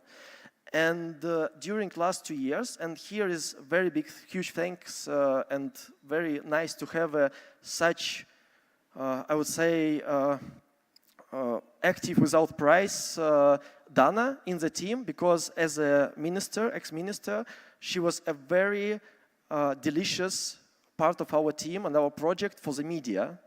And media started to interact with our team, with our project, and with inmates, actually, with our clients. And if 2 years ago it was impossible to imagine that they will show their faces, then now they gave interviews, a lot of interviews. And in this actual, again, I always have goosebumps, because when I came to the project, it was a story that don't ask, don't tell. Don't ask about the reason why they are sentenced, because first of all, they don't want to tell, and even if they tell, they can lie or they can use it for their favor. So don't ask, it's a better choice. And in this particular interview, this one of our leaders, Sergei, after he was asked in the end of interview how he feels here, and he started his story that, yeah, he would like to go out of the prison because his son is growing up without a father, and he understands it completely. And then he was asked what is the reason why he was sentenced.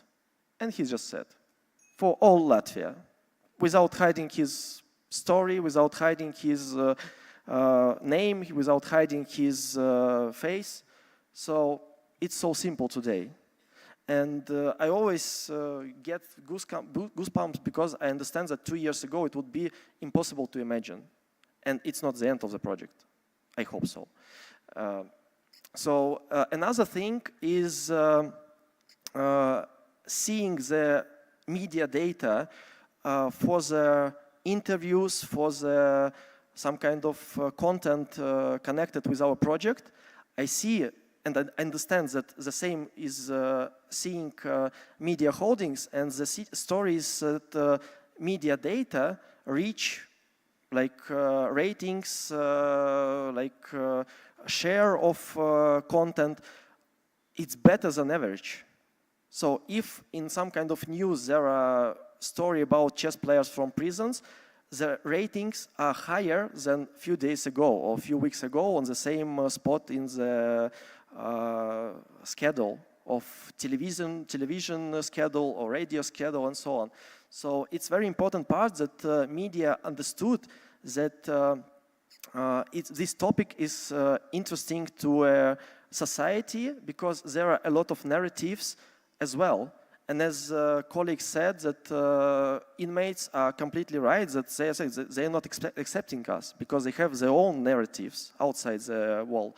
So the story is, but at the same time, I would say it's professional blindness, because we had a lot of discussions during the last 15 years with professional in media industry that actually detectives and crime story series always have the better ratings and better share than any other team. So it's very important moment that in medicine there is a joke that you will get diagnosis and treatment. It not depends on the disease you have, but it depends on the first doctor you visit.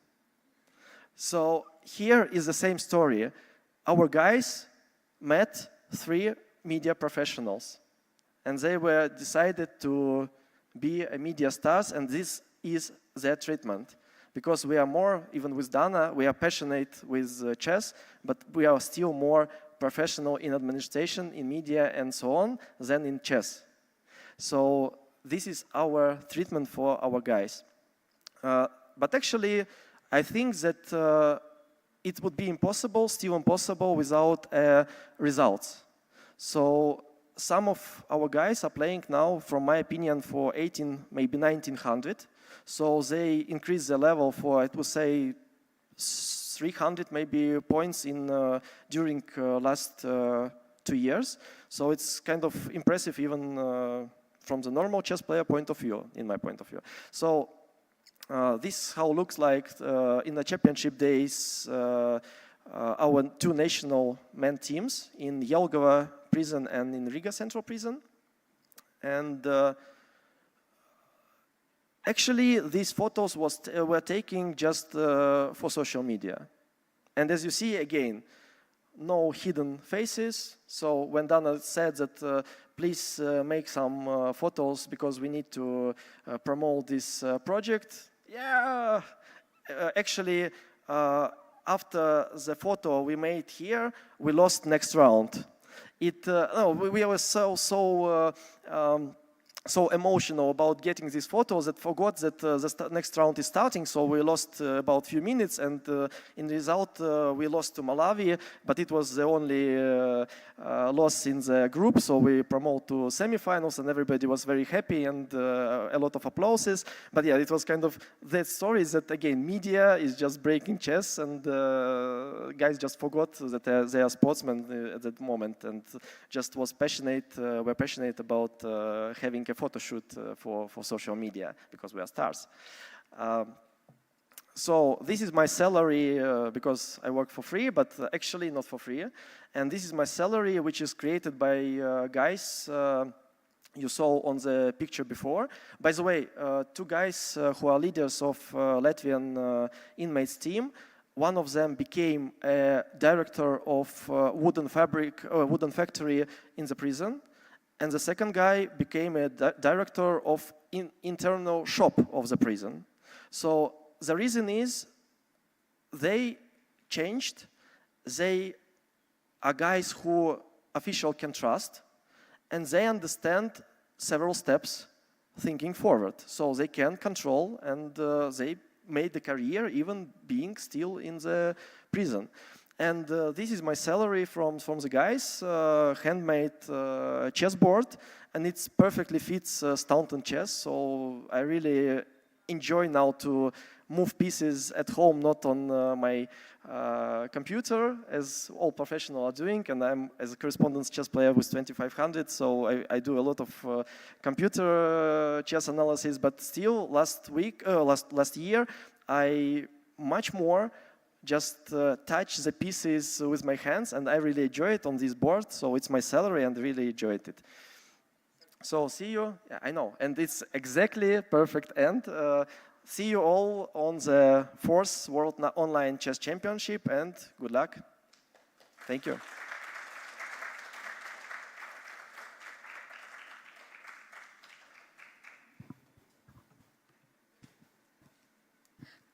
Wow, really enjoyed your presentation, Sergey. And I like the point you made about media seeing it in different narratives. I think that really helps. Any story gets more coverage if it can be seen in different narratives, and that's why this story is very special. I really liked it, and I think yeah, I think firstly we must apologize to Sergey because we called it a presentation. It was a story.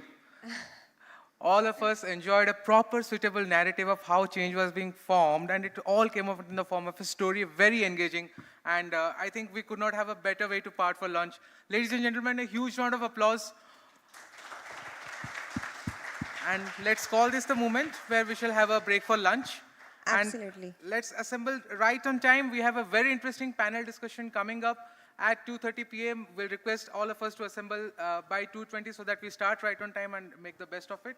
Ladies and gentlemen, the break is yours.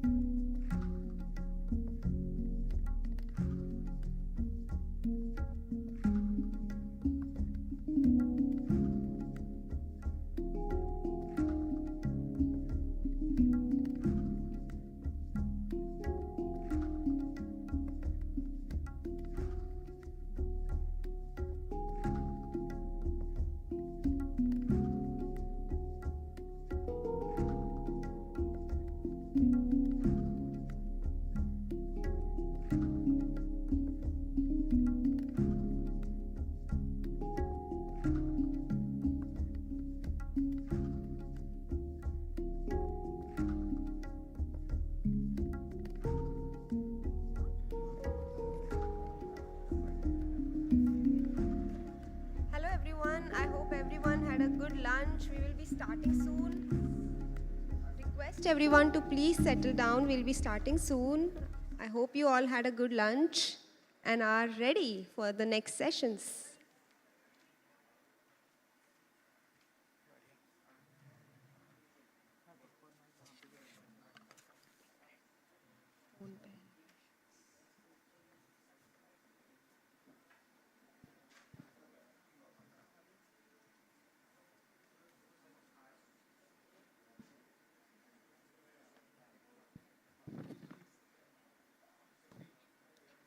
As you can see, we have a panel discussion lined up next. I request everyone to please settle down so that we can begin with the discussion soon.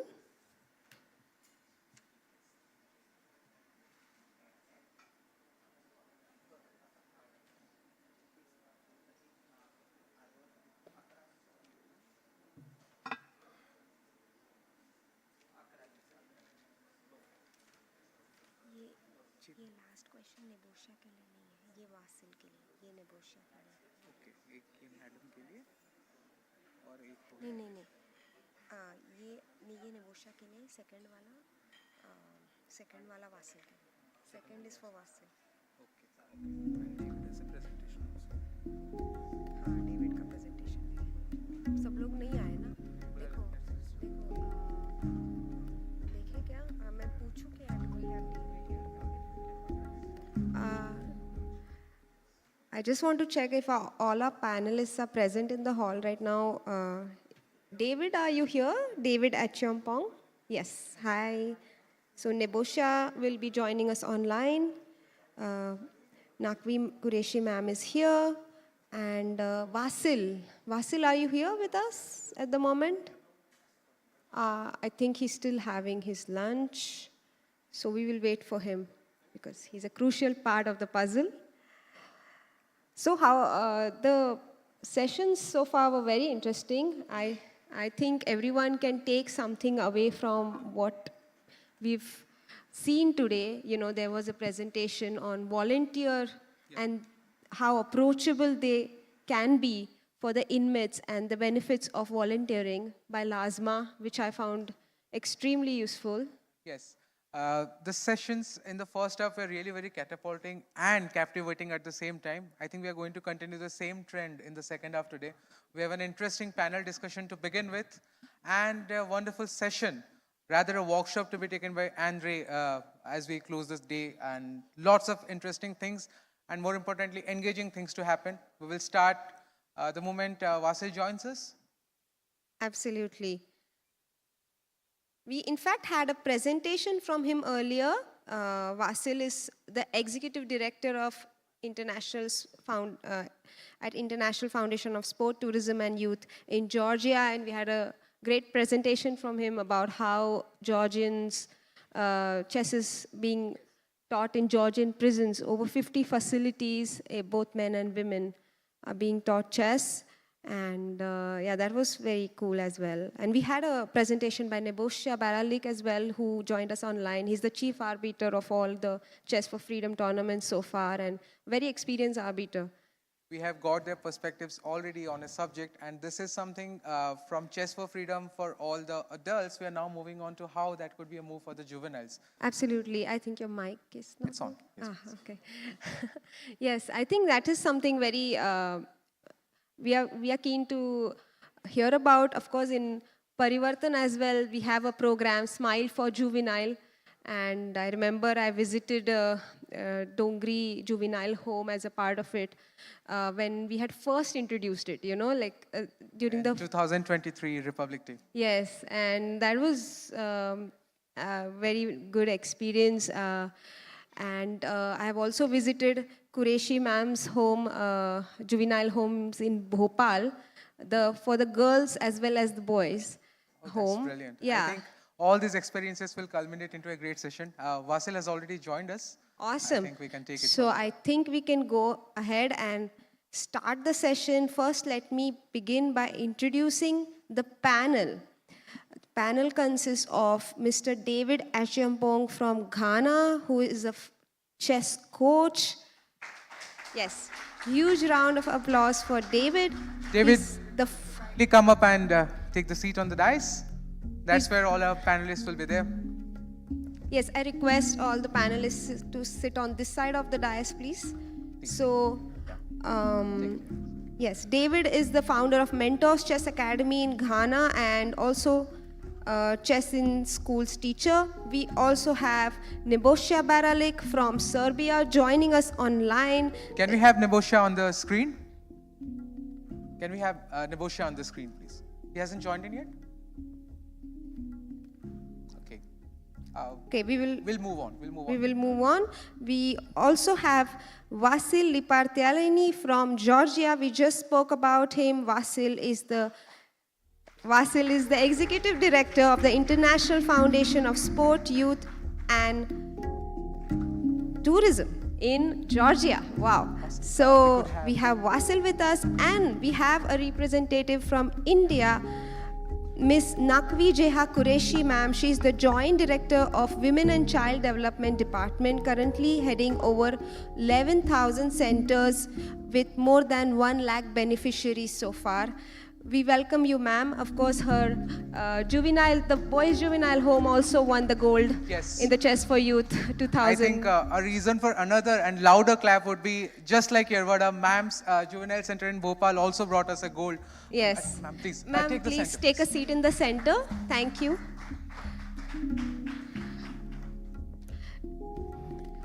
So, Abhishek, maybe we could have a heads up the moment Nebojša joins us. But in the interest of all of us gathering, I think we can start the discussions for the day.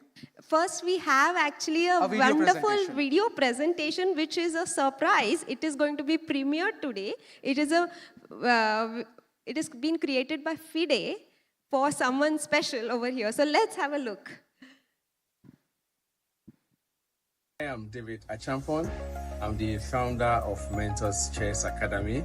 I happen to take some chess sets to start this program at the Senior Correctional Center some few months ago. And that was where I got a chance to meet Eliphas and some of his colleagues who were then at the Correctional Center to start this program where we train them, we teach them how to play chess. My name is Eliphas Nyame Adade. I was sentenced to the Senior Correctional Center. That was 2021. And in 2023, we have the chance to participate in the chess program. That was Mr. David who came to introduce the chess program to us. Everything for chess. I'll do even coach or play tournaments. Everything for chess I'll do. When the chess was introduced to me, it was like, for me, it improved my patience. Like, if the chess was introduced earlier, I wouldn't have been in the Senior Correctional Center. The game of chess, it brings patience, and it brings all families together. Like, when we go to the dormitory and we are playing, it brings a lot of friends, people who are not talking to each other came and they play together. And nice. It was a lot. Nice. The officers also saw, when they saw the game, they also took part in. Those who participate in the chess, they also teaches the officers. Some were playing with us. The chess bring fun in there. They brought you all together. Yeah. You were the Fun. officers. Yeah. Every moment is unique. You must take it serious and know the reason why you are taking that moment. Good.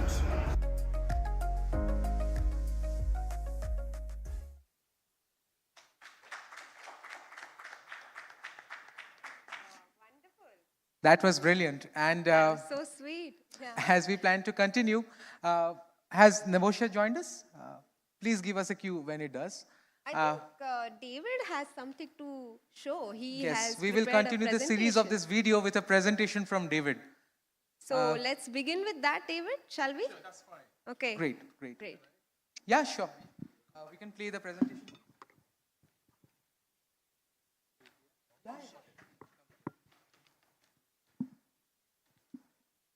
Thank you so much. The video is so touching.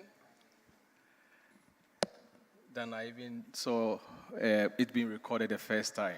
But basically, I just want to give a few background to what we've been doing, or how we started and what we've done so far. David, just a very earnest request. We will be having this session for the next 30 minutes as the timer goes. Okay. I request you, let's keep the presentation crisp so that we can move on to a very healthy discussion among all of us. That's fine then. Thank you. Fine. Okay. Next slide, please. Okay, so we can skip this slide, but maybe I just take the opportunity to thank FIDE, thank the Social Commission, special thanks to Dana and her team, Nadia, Lasma, for this opportunity for us all to be part of this event today. So I think I mentioned some of these earlier. I can skip this slide also and move to the next one. But let me highlight that the key thing for us was the fact that we leveraged on our connections, the connections we had with from school to have easy access to the prison. This was not very easy, but if you have networks that you can easily rely on, it's much faster, and then you can make inroads much quicker. And myself and my colleague, I was doing this with Ezekiel. We had this room for use, or just for maximum 10, 15 inmates at a time. And that's what we managed to do within a short while. And like I indicated, I also shared the chair's results standings of how we proudly took part in this event. And we placed third in this all-important event for the first time. Within less than 2 months of practice, about maybe once a week practice, and they were able to come this far as a team. The next slide, please. Yeah, so maybe I can also skip this one, but the key learnings for us was that during the recent visit by Nadia and the team to, Dana and the team to the correctional center, we realized that the students we had kept and were coaching every now and then were beaten by those who were not part of the chess club who were training. It shows that they went back to the dormitories, trained their colleagues who were in the dorms, and those guys some of them became better than those who were actually the core part of our group who were constantly training. And I think that's one thing that really worked. We told them to try and make sure they go back and teach their friends in the dormitories, and they did that very, very well. The final slide, please. Okay, yes, this is a story that was just shared. And so I think I'll end here, then as we do the discussion, anything else that comes up, we can add on to it. Thank you.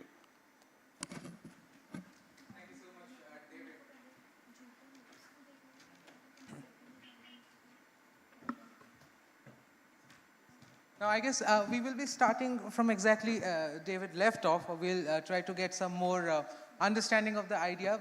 I guess our first question would be to David to understand why did you decide to start this facility at a juvenile facility, like this particular program at a juvenile facility? What was the inspiration, the origin of your journey? Thank you.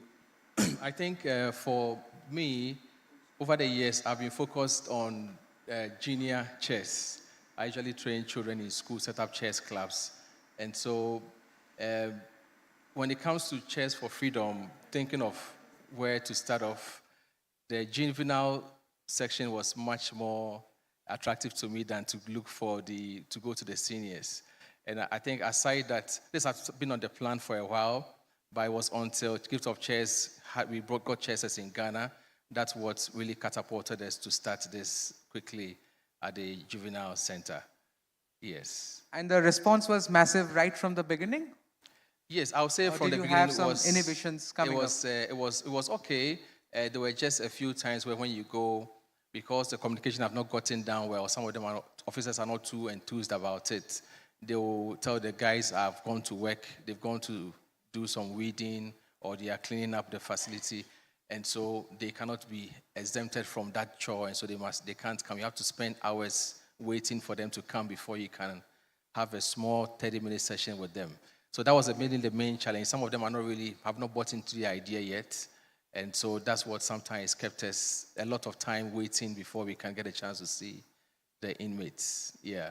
So you had your own share of stepping stones. That's right. That's right. But relative, I think it's easier than most other countries because the reception we had from the officers, the top hierarchy was much very good, welcoming than I've heard of other countries. I think it's much more difficult in other countries than it was for me at the juvenile senior correctional center.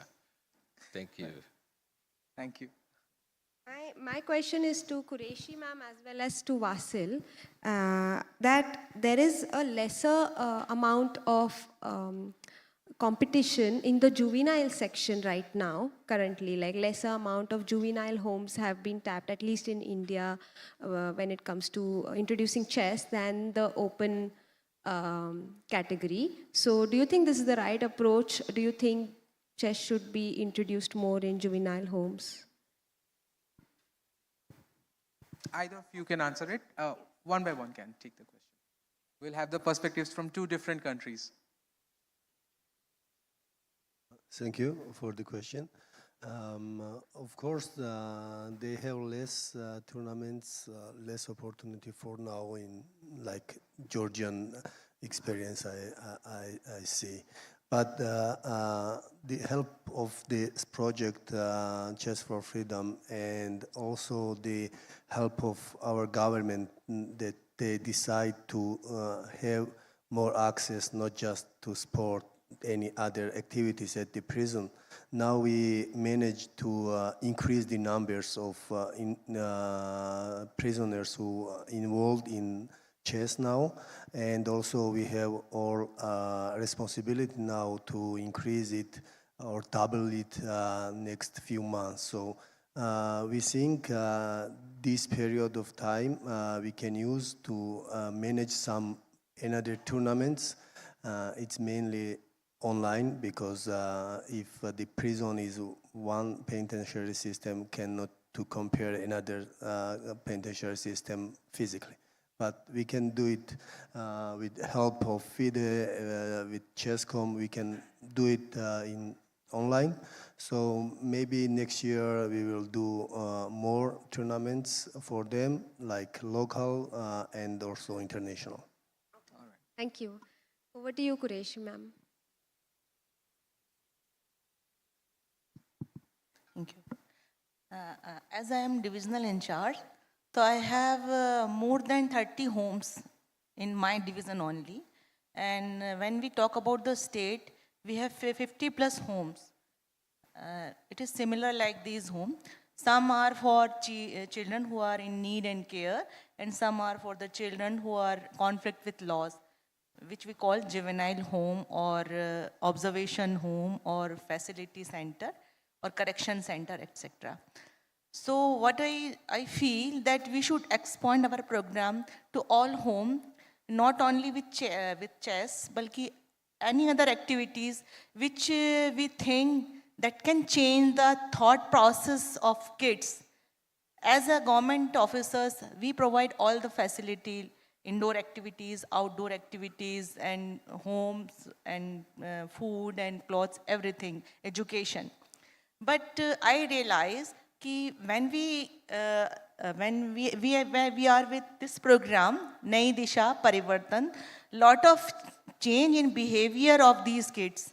When we used to go to those homes, so generally when we ask the authority, please unlock the door, when the door open, all the kids cry loudly, come to me and hold my hand, my feet.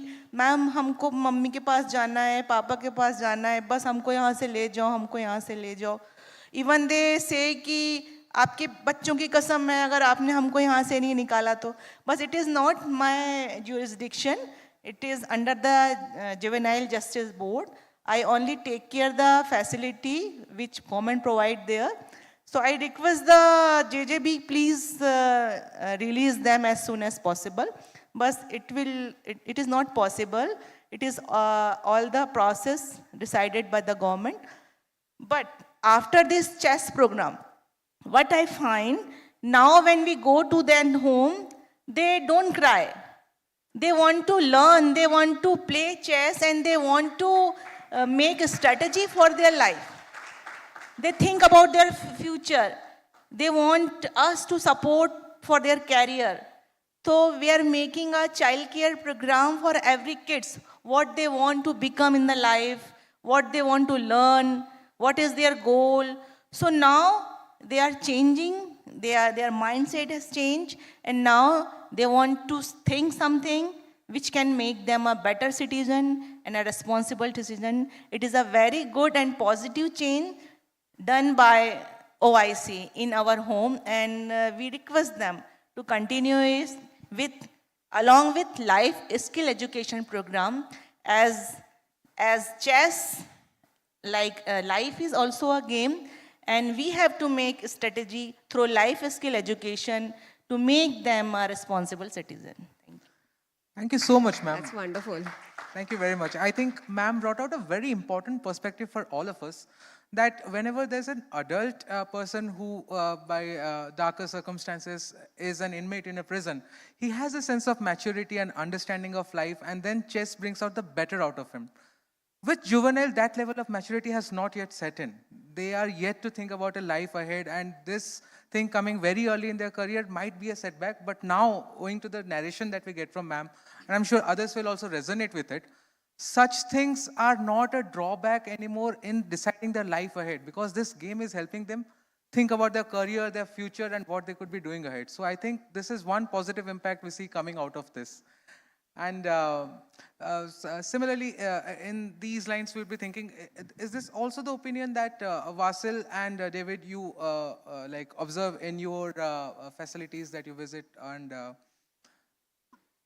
is this game bringing the behavioral change in the youth that you observe there? Is it really preparing them for the future? Like we see how for the social reintegration, the adults are getting prepped up through the game.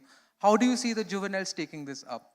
I think both of you can take it one by one. Okay, maybe I'll start, but I think for me, I once shared that when I compare my time in the classroom teaching children and then the time I spent at the juvenile center, I realized that when you are speaking to them about how life or how chess is related to life, you can see they are really listening, they are really reflecting, and some of them are very sorry for what they've done in the past and how they got there. Like Eliphaz said, if he had been more plain earlier, he thinks he would have been more patient, wouldn't have been where he is. And you can really tell from their expressions that they are really listening to you when you try to compare, for instance, the consequence of their actions, think before they move. You can really tell that they are really listening. They are so much into whatever you are saying, and the experience they're also sharing from you is very, very genuine. Unlike children, when you are dealing with them, they can't, some of them can't be bothered. They don't really see the essence of what you are saying until they get into trouble, But these ones were very, very passionate about whatever they were saying, and they really could tell that they are very, very much attentive to whatever you are sharing with them. Yes. So I think it really works even at this stage. Thank you. Thank you for your question. And first time it was 2021 when we starting involvement in this project. The vice president of FIDE directly calling me on WhatsApp and asking me to join this project. And when I asked to my ministry, can we do it now or next year, or how we manage to online something like computers, we need some stuffs. They asking me, maybe we prepare for next year, good. And I then go to prison, and I see that they wanted so much to involve, and three teams was like women, youth, and boys, and the youth was more encouraged to involve that time, that year, not next year. And they also asked me, we had 1.5 months to prepare it, and they asked us professional coaches for preparing this much. And that is the main reason we are doing our job directly now. There is, in the year we have just 2 days, you can do nothing. It's yesterday and tomorrow. It's not my word, it's said by Mahatma Gandhi, and I encourage my colleagues and myself doing now, and then of course will be better, but doing now is best way you can do. With youth also, we done that time, that day, not next year, but now they are more prepared and they are more encouraged to develop. And now we have more than 50 guys involved in chess, and that time was just 3, and 1 we had like artificial to make team. But now we have better. Oh, wonderful, wonderful to hear your views. Yeah, young minds are like, so flexible and impressionable that if you introduce sport to them at this age, they're bound to benefit from the goodness of it even more. I have a question for all 3 of you. Quickly, if you can tell us, what are the difference, like is there anything specific that someone who wants to set up chess in a juvenile home, chess coaching opportunity in a juvenile home, do they need to keep something specific in mind other than what is done in adult correctional centers? For each one of you, ma'am, you can go ahead. Question ये था कि juvenile home में कोई specific चीज़ ऐसी ध्यान में रखनी पड़ेगी कि स्पोर्ट या चेस इंट्रोड्यूस करते वक्त जो अदर करेक्शनल फैसिलिटीज़ में नहीं रखनी पड़ती है, जैसे अडल्ट्स के, क्योंकि बच्चों के, तो ऐसे कोई चीज़ ध्यान में रखनी पड़ेगी जिसको करना है वो setup? No, nothing else is needed. What are you people doing is sufficient, because all competitions are online competition. Everything is online. No need to get out the children out of this facility. So all safety and security issues are there. So no extra precaution is needed. It is sufficient. You can adopt many more centers without any security measure. Okay, that's wonderful. What about your experience, David? Yes, I think maybe to her point, I'll add that aside the security you have to be concerned about, you have to also know that in this case, you cannot really go and take photographs, get interesting stories from the juvenile center yourself to sell whatever you are doing. I quite remember, despite all that we did, there was nothing on social media, there was nothing on the news about what we're doing. All that we have to show is the results we had at the tournament, because you can't take photos, you can't go with any media person to share the story, just everything is done quietly, and you have to take note of that as well when working in such places. And then the bureaucracies, you have to find a way of breaking it down with either the chair sets or something else to get you in there quickly and faster. Yeah.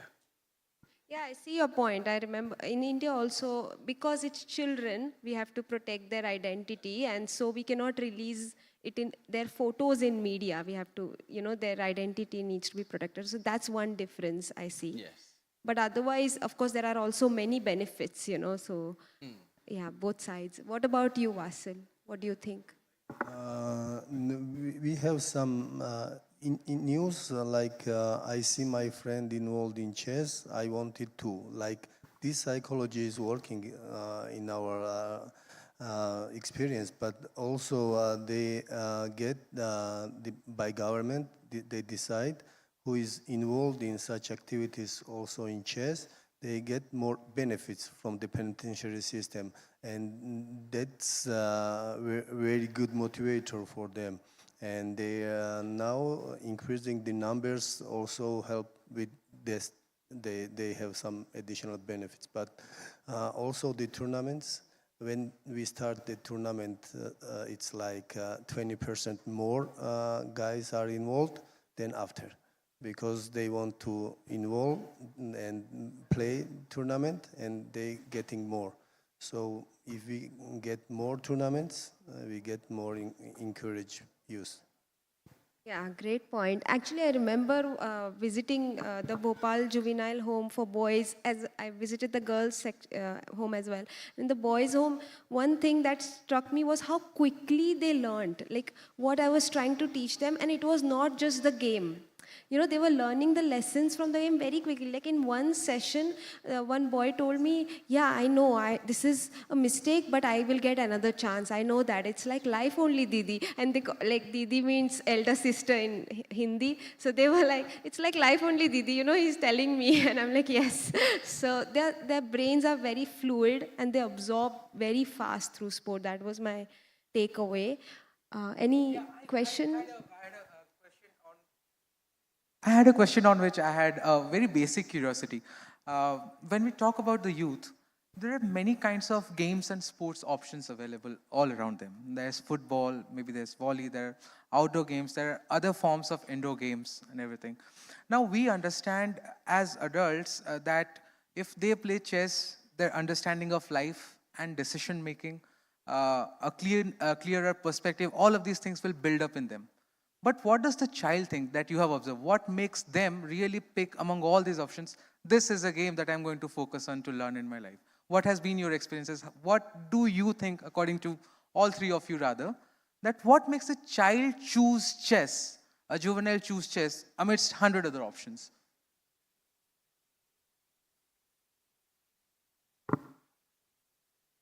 Okay. Well, I'll just try and, this is a very difficult question, but I think if you ask me why chess compared to the other sports, I know from where we are, I saw a basketball court. That's the only thing I saw. There was no football pitch. But I think they'll definitely have other sports as well. But I think there's something about chess where when you lose a game of chess, it's like you've actually lost so much than just lose the game of football. And the rivalry among the students, the inmates, is also there because they are very young. They are all younger, maybe 17, 16. They tease themselves a lot. So if they lose a game of chess, how they take it is very different and it really gets to them. And that is how come I think even those who learned how to play went to teach the others, and those who they taught rather were able to beat them because they really want to get better and show them that they are smarter and better than you.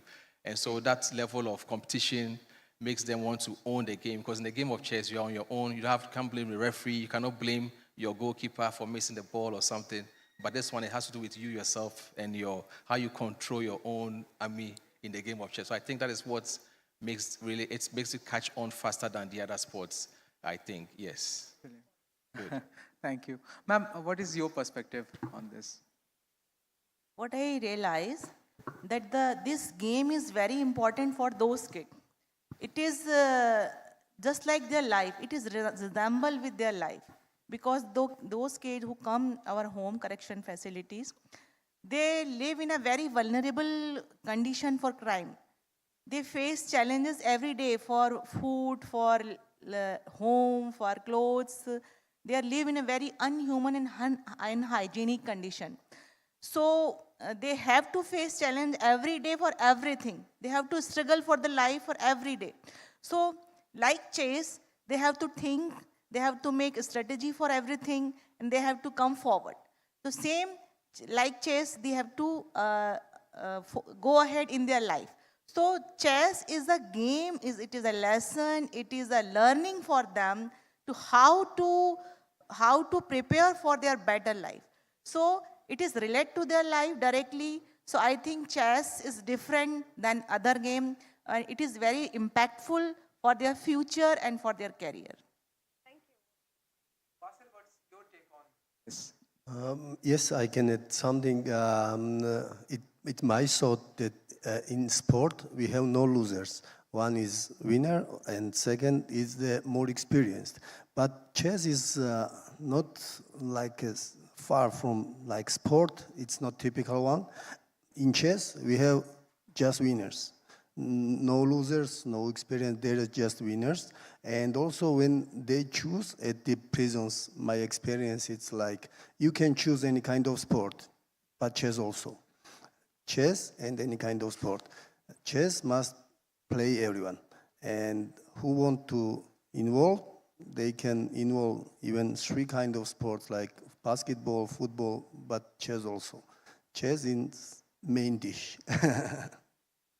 Wonderful. Thank you so much. Thank you so much to our panel for answering all our questions. And in fact, we just have 3 more minutes to conclude. So maybe this could be an opportunity to see what's your road ahead, what's the future plans that you have in taking this journey ahead. Where do you see this movement of chess for betterment of the juveniles in the future years, and how do you think you're going to contribute to strengthen this movement further? Yes, I was saying to myself, after what I've seen here, what I've learned here, I will make sure we expand this program to the other dormitories, and then even to the girls section, and then to other prisons in Ghana, and make sure that the upcoming event will have not just one team like we did last year. We have about 3 teams representing, coming from Ghana to participate in this event. Yes, and then maybe one thing I wanted to quickly add about the difference between what we do here versus maybe teaching chess to other children is that it's important to also have key people in the center who can act as people you can relate with, talk to find out whether the boys are practicing or not, because you don't always have access to the facilities, which is not the case for other institutions, but you have to make sure you have somebody there who is always helping out, an officer who can always be there to help the inmates to prepare. Thank you. I remember you mentioned last evening that you were planning to make a syllabus and that would make it easier to teach them, yes? Come again? You mentioned last evening that you were planning to make a syllabus, like a syllabus for the students, and that would be easier to teach them. Yes. That's right. Our system wasn't too structured, and so it would be good to have a very structured lesson plan for them, a curriculum they can follow. Probably they will be faster when we use a very structured curriculum than what we did last year. So we are still on it, and I'm sure this time we'll do better and make sure we beat every country in the world. Thank you so much. I think we'll listen to Vasil's take on this. Yes, of course, the conference giving much, and also the communication we have here. And again, I want to thank you for the invitation for host. Of course, the conference and this program giving us more chances to ensure our government and the policymakers to make more programs and more benefits for this and for chess at local level. And also, I don't know how the FIDE decide, but I will be more than happy if next or after the next conference will be held in Georgia, and I will be glad to invite all of you. We may discuss if we get it next year, it will be more happier, but if not, maybe next time we will get and we will meet again in Georgia, and I will be so happy. I invite you earlier. Thank Brilliant, brilliant. And ma'am, as a very last note, a very, very last question, we are done with the time. We have one last question for you. And it has been steaming because we had a discussion where there was an opportunity being discussed, a prospect being discussed today in the morning, that how about providing a training of chess to all the inmates, all the juveniles who are there in a facility. So right now we are giving to some of them, and it was about extending to all of this. Ma'am, as leading one of the most well managed in the sports training centers that you are doing right now, how would you take this question? How would you see that? What about extending this opportunity of chess to all the juveniles? How do you see this? Definitely, we should extend it to all homes, not only for children conflict with laws, but all the children who are in need and care and for protection.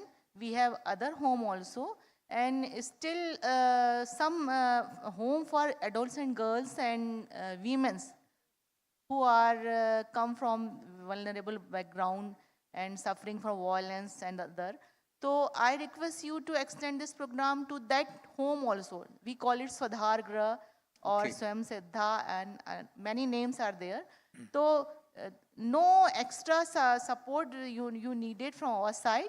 Only I have to permit you. You gave us a request. You give us a request letter. We will provide you permission and all the support which you needed from us. because it is not very cost effective. It is a very reasonable program, reasonable project, and we can do it very easily. Brilliant, ma'am. That's a very open approach to it. I'm so glad I saw Abhijit sir as the first person to clap at this. So we have more things coming up in this regard maybe. And on that note, ladies and gentlemen, that's our panel for the day. A huge round of applause to them. We had a very crisp, very sound discussion. These are the people who are pioneering and creating a change in the lives of young people. And like we say, one move at a time.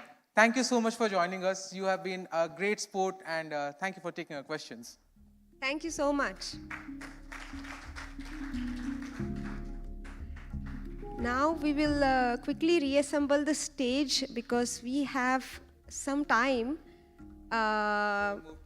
Yes, before we move to the next session. The next session will be presented by Grandmaster Abhijit Kunte on the Parivartan program of Indian Oil. In fact, it will be presented Both Parivartan by and Naidisha. This has been a very frequently repeated word we have been hearing right from the beginning. And we have the master architect of this, Mr. Kunte, Dr. Das, who have been involved with this program from the beginning. And if I'm not wrong, even with naming of the program, taking it further, these people have been like really instrumental. Without further delay, and a huge round of applause, let's understand these two words we have been hearing together. Parivartan, Prison for Pride, and Naidisha, Smile for Juvenile. Let it be there, no problem. So we will be having 20 minutes for the thing, and we'll have the timer running. We will be sticking. Thank you, sir. Yes, please, if you could have the timer on. Good afternoon, everyone. First of all, I would like to welcome all of you for this Parivartan Naidisha initiative presentation, and welcome to India. I hope you have enjoyed the hospitality for last 2 days, and tomorrow we will do some sightseeing and you will enjoy it. We have with us Dr. Mukesh Ranjan Das, who is Executive Director HR of Indian Oil. So he basically overlooks about 20,000 employees with Indian Oil. And this program was initiated by our chairman, sir. And he was instrumental in actually making it possible in 128 locations right now. So we will start with the AV of Indian Oil, Parivartan program. Abhishek. It's a 3-minute AV. So let AV speak first and then we will chip in.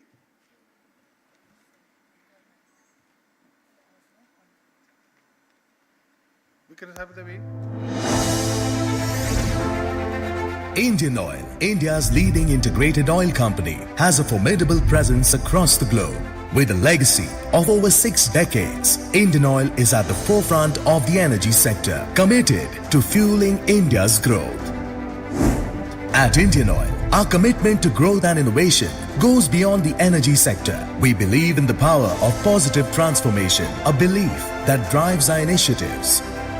Parivartan and Naidisha, envisioned by our chairman, Mr. Shrikant Madhav Vaidya. Parivartan and Naidisha aim to bring meaningful change to the life of many. Parivartan, Prison to Pride, is dedicated to engaging and rehabilitating inmates through sports coaching programs nationwide.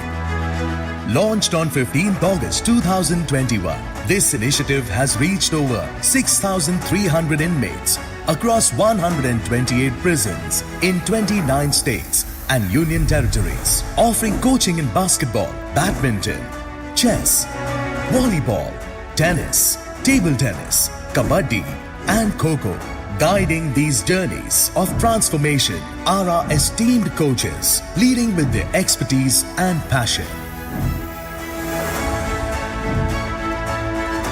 Parivartan extends beyond the prison walls, impacting families and communities by providing meaningful employment opportunities. Under the initiative, Indian Oil has established retail outlets within prison premises called Ummeed, operated by current and former inmates. These outlets serve the public with dedication, offering inmates a dignified livelihood.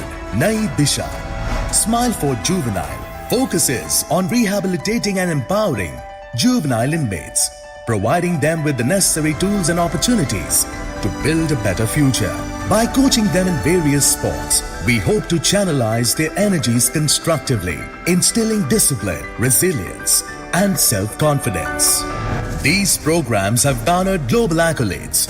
Parivartan was celebrated at the 2022 Chess Olympiad in Chennai, where FIDE recognized the initiative. Inmates from Yerwada Prison, Pune, won a bronze medal in the Intercontinental Chess for Freedom and Online Chess Championship against participants from 46 countries. In another notable international achievement, the Parivartan program saw inmates from Yerwada Prison and Bhopal Juvenile Center winning gold in the 2023 Intercontinental Chess for Freedom Championship, highlighting its transformative power. Indian Oil, in association with FIDE and other organizations, initiated transformative social programs dedicated to rehabilitating prisoners and reintegrating them into society with dignity and purpose.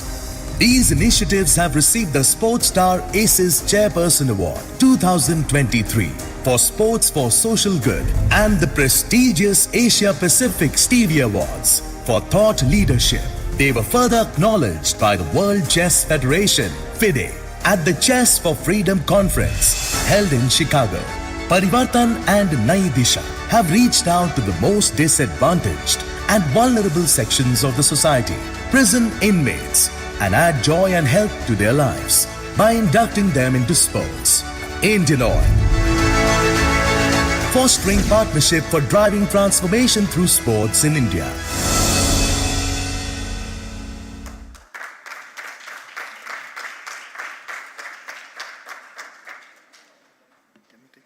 Abhishek, can we have a presentation?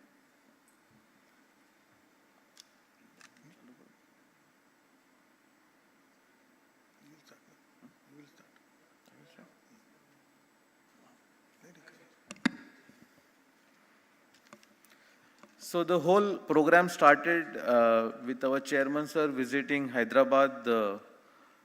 Okay, so we are here. So the journey of Parivartan started with our chairman sir visiting Hyderabad prison, and he saw there some inmates playing different sports, and then he thought maybe we can use sports as a medium to change their lives, and that's how the Parivartan and Nai Disha programs were born.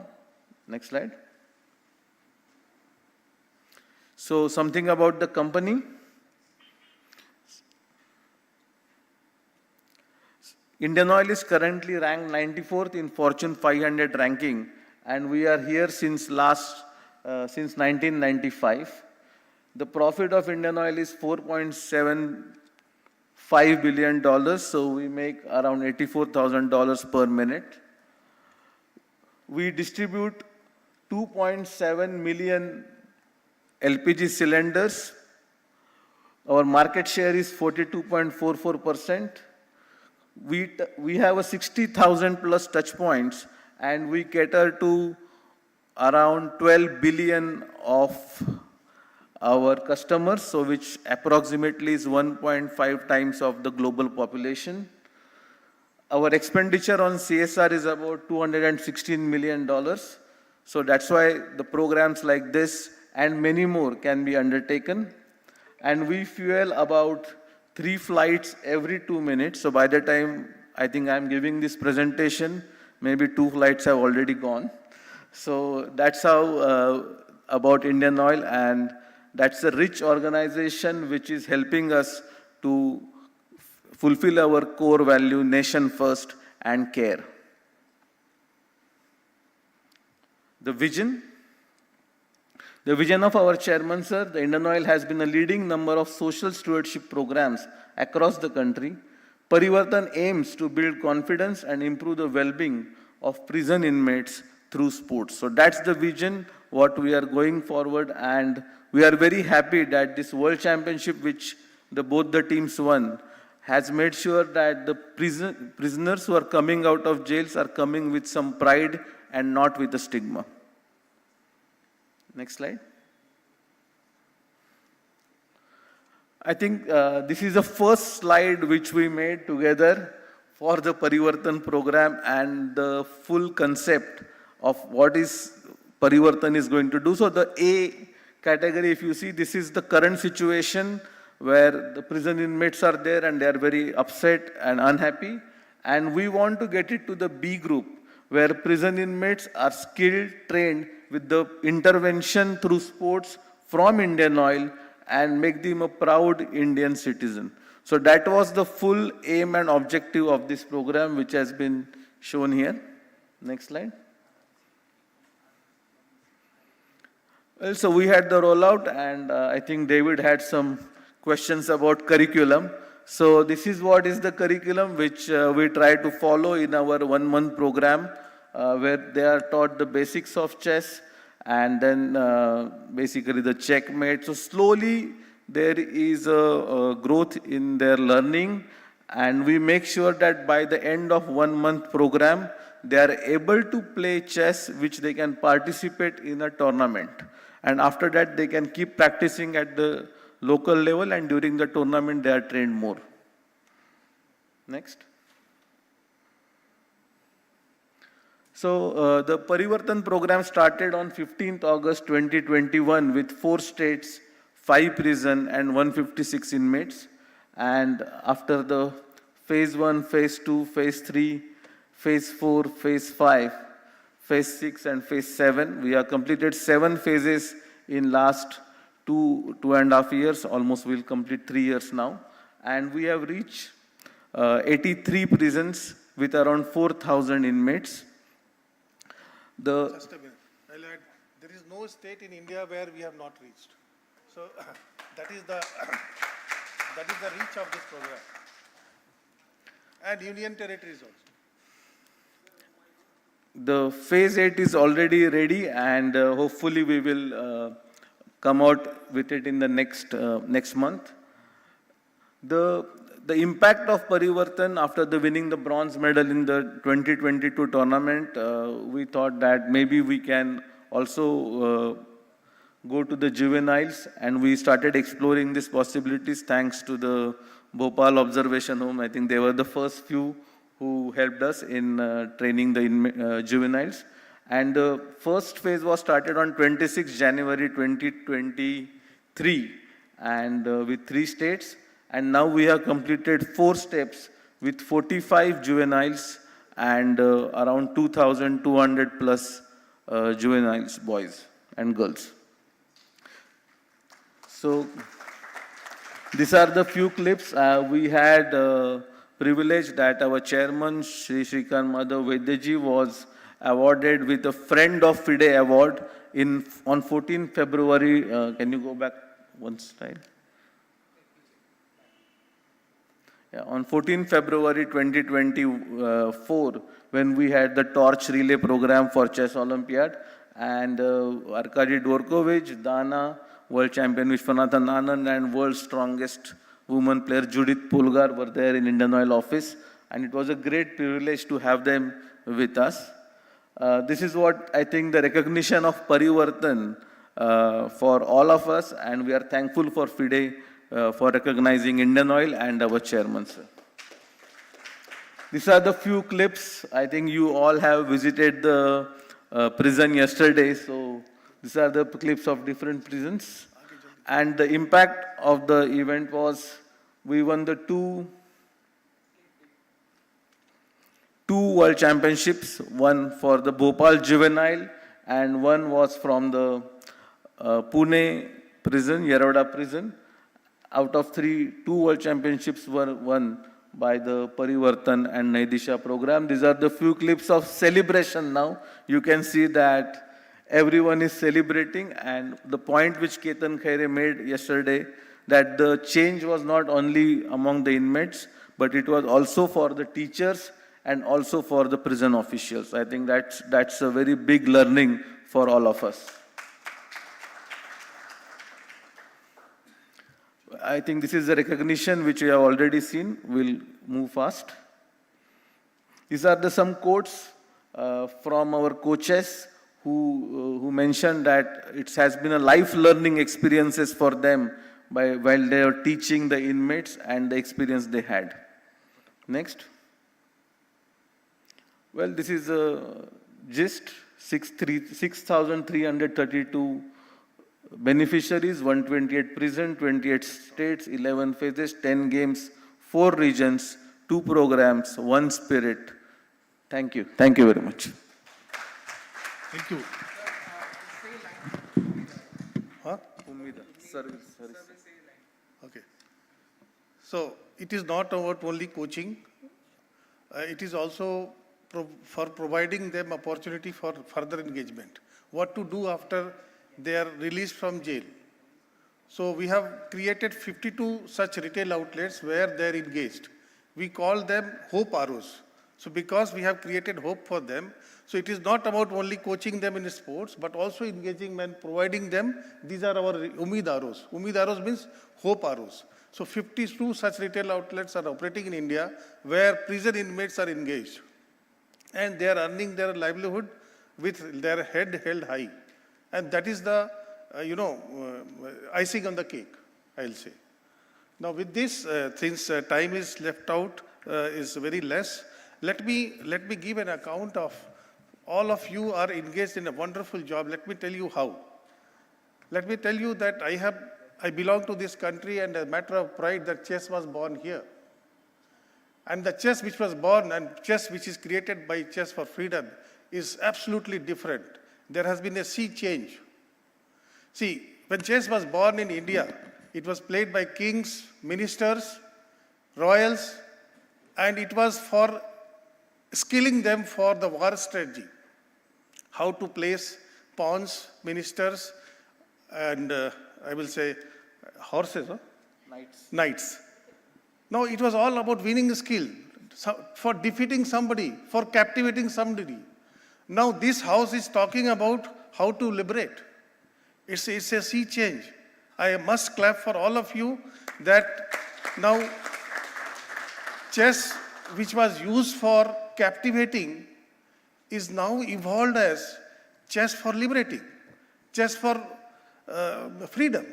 And must thank FIDE, my friend Mikhail, whom he hosted us in Chicago. I am proud. So the second matter of pride for me is that I have been a part of first conference at Chicago, and now we are hosting second conference, second at Pune, and we enjoyed the hospitality of Mikhail at Chicago, and today, these last 2 days, we are trying to return.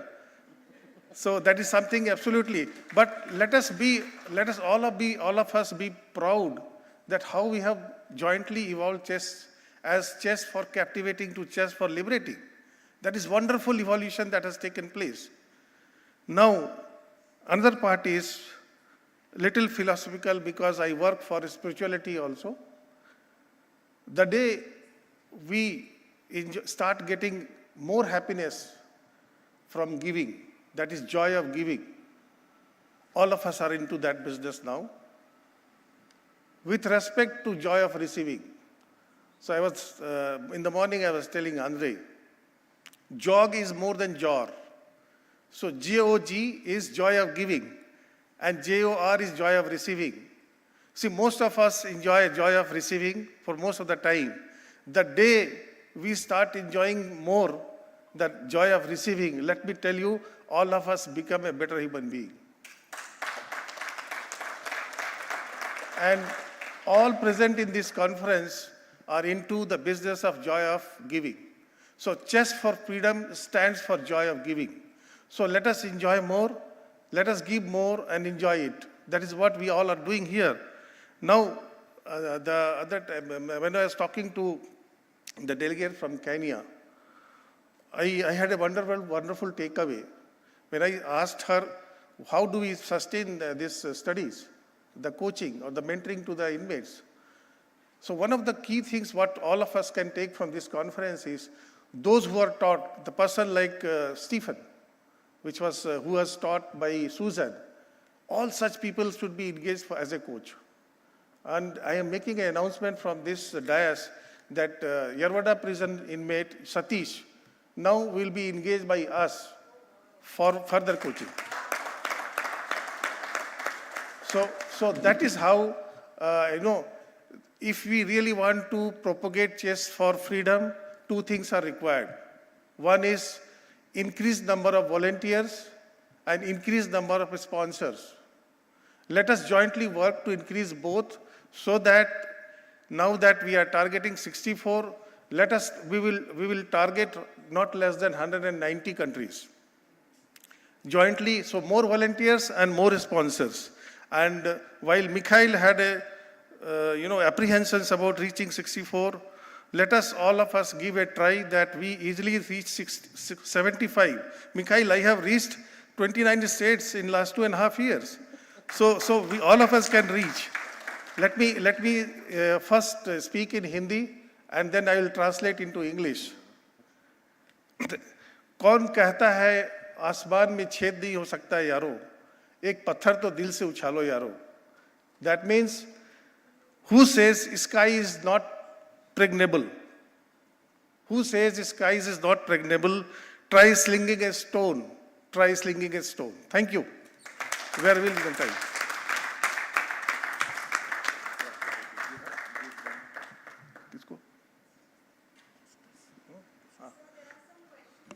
Yeah, please. For your session. If at all we am allowed, I have finished in time.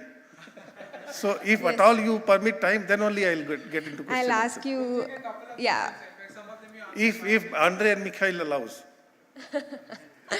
So one of the questions is, what are the expected changes this project will bring in the future, and what's the road ahead for Parivartan and Nayi Disha in the next 2 years?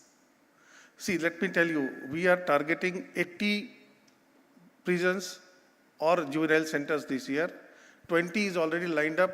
On 25th of June, we were planned for 20 prisons and juvenile centers. Thanks to persons like Madam Naqvi sitting here, they are giving us permissions, and I hope the news, when it goes to Indian media about the second Chess for Freedom conference, more and more authorities will support us. In fact, what we need is more support from authorities in permitting. So, as Madam Naqvi was saying, it is permission. All India Chess Federation is also helping us, and with FIDE coming a number of times here in country, this will propagate, and I think we will be able to reach somewhere near 200 this year.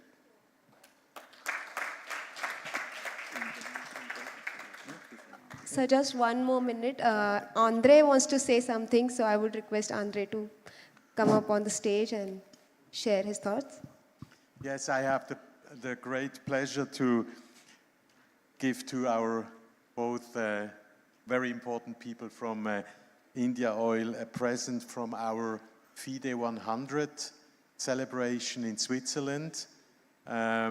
This celebration was also connected with the presentation of a new stamp in Switzerland, and it has been a very big pleasure for FIDE, but also from my federation to have this stamp issued. And in this book, I can offer it to you. Oh, great. That is lovely. We have also a photo from... So maybe you can show it to us. Yes.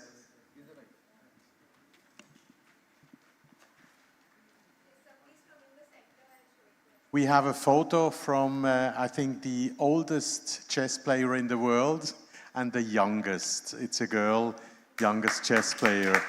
This photo has also been published, I think, in social media.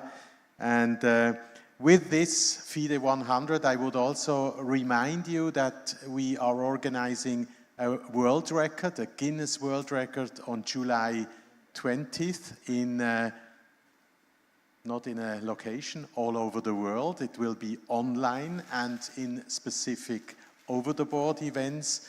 So if you have not seen this information yet, please look into our website, www.100.fide/GVR.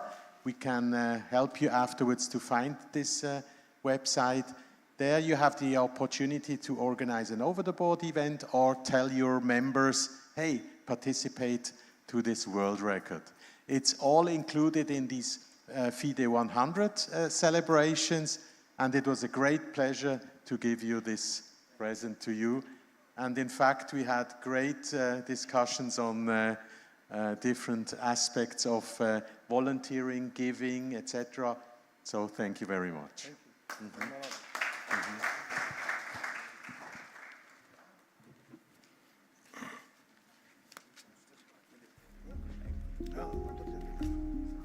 Thank you so much, M.R. Das sir and Abhijit sir. That was a wonderful presentation. It is because of coaches like her that we have got. She has been to both the juvenile center and prisons where we have got gold from, whether it was Bhopal or Yerwada. She did the final touch, and she is basically heroine behind the scene. So, thank you. Thank you so much, sir. What a great moment did we all share. And let's move on to the sessions.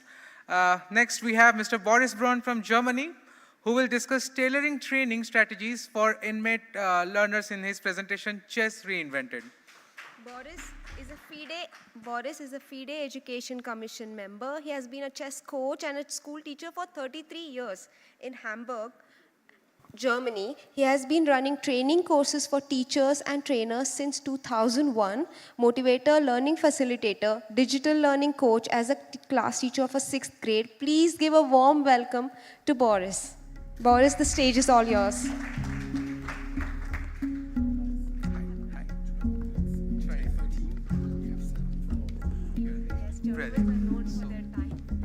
That's the timer that we have. And that's, yeah, that's not moving it. We'll have Boris's presentation. Ladies and gentlemen,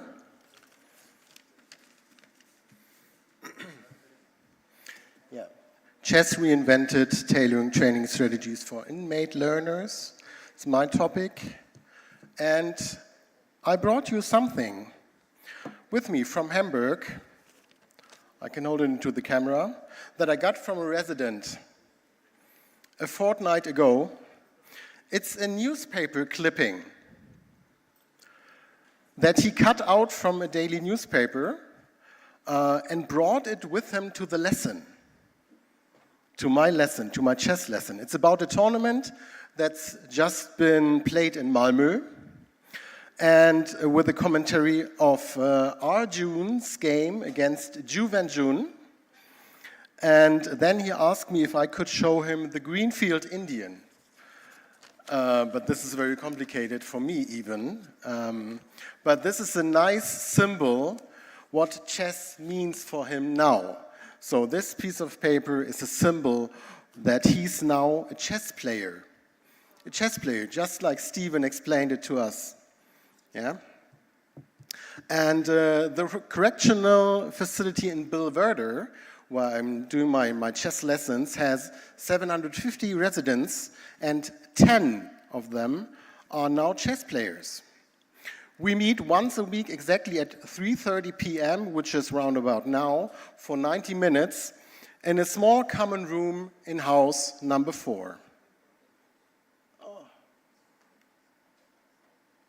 Oh, I have to go back. Too fast. I see, okay. Let's start again. Number 1. So after my quick instruction, my name is Boris Braun. I'm from Hamburg, Germany. And we already talked about the impact that you have as a teacher. So that's what I was talking about.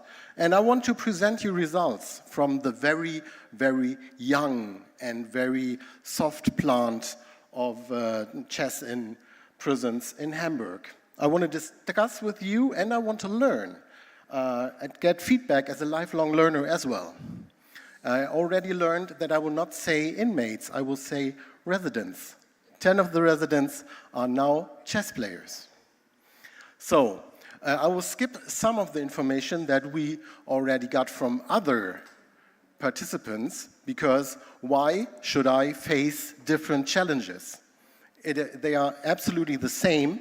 Maybe I can add something like regularity of attendance of the inmates, because they have other appointments with therapists or doctors or with their attorneys. but all the others are already mentioned by you. So, what is the approach that we follow in Hamburg? The approach is that we want the residents to make better decisions in life. That's my main purpose, and what we do there is that they integrate chess skills into their daily routine, so that they can get back to daily routine after being released from prison. And chess means as a means of reflection, as we were talking about also as well, and very important, everything is on an informal basis. So nobody's forced to come to my chess program in Hamburg. Let's come slowly to the tailoring part that I was talking about. Tailoring means that we developed a curriculum in Hamburg. We're building a step-by-step curriculum based on the expertise that I bring from educational chess. So I'm an educational chess enthusiast. I developed courses for the Chess and Education Commission, like preparation of teachers' course, preparation of lecturers' course, and we take things from there to make life easier for chess teachers in prison. And that's where we consider different learning speeds as well, and we include some exercises like these mini games that are displayed on the board to make it a little bit more easy for learners to understand how pieces move and, yes, have a little fun. So, what I tailored for the facility in Hamburg, where people and residents serve 1.5 to 4 years, is a program that they learn to make better decisions so that the recidivism is dropping, hopefully. So I'm starting, so there's no proof yet. We prepared everything, but this is our weekly routine.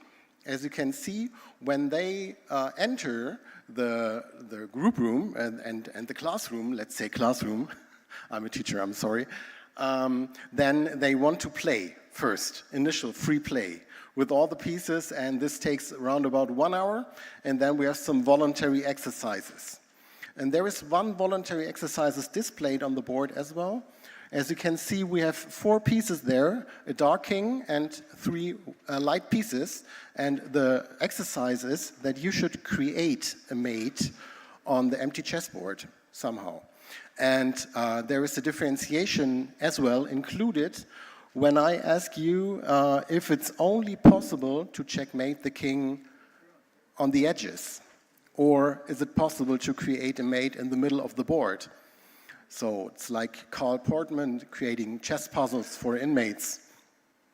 And after this, most of the residents are exhausted, and then we play some mini games. We can play rook against 8 pawns, queen against 8 pawns, rook against 5 pawns, something like this, that they can just practice things and that are not so exhausting to them. And in between, during the games even, we take some breaks when they have questions. Whenever they have questions, I have to cover them, because nothing is more distracting than a question that is not answered. So I call this busy noise. It's covered now in the moment, but it's busy noise. Since we're talking about chess, everything's fine for me in the chess lesson. Okay, that's mainly what I tailored for these residents that have service for they serve for 1.5 to 4 years. Now the interest from other facilities raised, and they want to introduce chess as well. I will cover this later. But then, apparently, you have to tailor something new, something different. We have developed some criteria, but we have to run this program for more than a year to evaluate this for the first time. And I've been in contact with a PhD student who will work on statistical evidence as well and evaluations. But this is some future project, but you have to cover this if you introduce a chess in prison program as well. But what we can do is we can scale it already. Wait a second. I think I tipped it twice, yes. We can scale the project already. So as I mentioned before, yes, I knew this. As I mentioned before, we can scale this project, we can expand this project, because we found already some of the residents that said and asked me, Mr. Brun, what do you do if you introduce a beginner to chess? So they are future teachers for other facilities, like in Brazil. Then it's very important to address other stakeholders as well, like the director of the facility, who's in contact with others, and they were talking about the program as well that I started, and they were discussing it. So as long as it works, it's good for them, and they can expand the program. So they like it. And finally, I want to create a sustainable chess culture in the facility, and there it's absolutely crucial to have a good contact to the prison officers. But I will cover this later on as well. Besides this, I can tell you that all these mini games I was talking about are playable in other countries as well. So as I know, we need to be cultural sensitive in some space, but you can play all these mini games with less pieces all over the globe, as I can prove by teaching people from every continent in this little world. You can have local adaptations as well, since we know the technical facilities are not equal in every country. And so we can put this on a global perspective. Maybe I can work with Mr. Korenman on a little curriculum that we can use for the whole world. And as we mentioned always, and all my colleagues mentioned before, we have to deal with setbacks and challenges that I will not cover again, but mine are the same. The adaptability of the program is the same, and we want to improve step by step. So my future vision is that there will be a long-term chess training for inmates, or as I learned, residents. And my vision of inclusive and educational chess community includes prison officers. So my last story will be that there was a prison officer guiding me to the gate, and we were talking about this program in Brazil that was mentioned by Mr. Korenman. And I said, yeah, there's a little program in Brazil. And then he interrupted me and said, yes, I read about it. And then he said, this was the recidivism quota went down from 70 to 45%. That's what he told me. Normally, I'm telling them. So he was interested in this, and this is very good for the program as well, as the prison officers talk about the program internally as well, and they are interested, and that's very good. So I just finished my presentation with some acknowledgement, because I did a voluntary program that Lasma presented in Hamburg, 19 hours of voluntary preparation for my work in prison. And it was organized by Hamburger Fürsorgeverein, which is a voluntary organization that teaches people to want to go to prison. And I did one of these programs for volunteers as well.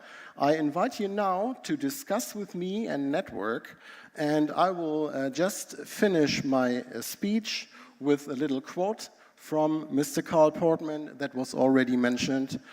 It says, I'm not saying that chess is the answer to reducing crime.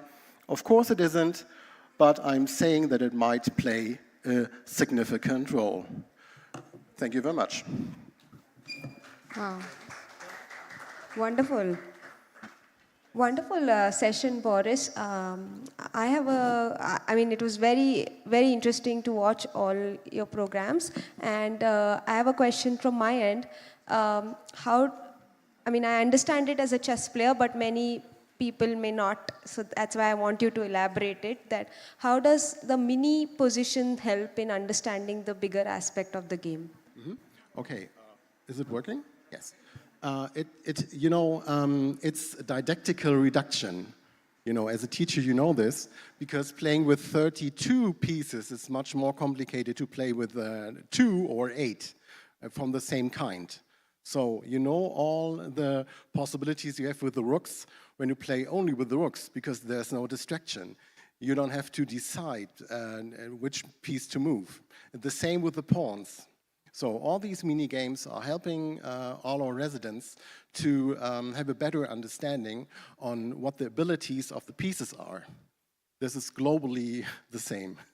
That's wonderful. And it happens in every, like, that it is a part of your curriculum? Oh, wow. Yes, it is. Yes, it is. It is important, and it's one of my tailoring strategies as well. Because when they play a full game of chess, it's already exhausting for them.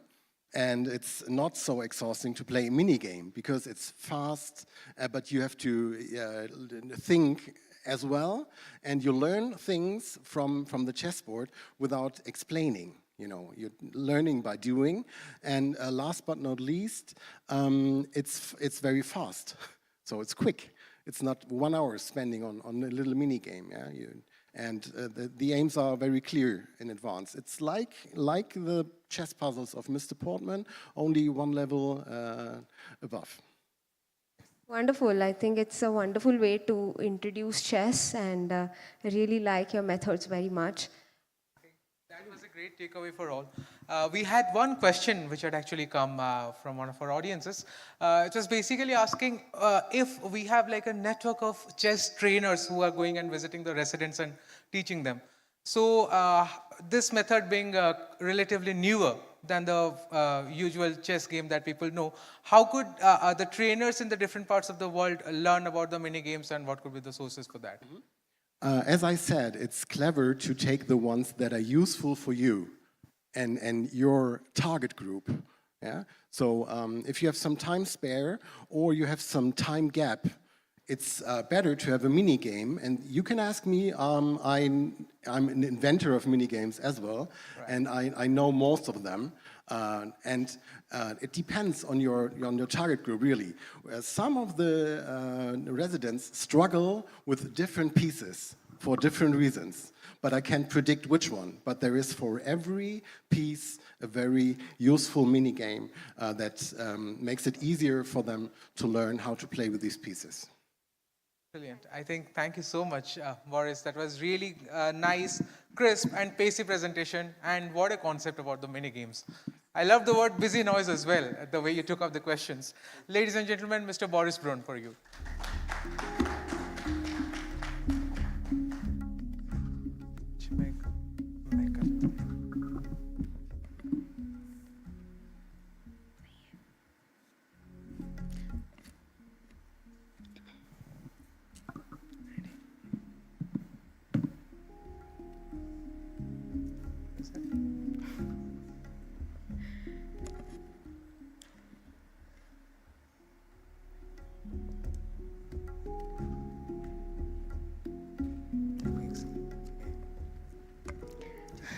Sorry for the delay.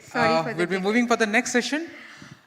I just want to say once that the reason it took so much time is because I made a mistake in pronouncing the name earlier, so I want to be sure that I do it right this time. The next speaker is International Master and WGM Bachimek Tushintugs from Mongolia, a good friend of mine, and she will talk about how chess is empowering women behind bars. She's an honored athlete of Mongolia, 7 times participant in the World Chess Olympiad, Lieutenant Colonel of General Executive Agency of Court Decision. Wow, that's a lot of things to be. So let's welcome Bachimek with her presentation.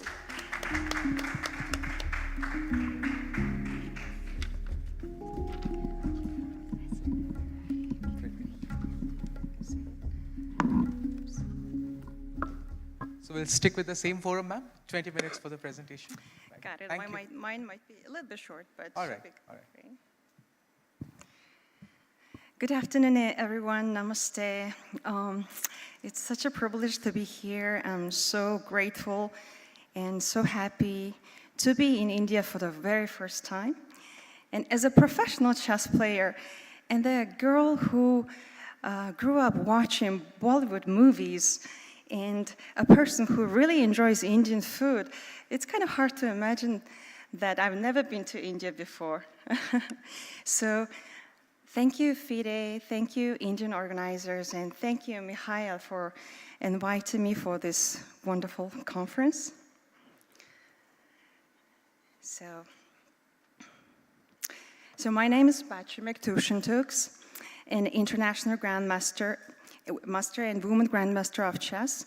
Over the past 14 years, I have served as a professional athlete and overseen chess projects at the General Executive Agency of Court Decision Mongolia. So first, I would like to talk about current situation, the Women Correctional Facility 407. Mongolia currently has over 300 female prisoners in its open and closed correctional units. Established in 1974 to assist female offenders to reintegrate into the community through vocational and occupational programs, such as teaching sewing and handcraft skills. To improve prison management and reduce recidivism, a variety of interventions have implemented in the female correctional facility. Statistics show that the number of female prisoners has increased nearly by 23% over the past 2 years. Roughly 40% of the offenses committed by these women involve fraud, and around 30% are crimes that endanger human life or health. The rise in crimes involving women is linked to the current social and economic conditions, including crisis and poverty. Additionally, 80% of the women who commit crimes are single mothers. Many of these women believe they committed their crimes due to unavoidable circumstances and are reluctant to admit their guilt. Changing this mindset and belief can be challenging.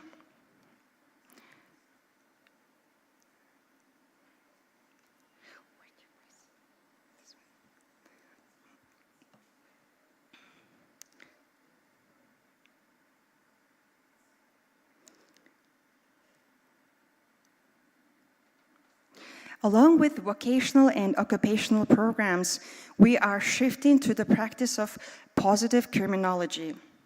Mindfulness programs, including correctional-based meditation therapy, were implemented. Meditation has been shown to significantly improve psychological, behavioral, and physical health. When our male team won the first Intercontinental Online Chess Championship for prisoners, it received considerable attention in our country.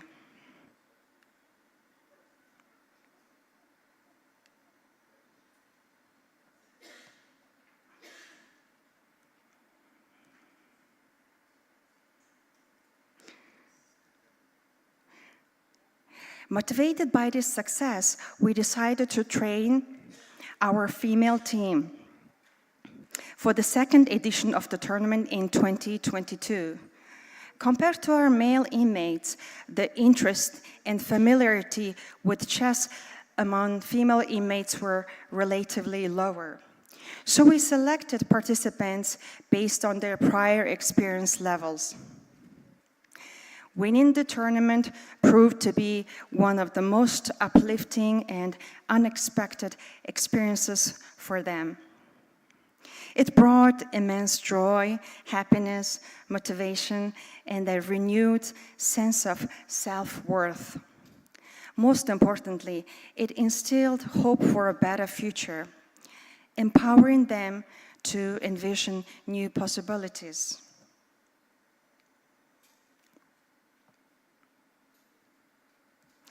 Experiencing this joyous achievement motivated them to continue striving, and in their second year of participation, they exhibited even greater determination. Their hard work paid off as they went on to win the title twice, further boosting their confidence and reinforcing their belief in their abilities. When someone commits a crime, they often tend to be trapped in the past, constantly reliving the same negative emotions, guilt, shame, resentment, anger, frustration, and associated thoughts. This makes it nearly impossible to envision a positive future or to become a better version of themselves. Chess and this tournament in particular served as a tool to escape from their environment and break the cycle of negative thinking. It provided a pause and opportunity for self-actualization and a chance to break old habits.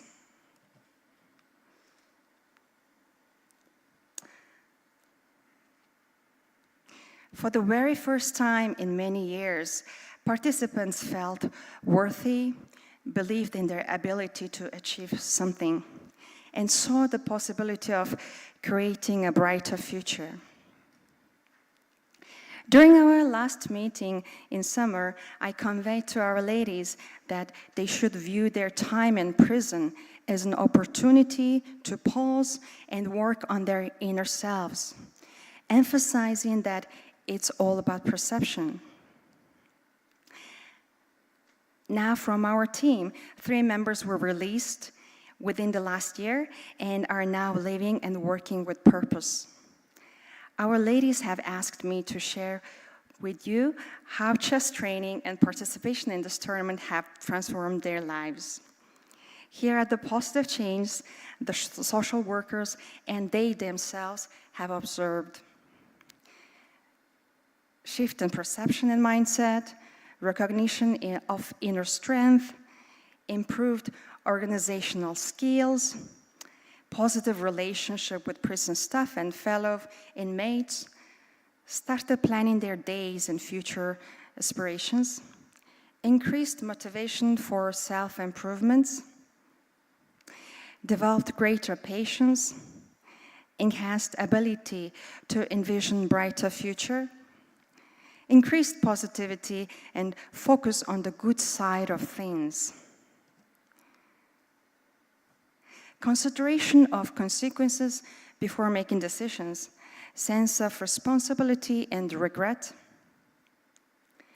So based on our experience, we can conclude that chess training and participation in the Intercontinental Championship for prisoners had a significant impact on our female inmates. Chess can play a crucial role in positive criminology, especially for women, by providing various benefits, aid in rehabilitation, personal growth, and social reintegration.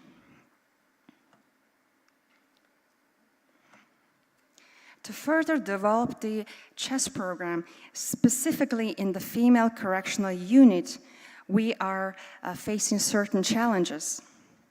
We believe the following actions are crucial. First of all, to build a new facility with a sufficient space for chess training and chess club. Implement a mandatory basic chess and mindfulness program for all female inmates. And as we mentioned early on, the mandatory program is starting from this year, which I'm really happy for that. Develop and train prison staff and support their initiatives.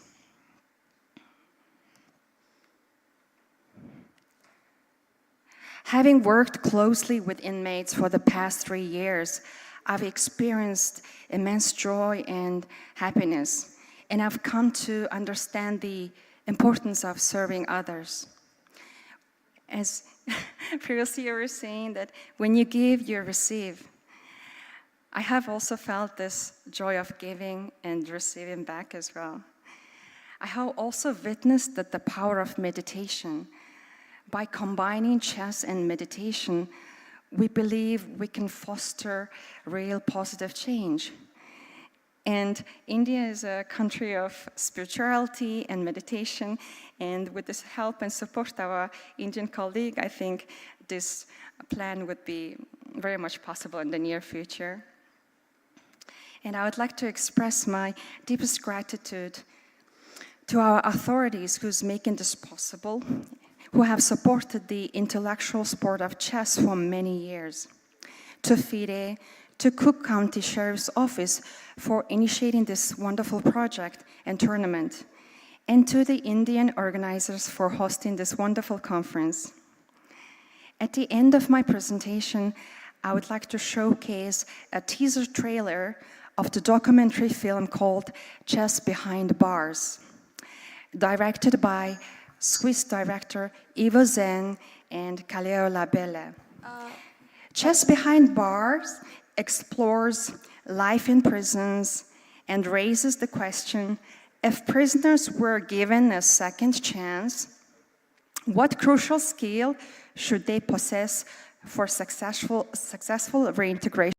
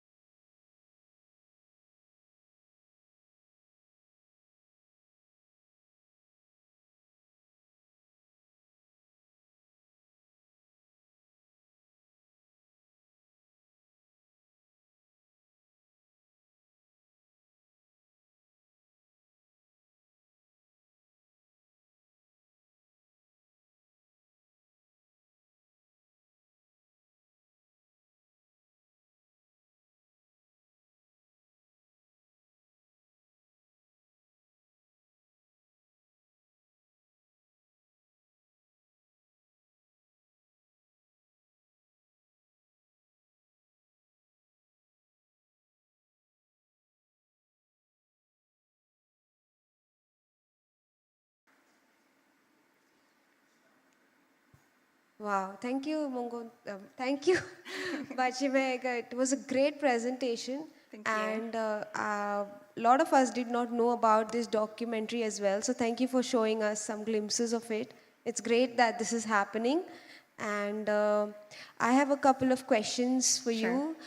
Since your topic is specifically on women and the effect of Chess for Freedom program, training them in chess for the women prisoners. Yes. So my first question is there a difference in the attitude of women prisoners and men prisoners to chess when it comes to the chess program? Because you mentioned that fewer women participated in the program compared to the men initially. Exactly, exactly. So, I mean, chess is like a male-dominated sport. We all know that, right? So, first it was important that, give the hope and then the confidence they can play chess. And that was the first part. And the second of all, it was important to be connected with them as a human to human, as a woman, right? So, and understanding the psychology of the Mongolian woman was the first part. And by connecting with them, like through this 2 years, like the initial point was there. And now, thanks to the program, the other main inmates are really interested to participate in the chess program. And it's giving them more hope, and they're willing to do that. And thanks to the program that we're going to initiate this year, the mandatory chess program, it will not only affect all the male prisons, but the female prison in our country as well. And so that was the approach that I did with my teammates. Fantastic. And the second question was about the schedule. You mentioned they're going for physical exercises along with chess training. You mentioned meditation. Exactly. So how does it work? Is it on an everyday basis, or how much time do they spend on these activities? So before each tournament, before October, I actually took my time to prepare all our inmates, like intense preparation for 1 month at least. And before that, they were kind of like doing their own chess trainings and so on. But with the male team and the juvenile and the women's team, I kind of did all of them at the same time. But we actually made this kind of like a schedule, like daily schedule, for the inmates to follow. And all our inmates were released from other jobs or other duties they need to do inside the prison, like the sewing or the handcraft, the other jobs. So that was the pictures from there. And I also told the importance of meditation. Because, combining chess and meditation would be just the next approach. That's how I'm seeing it, especially to the women first, and then we can spread it to other male prisons. Because you have to change within first in order to make a big change. Because when you go out in the free world, if you're trapped in the past, it is very difficult to make a change. So I would like to use this opportunity and moment to give them this, to realize it's not actually a bad thing to be in the prison. We can be in prison just like now, here. In our minds. Right? Yeah. So this is the moment. If you look at your hand, this side is that and that side it is. It's that easy to change your perception. It's a choice to be happy. You have a choice every second, right? So that's what I'm trying to teach or give our inmates. And after I go back from this conference, we're going to have a meeting with our released female inmates, and then later on I'm going to go into the prison and talk with other ladies who's there, who's waiting for me, and this conference, and then the pictures. The award that I've received yesterday it's not for me, it's for them. So basically I'm going to tell them that we received this, it's for us, it's our teamwork, and our officers who dedicated their time and effort. Without them, it's also impossible, right? And our authorities who's given this permission. the reason why we are doing this chess program successfully in Mongolia is this smooth process that we have with our authorities in just in every level. So I would like to really give, my mission on this earth is maybe not just play chess, but I see it as serving people. And why not start with the inmates, and then from there, changing one mother's life will affect their kids and their family. I think that's the wonderful deed, like being born as a human in this earth. That's what I'm seeing and feeling. Thank you. Wonderful, wonderful to hear your thoughts, Bachimek. Thank you so much. We enjoyed your presentation and listening to you. I'm sure so many of us are feeling so inspired right now. Thank you.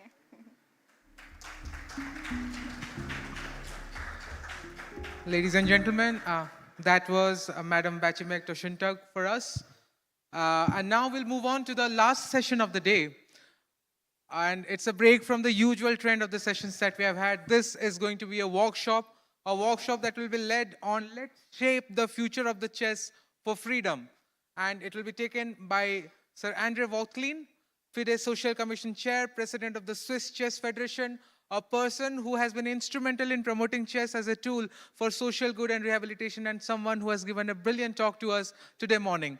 And without further ado, let's all dive in. This is going to be a 1 hour long workshop where each of us discuss, each of us bring out and share how we see the shape of the future of chess for freedom movement. Yes. So, and I request everyone to please come forward and participate. We see a lot of empty seats all around, scattered around. So if we can all come closer, maybe making the seating more compact. And this is one promise we have to make in this session to us, that we will stay engaged throughout. I'm sure Andre sir has got a lot of techniques for getting that done from all of us. So let's first have a huge round of applause. Come forward and be a part of this session. We also request those of us who have connected online to be a part of this session.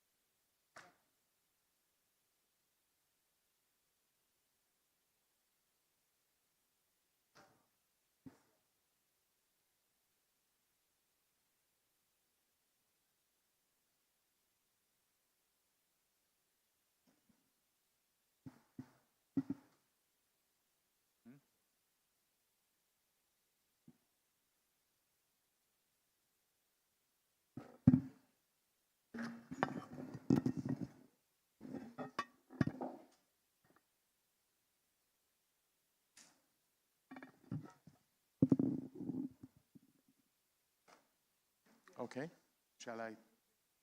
Yes, me, Swaraj and Lazma will help you out with the session. So just instruct us. Thank you very much. Thank you very much. So hello, conference here in the room. Hello, the world outside there in the internet space. Hello, Svaja. Are you ready for the workshop challenge? I think we have been together now with very interesting presentations about chess for freedom. We also expanded in new dimensions. I heard, for example, meditation and chess combined. We talked about social chess. Preparing the conference, Lasma and me, we thought about little changes of the format. You had presentations, we had wonderful panel discussions, and now we have the opportunity to have a kind of workshop together, because all of you are involved in these topics and you have a lot to say. And we have technology today, so we have wonderful young people who had the the idea to use Kahoot for this moment. And I would like quickly to show you a model of change who is used in Switzerland by a company called Staufen. It's a company where one of our board members from Swiss Chess is working, and our federation is always, when we have a big problem, we go to this company, and Urs Hirt, my colleague from the board, he moderates us through this topic. And basically, it's the topic of we are here today, and we want to go in this direction in the future. And between the today and the tomorrow, we have a path to go through, and it has different steps. But we don't have time to go too much into detail today, but there are some important questions to ask ourselves if we are developing a strategy for the future. And I was discussing with Svajat and with Lasma, which question can we today for this short hour ask you and proceed through Kahoot. And I think we are ready for the tech part. We are. Svajat wants to do a test with us. Please, Yes, Svajat. it was basically an icebreaker that we wanted to try with us on Kahoot. Could we log in?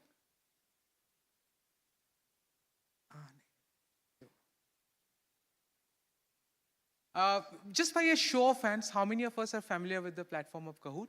Previously used it? 4 people, brilliant. Thank God we have 1 hour for the session. I'll take some time to brief all of us about how Kahoot exactly operates. Give us a minute while we set the screen, and then we'll be passing on the idea of how to do it. The brilliance of Kahoot is that people who have joined online as well as here can both participate in this. Log in kar le. Start. So it's basically a fun platform, as you can see. Yes. First things first, we will request all of you to use your handsets that you have with you, the mobile phones. And with that, you can go to www.kahoot.it on Google Chrome or any of the web browsers that you use. Please go to www.kahoot.it. The same instructions are for all our friends who have connected with us online today. After you have gone there, it will be asking you to enter a game pin. I could hear Adiban without a mic.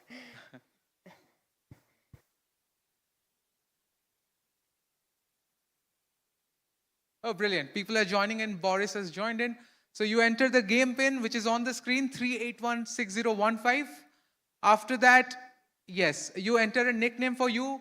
We ask you to enter a nickname with which we can identify you. Last time we were doing Kahoot, we had a winner whose name was Black Panther, and he got no award.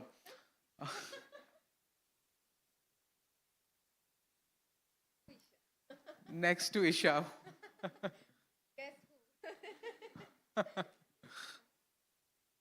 Brilliant. I hope our friends from online are also joining us in. Yes, we encourage everyone to participate. This is going to be really interactive, so please don't feel shy. Participate with us.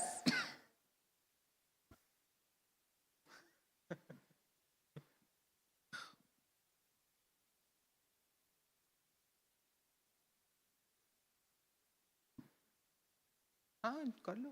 Log in as well.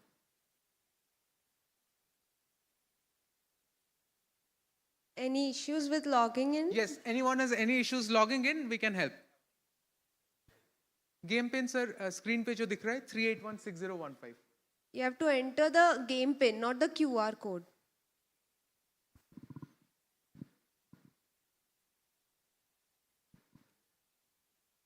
And we'll also request you that throughout this session, you stay connected to the browser screen. Don't close it because it will then ask you to join in again and you can save yourself that hassle.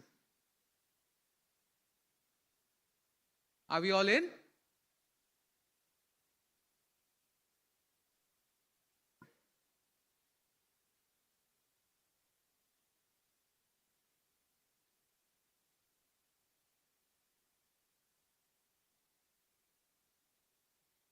Our friends Steve, Suzanne, David, any issue? We are all in?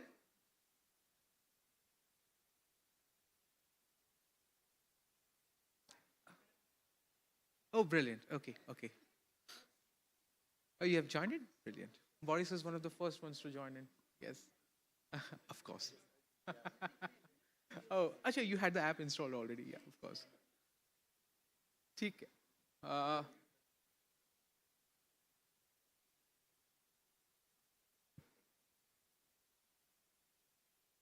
Again, humble request to all of us, please have your names in a manner that if required, we can identify you, because later this will be used as understanding the data also, your feedbacks that we collect through this platform. Unlike how we have to rely on our memory to remember that next to Isha is actually Adivan.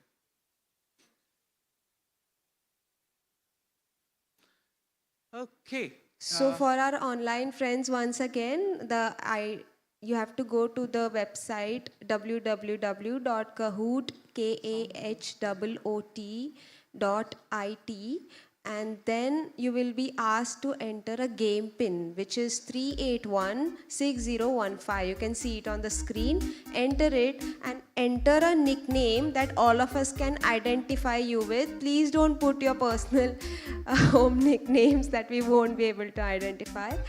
And then you're good to go. Yes. I think we have 26 people who have joined us, Andre. Would it be a good number to start with? How are you proceeding? Do you have problems? Anyone with any problems? Could we have a show of hands? Oh. Perhaps let us give us 1 or 2 minutes. Yes, all right, all right.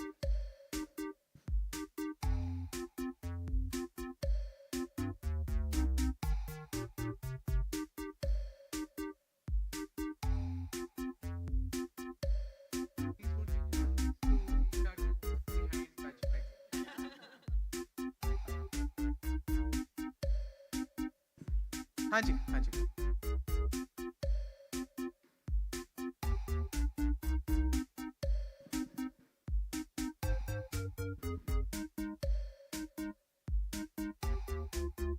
Adivan is in.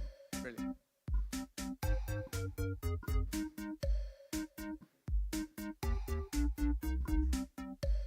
Okay, I believe all of us have joined in. With a show of hands in the hall here, if anybody has not joined in who's having a trouble. Acha, you're joining in. Okay. So what we do after this, you have entered your names. We see that you are a part of this game now. To begin with, there will be a question which will come on the screen. It will either be asking you to give an opinion, a sentence or something, or simply one word. First, Dr. Das is also joining in? Yes.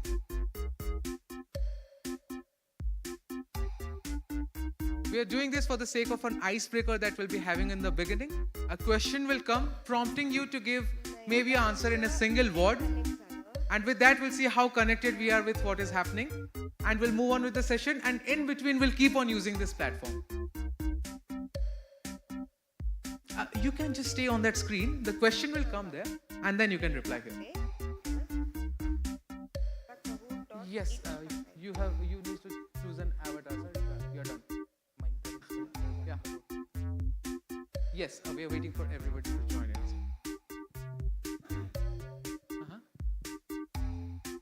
Yes. No. 30 people have joined in, Andre. I think everybody in the hall, anybody who's yet to join? Yes.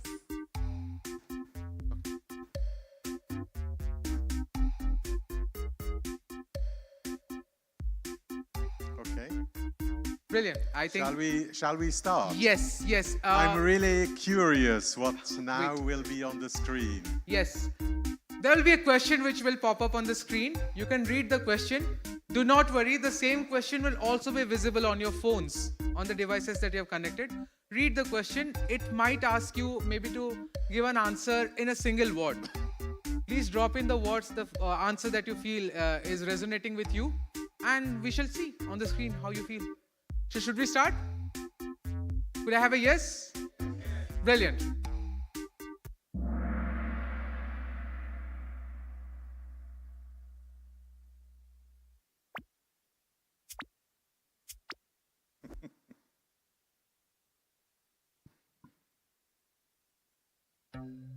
In one word, what does chess for freedom mean to you? You have 120 seconds to reply to this.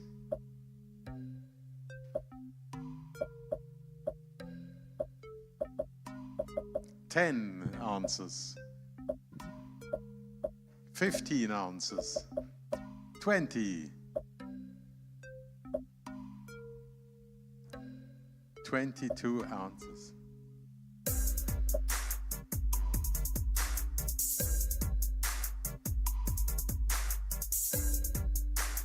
We have 24 answers. 24 answers. 27. What happened?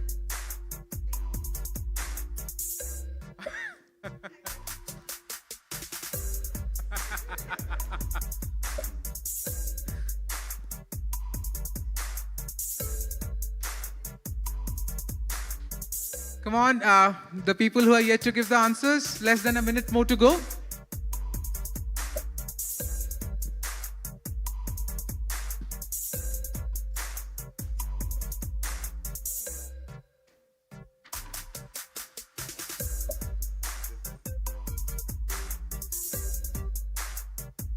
It's long a minute, eh? It's long a minute. Yes. Here are the answers. Wow. Wow.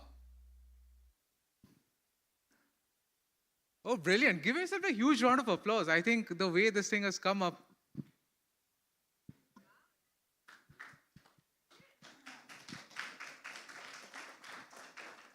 The word hope, transformation, freedom, they keep on recurring. What does it mean, hope and freedom, that a lot of people have chosen this? A lot of people have chosen to say freedom, yes. So it's a social cause, new opportunities, liberation, power, career, life changer, transformative hope. Wonderful.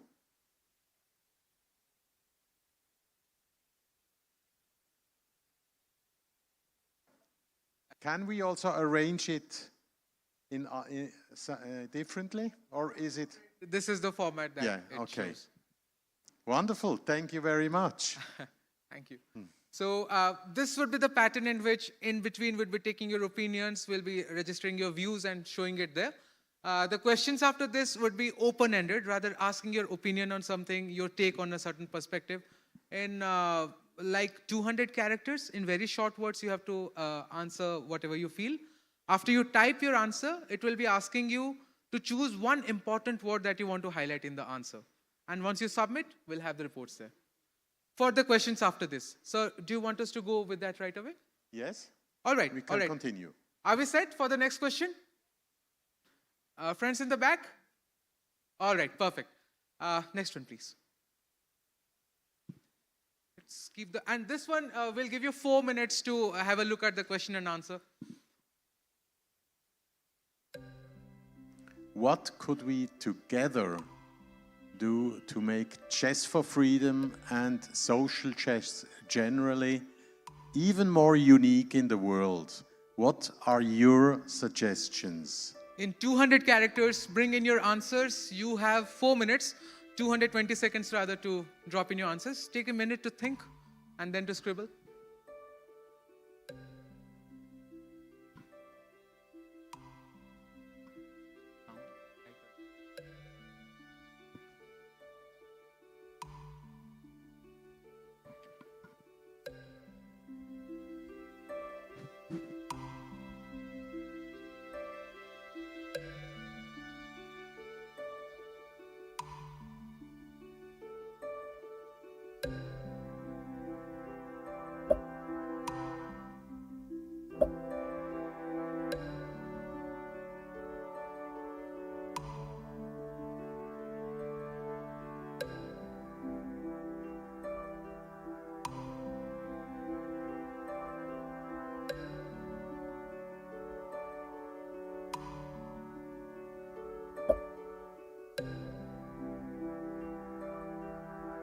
We want you to give this a stronger thought.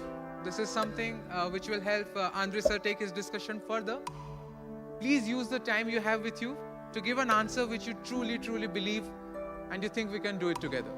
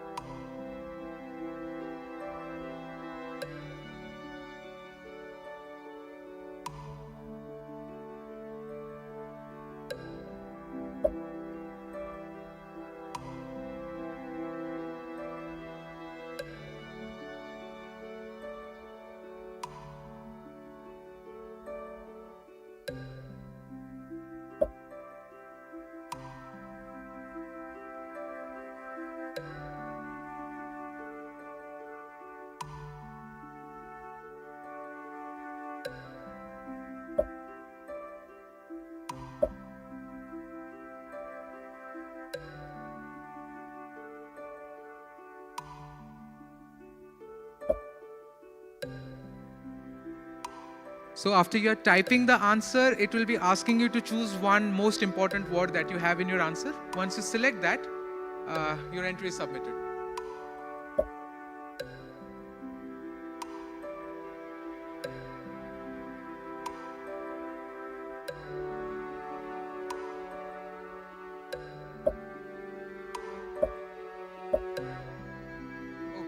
We'll request all of you to please rush in your answers. Less than 30 seconds.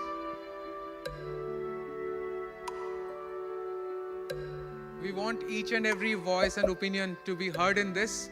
20, 10 more to go.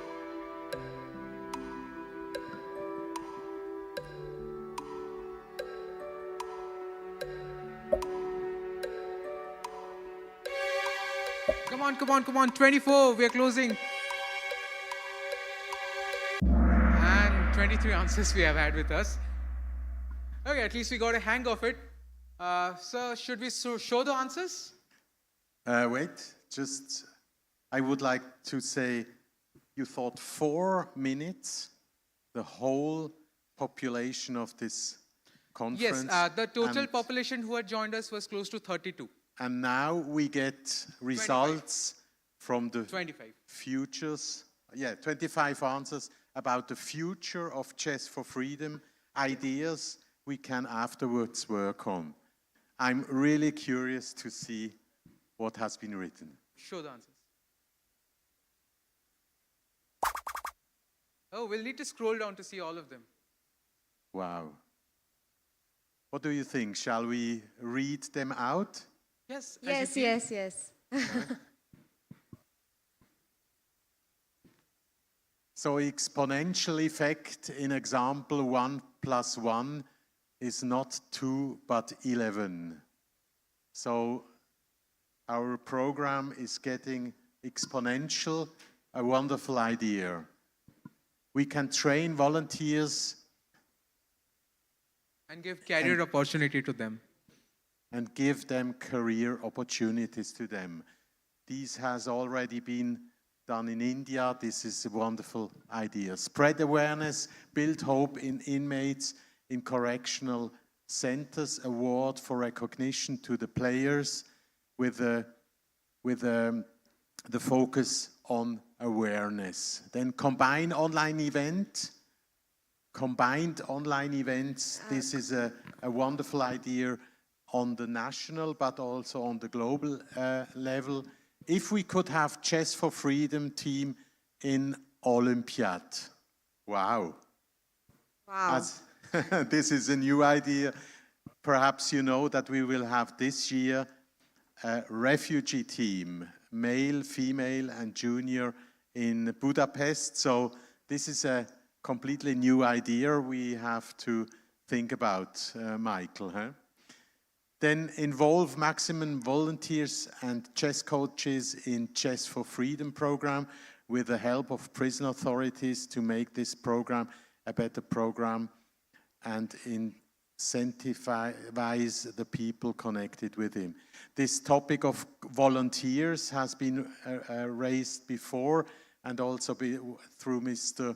Das. I think this topic should be a priority topic for our future. Then share experience, sponsor the program in the country who needs the help, do classes online. Play the game of chess as a team, include amateur chess players who are outside of jail, and make mixed teams. It's important for integration of inmates. I mean, this amateur aspects with the volunteer aspect, I think we heard this aspect. Chess is meditation of one sort, so combine it with yoga and meditation would be brilliant. I think this topic, I'm coming afterwards to you, I have to know more about it. It's a wonderful idea. As a social cause, all should voluntarily involve to support prisoners or public isolated. This will create nice world forever for every human being. This topic with voluntarily again. Find more cooperation partners and corporate partners for the program. Start a worldwide curriculum for chess in prison, including fun activities, having an online platform to exchange ideas, having cooperations between existing projects. This is a huge one, Michael. A platform. I think platforms are so important today. Why not Chess for Freedom as a platform with exchange, play, and information?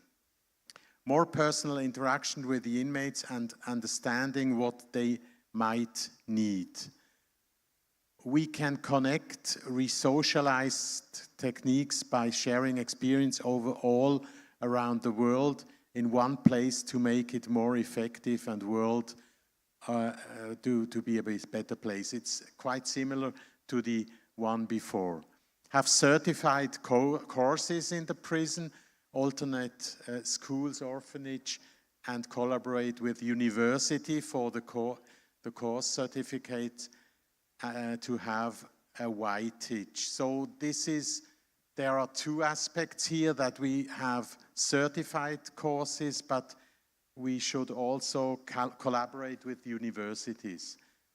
I'm sure it has already been done in some countries, but a very interesting idea. We need to create more volunteers. This is the same aspect, but with a higher purpose behind it. Popularize more through social media. Social media, a topic which is very strongly starting with Boris. No-fee social clubs for all, regular people, masters, street youngsters, former inmates, people with disability, a place to meet and enjoy the game. So this would be a kind of a social leeches, if I can say so. Interesting idea, or socialchess.com. An interesting idea if we could join different social groups online for play. We should help and support each other more, collaboration, practice the joy of giving to other countries who want to expand the program but have limited or no resources, including books, computer, and training. Social chess is not competitive. This is an idea which could also be on the aspect that, let's say, countries like India, who have so much quantitatively developed this program, could help other countries to develop also with concepts.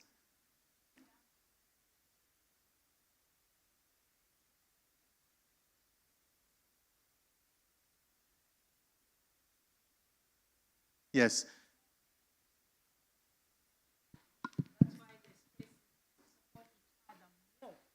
Than competing.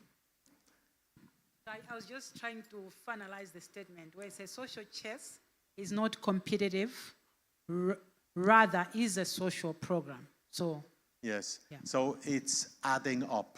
Exactly. It's not competitive. It's not competitive. But we are working together and we do this 1 + 1 thing which gives 11. Exactly. Yes, Thank you. exactly. Thank you very much. There is no age barrier, yes, in chess, so it come together people for a long time. By being very committed to always volunteer to take the sport to correctional facilities, tracking process, the Ministry of Presence has, yes, at as many events as possible, sharing experiences. Together we do more, we go farther, faster and higher. The presence aspect of the volunteers to give, to be present for this program. I just finish. By using online platforms, we can connect anywhere in the world. We need to be more volunteers and introduce chess in prison. What do you think? Where are the key aspects in these? If I may ask you, what do you think if you see this picture? Responses is mostly common in nature, in the sense many of them believe that with the right sense of volunteerism and newer approach of social integration through, I love the idea where they brought out this mixed teams concept, where people from outside and inside could form a common team that would help them in reintegration, although the modalities of bringing that out could be thought of. And then some also brought out the power of maybe using technological and social connecting platforms for promoting this. Yes. So yes, the spirit is same. The way this has been brought out has been different as per the aspects. So we have even another question where we're trying to find out the levers, the things that propel to the success of this. This would be the next question, exactly. As it is recorded now, we can then go back to all these yes, we shall answers. share all these answers with you after the session. Exactly.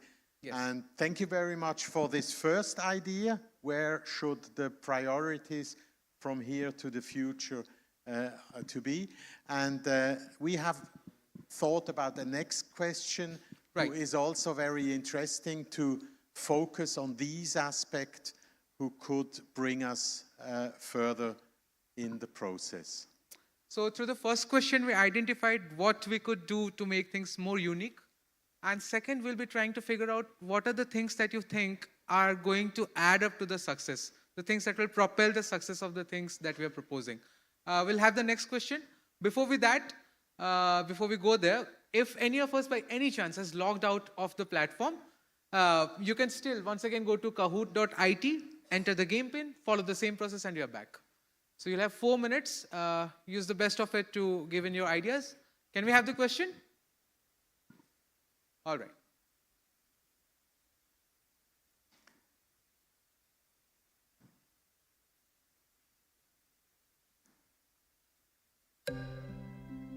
So we are looking for the success propellers or levers that bring our projects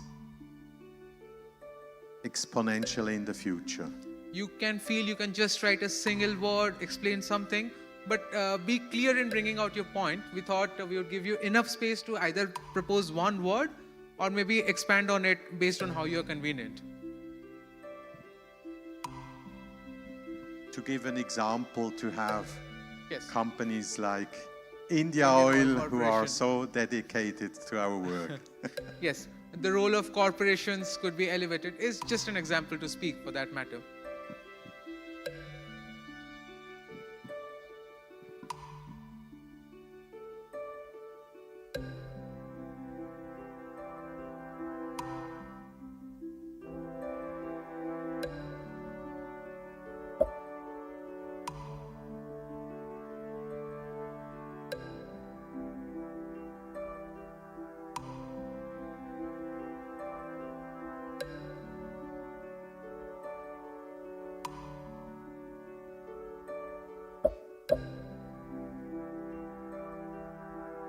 Brilliant. The answers have started coming in. We've got 5 answers.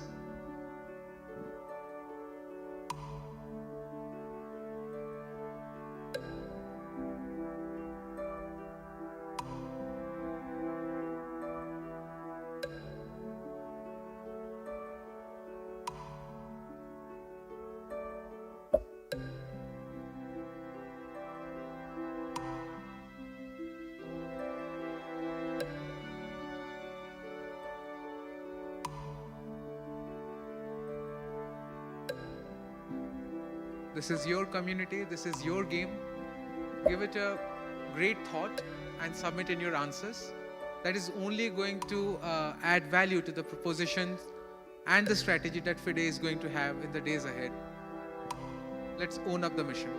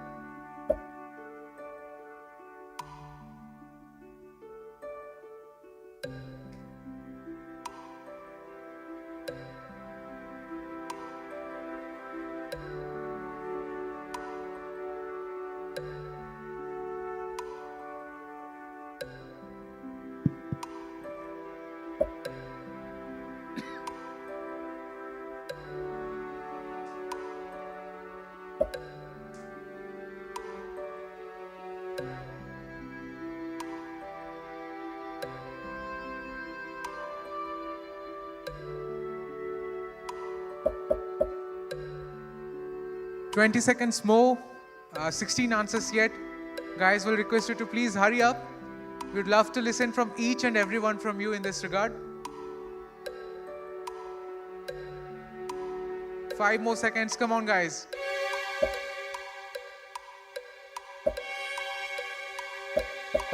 All right, we have got 21 answers submitted for this. Wow. Nevertheless, we can have a look at those answers.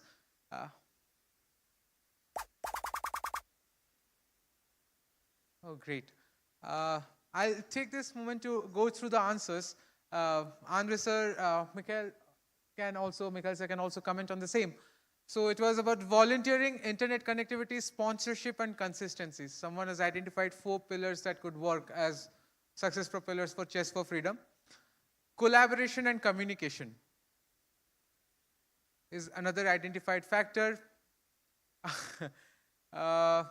Well, somebody has told propeller, electric one. I think that's on the lighter side. We need to get more sponsors and supporters. One more opinion is involvement of all people of society and inmates' families in a larger scale. Wow. The focus is on the word families. Inmates' families could also be a buy-in, a stakeholder in this process. Okay. Cooperation is another thought which has come. For the success of the project, finance is very important. So role of sponsors is very important. Again, finance, sponsors, these words keep ticking again and again. Passionate teams, resources, again, where finance would come in. Corporate support, lesson sharing, goodwill from prison authorities. And educating and making them chess literate will help to spread knowledge to everyone, create a bonding between us. From us, I mean maybe the associations of volunteers and the prisoners, the inmates. Regular tournaments for prisoners and authority and the support to be sought for that. And frequent social chess events in public places. Okay. And so that general public is more aware about the efforts that are being taken up. Self-interest and sponsor availability, rewarding more, maybe reward and recognition to the inmates. Corporate partners for sponsoring reasons, a better understanding on political levels. Somebody has also brought out political involvement in this as an augmenting factor. Support of the ideas by mainstream media, sustainable work of volunteers and volunteer coordinators, the support of facility management and prison staff. I think more or less same about the resources and the people support that we require. Active as well as retired players may volunteer to coach the inmates to their nearest location as much as possible, thereby increasing awareness among all. Learn chess, I think in every mother tongue somebody wanted to write the word isn't complete. Invite professional chess players to an... Could you scroll down? Could you scroll down? Invite professional chess players to an exclusive event where we tell about our social chess projects and persuade them to become a volunteer during Olympiad. Okay, so growth of the community is something they're highlighting on. Maybe more training for masters and more tournament for inmates. Somebody opines that I think it has to reach more audience. It could be done via creating more awareness. In popular events like category world championships and Olympiads. Could you slightly take it up? I think we have one point which we have to read.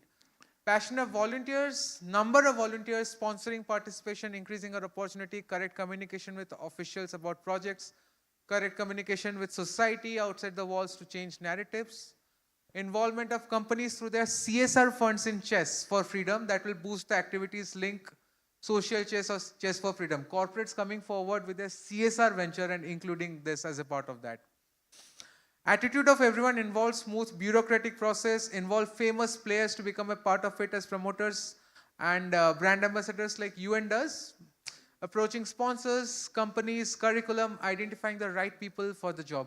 Essentially, sir, the views have again been echoing in the similar manner. People feel we need more sponsors, more finances, more players, more volunteers, and more goodwill from the authorities.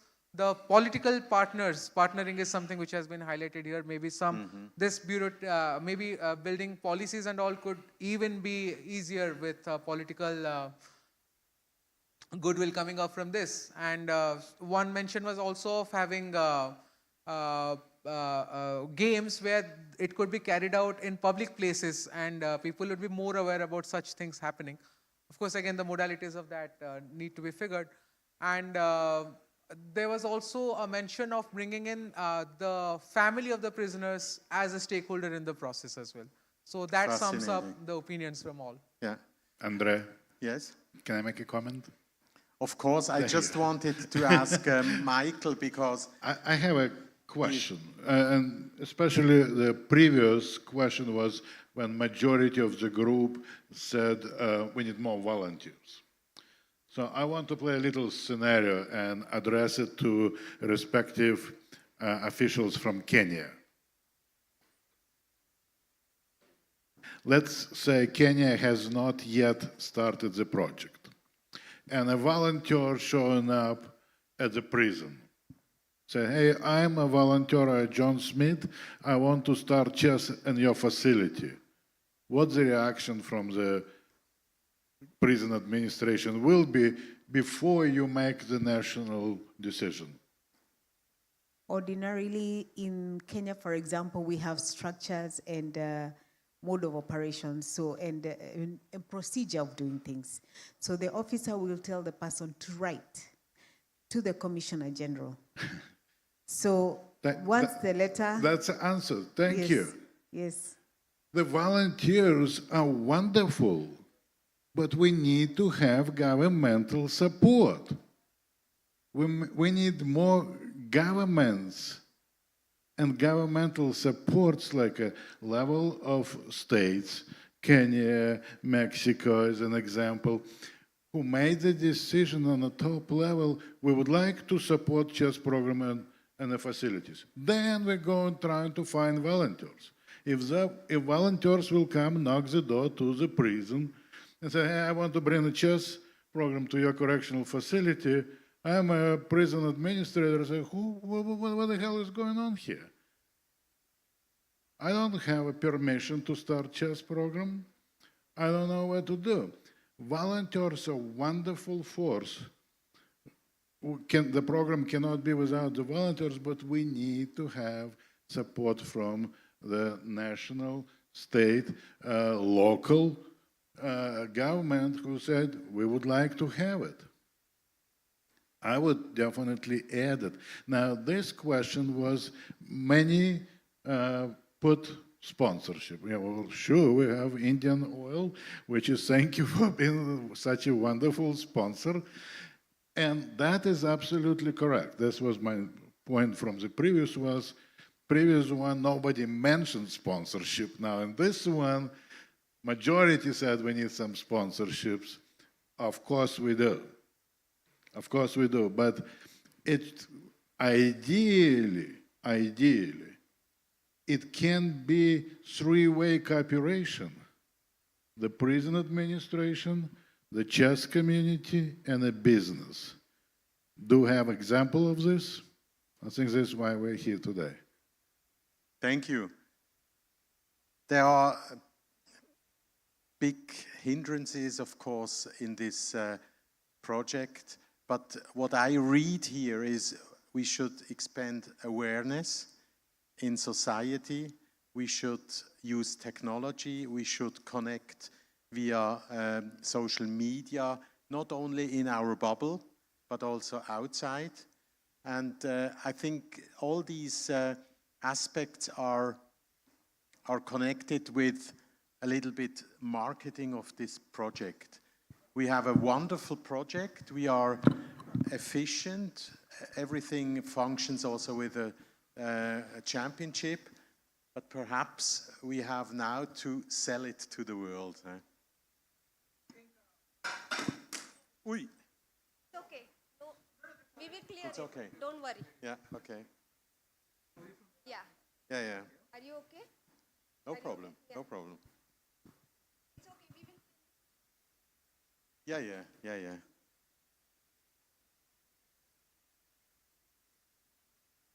So we had a last question. Okay, in the same format, the last question for the evening. And this is more towards your own personal role, towards your own personal contribution that you can have in this mission. So 4 minutes to answer this. Please give it a sound thought once again. And how can you make the community of FIDE, the mission for Chess for Freedom, more stronger? The question on, please.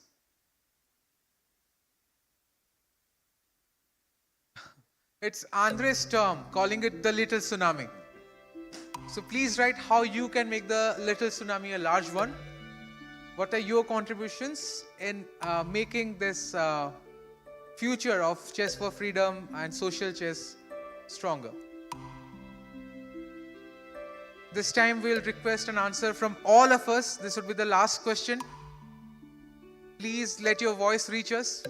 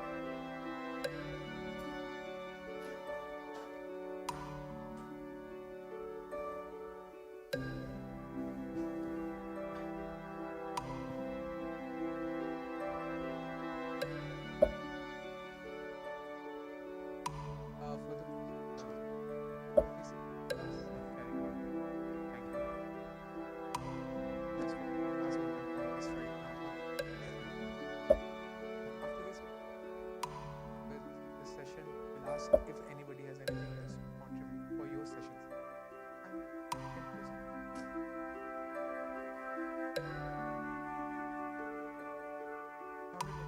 Good idea that you like giving an opinions and taking a good amount of time. We do. I guess 10 minutes. 12 minutes. 12.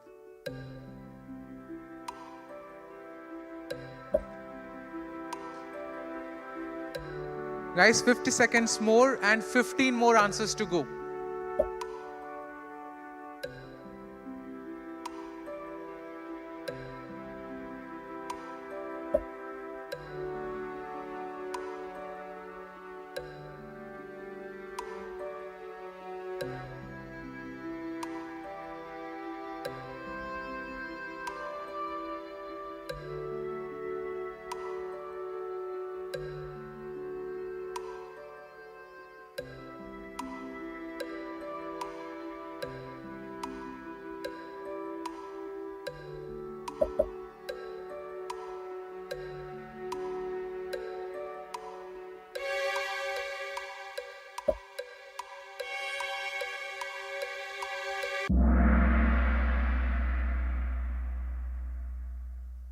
Did the question require a longer period of time, or was it tough enough? 20 answers, finally. Let's reveal them.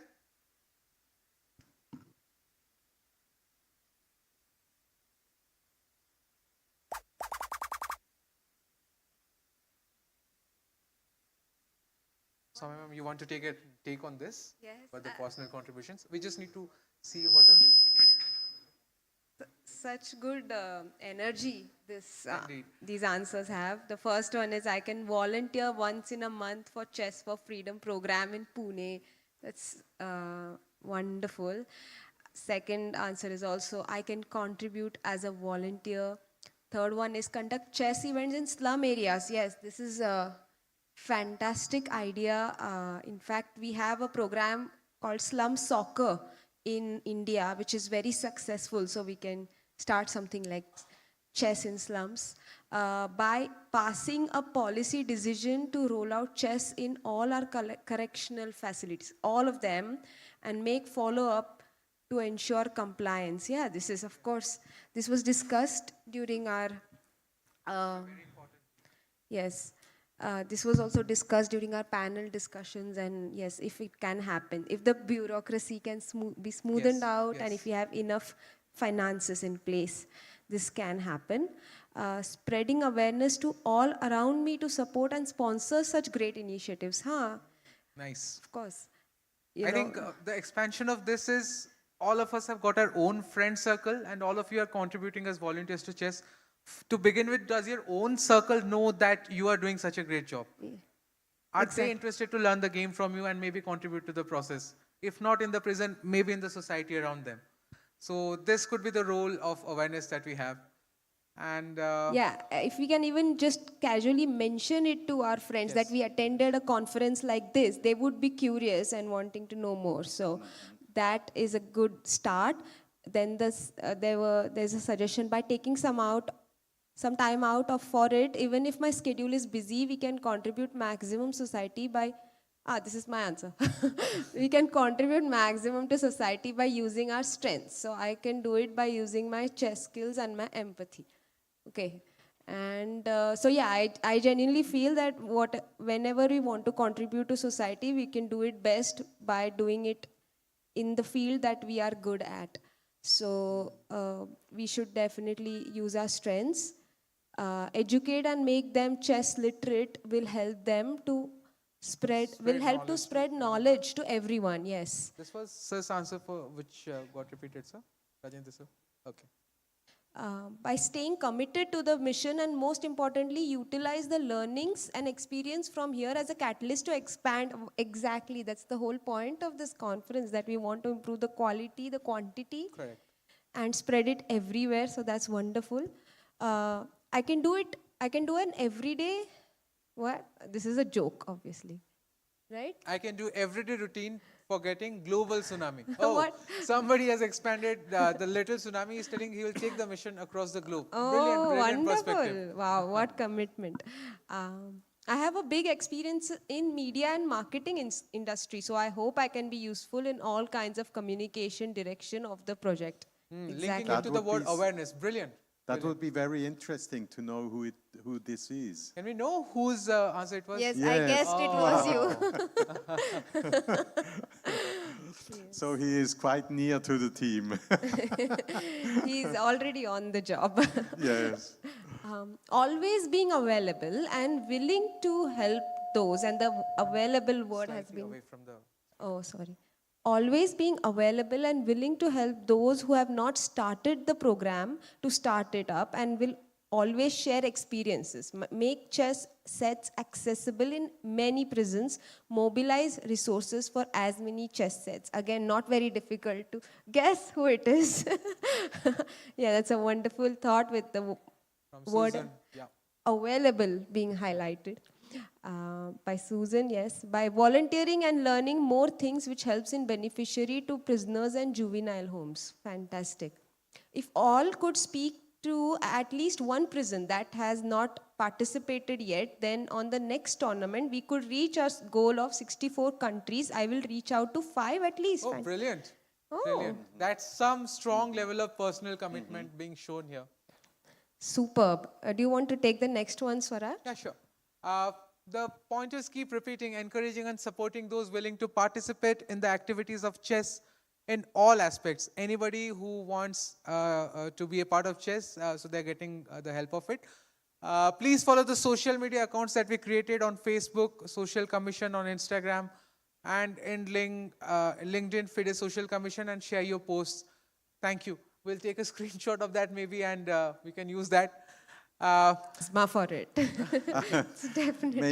May I quickly say something to this? Yes, please. Yes. So I would assume that it's Boris, and I would answer him in the sense that try to connect us with other groups of the society, business, politics, etc., that we are known what we are doing. I mean, when I saw this movie from this little movie from Latvia, from the prisoners, this is something heartfelt. I mean, if we could share this with society, I'm sure we would have even more positive vibes for our project. So people keep on committing to become a good volunteer, and they will teach chess to more and more children. And I want to teach chess to every person whom I meet in my life. Wow, that's again a strong sense of personal commitment being shown there. Could we slightly go up? Yeah, there. By staying committed to the mission and most importantly, utilize the learnings experienced from here as a catalyst to expand. Somebody really treats the takeaways from this 2 days conference is going to help them take their ideas and vision further. Knock in each possible door that brings one opportunity to develop the program. Okay. Giving my all efforts to success of the chess program and will bring more chess lovers in this field. Brilliant. So that's how you spread on the awareness for the concept. I already contributed by making Indian world champions. Jokes apart, dedicated quality time spending for Little Tsunami from chess professionals will be sufficient. If all could, okay, yes, we have tried that. Train more inmates to make sure that high authorities, prison staff understand the importance of this project and find more volunteers. I think once again, the nature of the answers keep on repeating, whereas people also merge their personal interests with what is actually needed right now. Yes. Maybe the spirit of volunteerism that keeps on reflecting. Thank you very, Thank you very so much. A huge round of applause to all of you for participating in this. Wow, this has been a fantastic session. Thank you, Andre. Yes, thank you. And I think we, in the team, we need time to let this sink. It was very interesting to read aspects I never had thought of, others to confirm what we were thinking. And yes, these conferences are like stepstones. we are walking from one conference to the other. The step between is very important, but you get a better picture if I think back to from Chicago, what we discussed there. True. Here True. we discussed more in details and more also in the future. So there is a progress, and thank you very much. Doing our part, sir. And yes, I think we are at the close of it. And Andre, sir, has also stuck to the time that we had for this session. We have 2 more minutes left for the end of this session. Any question from anyone, any comments, any opinion, any voice that still wants to come out? Yeah, all right. Yes, yes, yes. So, can we pass in mic?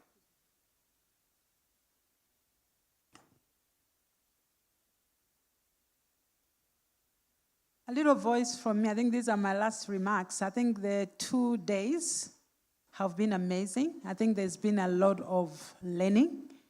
And I think I must say that this is, actually it's getting better and better. I think the conference is getting better and better. I participated in the first conference.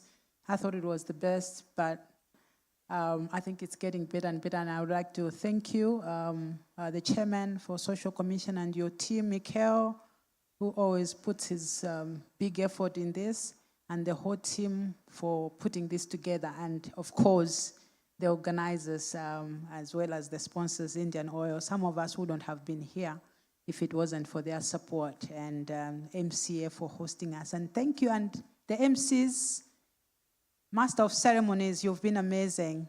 Well done for coordinating and moderating. I was talking to you, so I was commending you for the job well done. You've been amazing. I think you've made this enjoyable and exciting. Oh, so sweet. Thank you. Thank you very much. Oh, thank you. Thank you. We would encourage anyone else if you Yeah, we want got to a say minute more. closing. Any more opinion, any comments about the 2 days that we would like to share? If any participant wants to share their closing thoughts on the conference, yes, please, ma'am, go ahead. First of all, I want to thank India for being wonderful, wonderful hosts. I've never attended a conference where I've received so many gifts, so thank you very much. I was telling the commissioner that we might think of hosting after we roll out our own program in FIDE and participate fully. But I think with all these gifts, we might need to take a bit more time before we can host. I want to thank you very much for organizing this event very effectively, very efficiently. As first-timers from Kenya, this was a tremendous eye-opener for us all the way, and that is why we have committed to stay in and learn as much as possible. We are committed to being active members of FIDE and active participants in rolling out the chess program in Kenya. We have made great networks. We have realized that actually FIDE is indeed active in some of our facilities in Kenya, though at a lower level. We have even joined a WhatsApp group formed by my sister Susan, and we have even discovered that FIDE products are already being distributed across Africa from Kenya. So our starting point will not be from ground zero. We have started somewhere. So we thank you very much. We only request that you work with us so that we can be successful, effective, consistent, dedicated, and committed. Thank you very much. Thank you. Thank you so much, ladies and gentlemen, for participating in this wonderful session, and the person who steered it. A huge round of applause for Mr. Andre Fauchlin for leading us and taking our voices up from the physical platform to our digital platform and connecting us together. Thank you, Andre, sir. Thank you very much, and also thank you, Michael, Lasma, and the whole team. And you have a big job to do between the conference, but we will take it and do the best out of it. I think we are on the good track. Absolutely. So now it's time to close the conference. It has been an incredible 2 days. We've heard so many inspiring stories and learned so much about the impact of chess in correctional facilities. I'm sure we can take back a lot from this and apply it in the most efficient way in our own programs, in our own countries. Completely. The commitment which all of us have shown today has only made the efforts that have started maybe months ago from the teams together, from FIDE, from Indian Oil, from All India Chess Federation, from Maharashtra Chess Association. Everybody's efforts from all these days, after we saw your commitment to the goal, has only succeeded. I think we can say that these 2 days have brought out the best of us. These 2 days are going to lead the next phase of action from our end. Absolutely. We heard individual stories of the program's impact, perspective from prison authorities and the inmates' point of view as well on the impact of chess in their lives. We hope this has inspired everyone listening to initiate and expand this program, and we hope that this program transforms into a movement. We would like to thank all our speakers, panelists, and participants physically present as well as digitally joined to us for their valuable contributions, and of course special thanks to FIDE, Indian Oil, AICF and the Maharashtra Chess Association for organizing and hosting this event. And as we all gather, the last clap of the day we'll be giving before we go on to giving away the mementos to all the background heroes who are making this event day on and day out being possible. Before that, one huge round of applause for all of you who have been here today. I hope our friends online are also doing that. You all have been fantastic. You all have been the life of the program. You all have brought chess to the forefront globally once again. Let's continue to work together, and with that, I would like to invite Shri Abhijit Kunte, Grandmaster and DGM Sports Indian Oil. I would like to invite Andre, of course, and I would like to invite Michael Korenman. Both of them have been the forces behind the Chess for Freedom program, and it's only apt that all three of them give away the mementos for the background.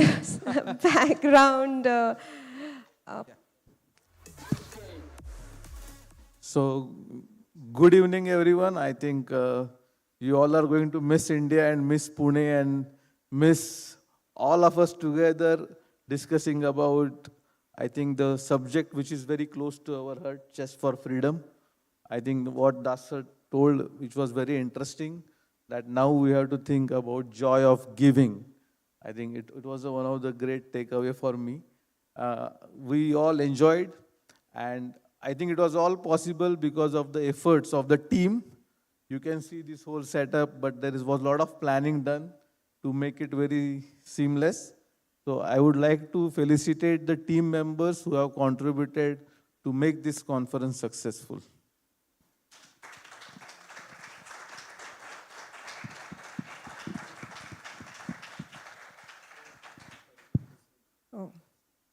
First up, we would like to invite the key members of the organizing committee from MCA. First up, I would like to invite Shri Rajendra Shidore to please come on stage and accept a memento. Then I would like to invite Shri Nitin Shenvi to please come on stage and accept a memento. I would like to invite Vinita Stotri ma'am to please come on stage. Shraddha Vichurkar ma'am to please come on stage. I would like to invite Zuili Kulkarni to come on stage and accept a memento.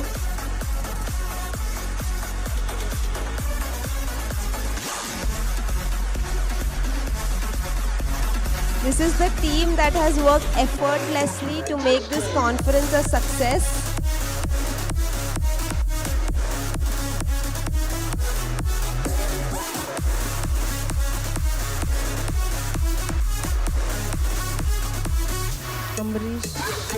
Next up, I would like to invite Mr. Amrish Tallu to please come on stage and accept a memento.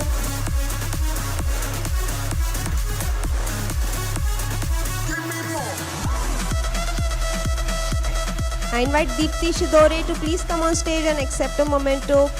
Shri Ketan Khere, who's the coach of the Yerwada prison team, please come on stage and accept a memento from us.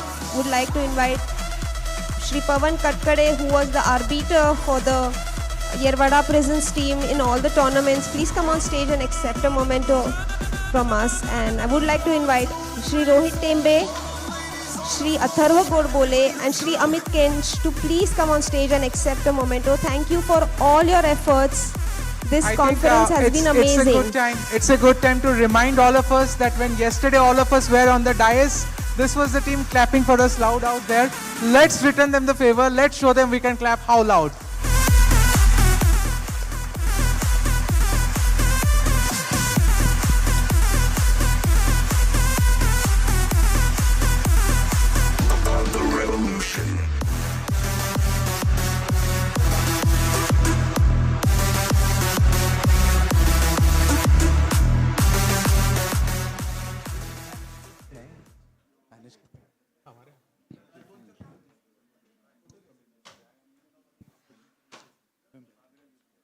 I want to make a couple comments before, well, we're making the picture attend. Once again, thank you for the wonderful hospitality. Thank you for all the delegates who came. Thank you for All Indian Chess Federation. So thank you for the local chess federation. Thank you for Indian Oil to make it happen. And before we leave the conference, we want to say the very important dates. October 8, 9, and 10. It's 4th Intercontinental Chess Championship for Prisoners. October 8, 9, and 10, 2024. 4th Intercontinental Chess Championships. We're looking for all champions. We hope to have all champions to come, and we hope the new champions to be. Thank you again, and the most important, the Chess for Freedom project is continue to be. Thank you for hospitality.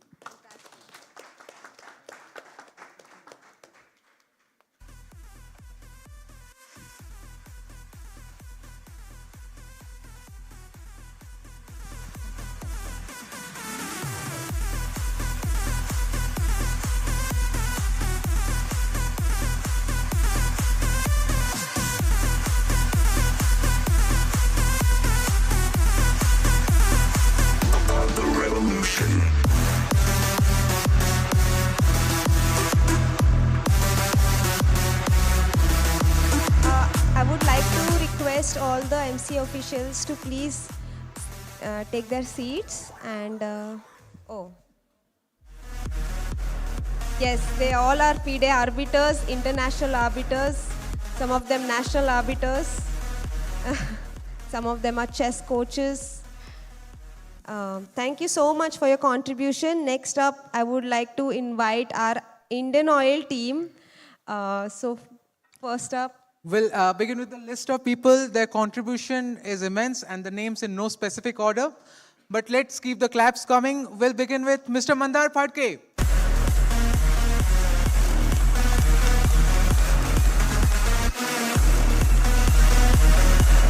Mr. Kamlesh Parihar. Do we have Mr. Kamlesh Parihar with us here? I would like to invite Rushmi ma'am, Rushmi Chakravarti. I would like to invite Shri Khushmeet Singh. Madam Chenmao Chapak. Madam Shruti Bajaj. Let's keep the claps coming, dear friends, all of us. While we were just the voices coordinating the program, they were the hands which was getting the things done. Madam Kirti Anand. Shri Abhishek Verma. Abhishek Verma, the man sitting behind the black screen and controlling all the digital things happening out there. Abhishek, a huge round of applause for you. We had discussions till 1 a.m. in the morning. Abhishek. And Mr. Nepal Ghosh. Mr. Yogesh Pardesi. Now it's time to invite Grandmasters. I would like to invite Grandmaster B. Adiban to please come on stage and accept a memento. I would like to invite Women Grandmaster and International Master Isha Karavde to please come on stage and accept a memento. Mr. Prashant Karalkar. Another silent force in getting things done, Mr. Prashant Karalkar, Mr. Bharat Sonavne.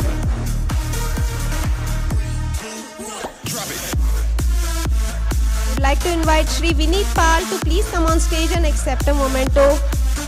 Would like to invite Shri Bhushan Pawar to please come on stage and accept a memento. I hope Mr. Vineet Pal, Mr. Bhushan Pawar. Vineet has been also a strong IS support for the program. I hope Kamlesh sir is here. Kamlesh Parihar sir, no, we couldn't come. Okay, we will. Now that we have covered all from the team, finally, ladies and gentlemen, we have Mr. Bhushan Pawar, Vineet Pal and Bhushan Pawar.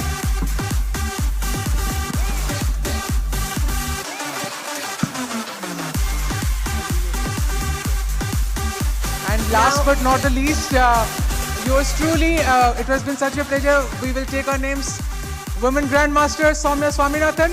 And Swaraj with me, who has been a great anchor, Swaraj Baral.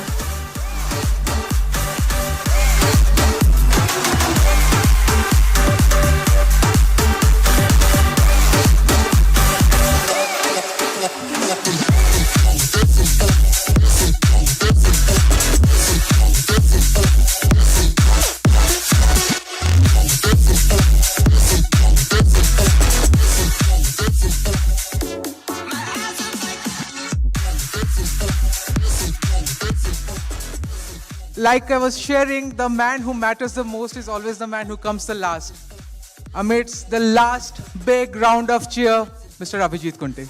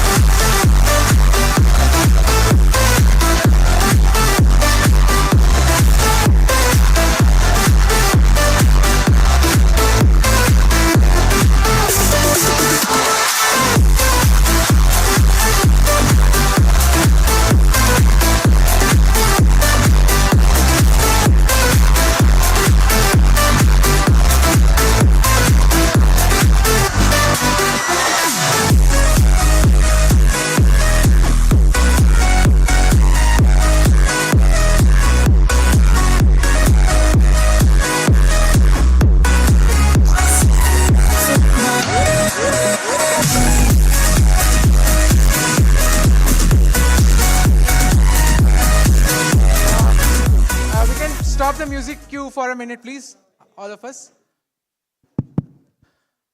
Before we part for the day, could I have all of us attention for one last minute before we part for the day? Whenever we do a program for Parivartan, we have something. We shall all be together for one more group picture.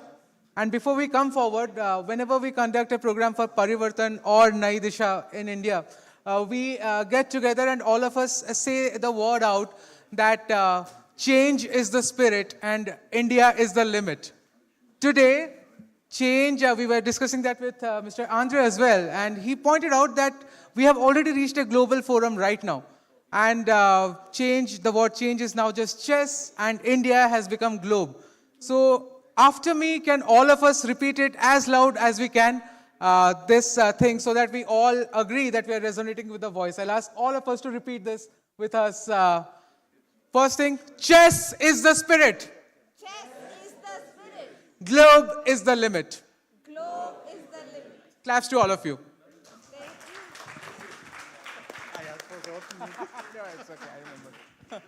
I request you all to please come on stage for a group picture. Can we all take a group picture, please? Yeah, we can all. Yeah, maybe on over here.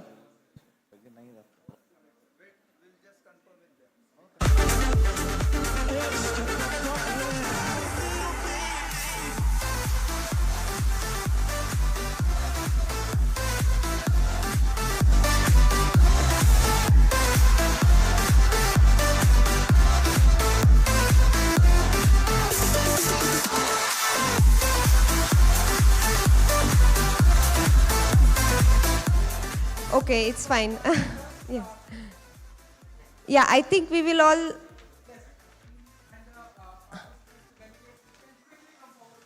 Assemble for us, shortly, and then we can meet for direct dinner. Yes.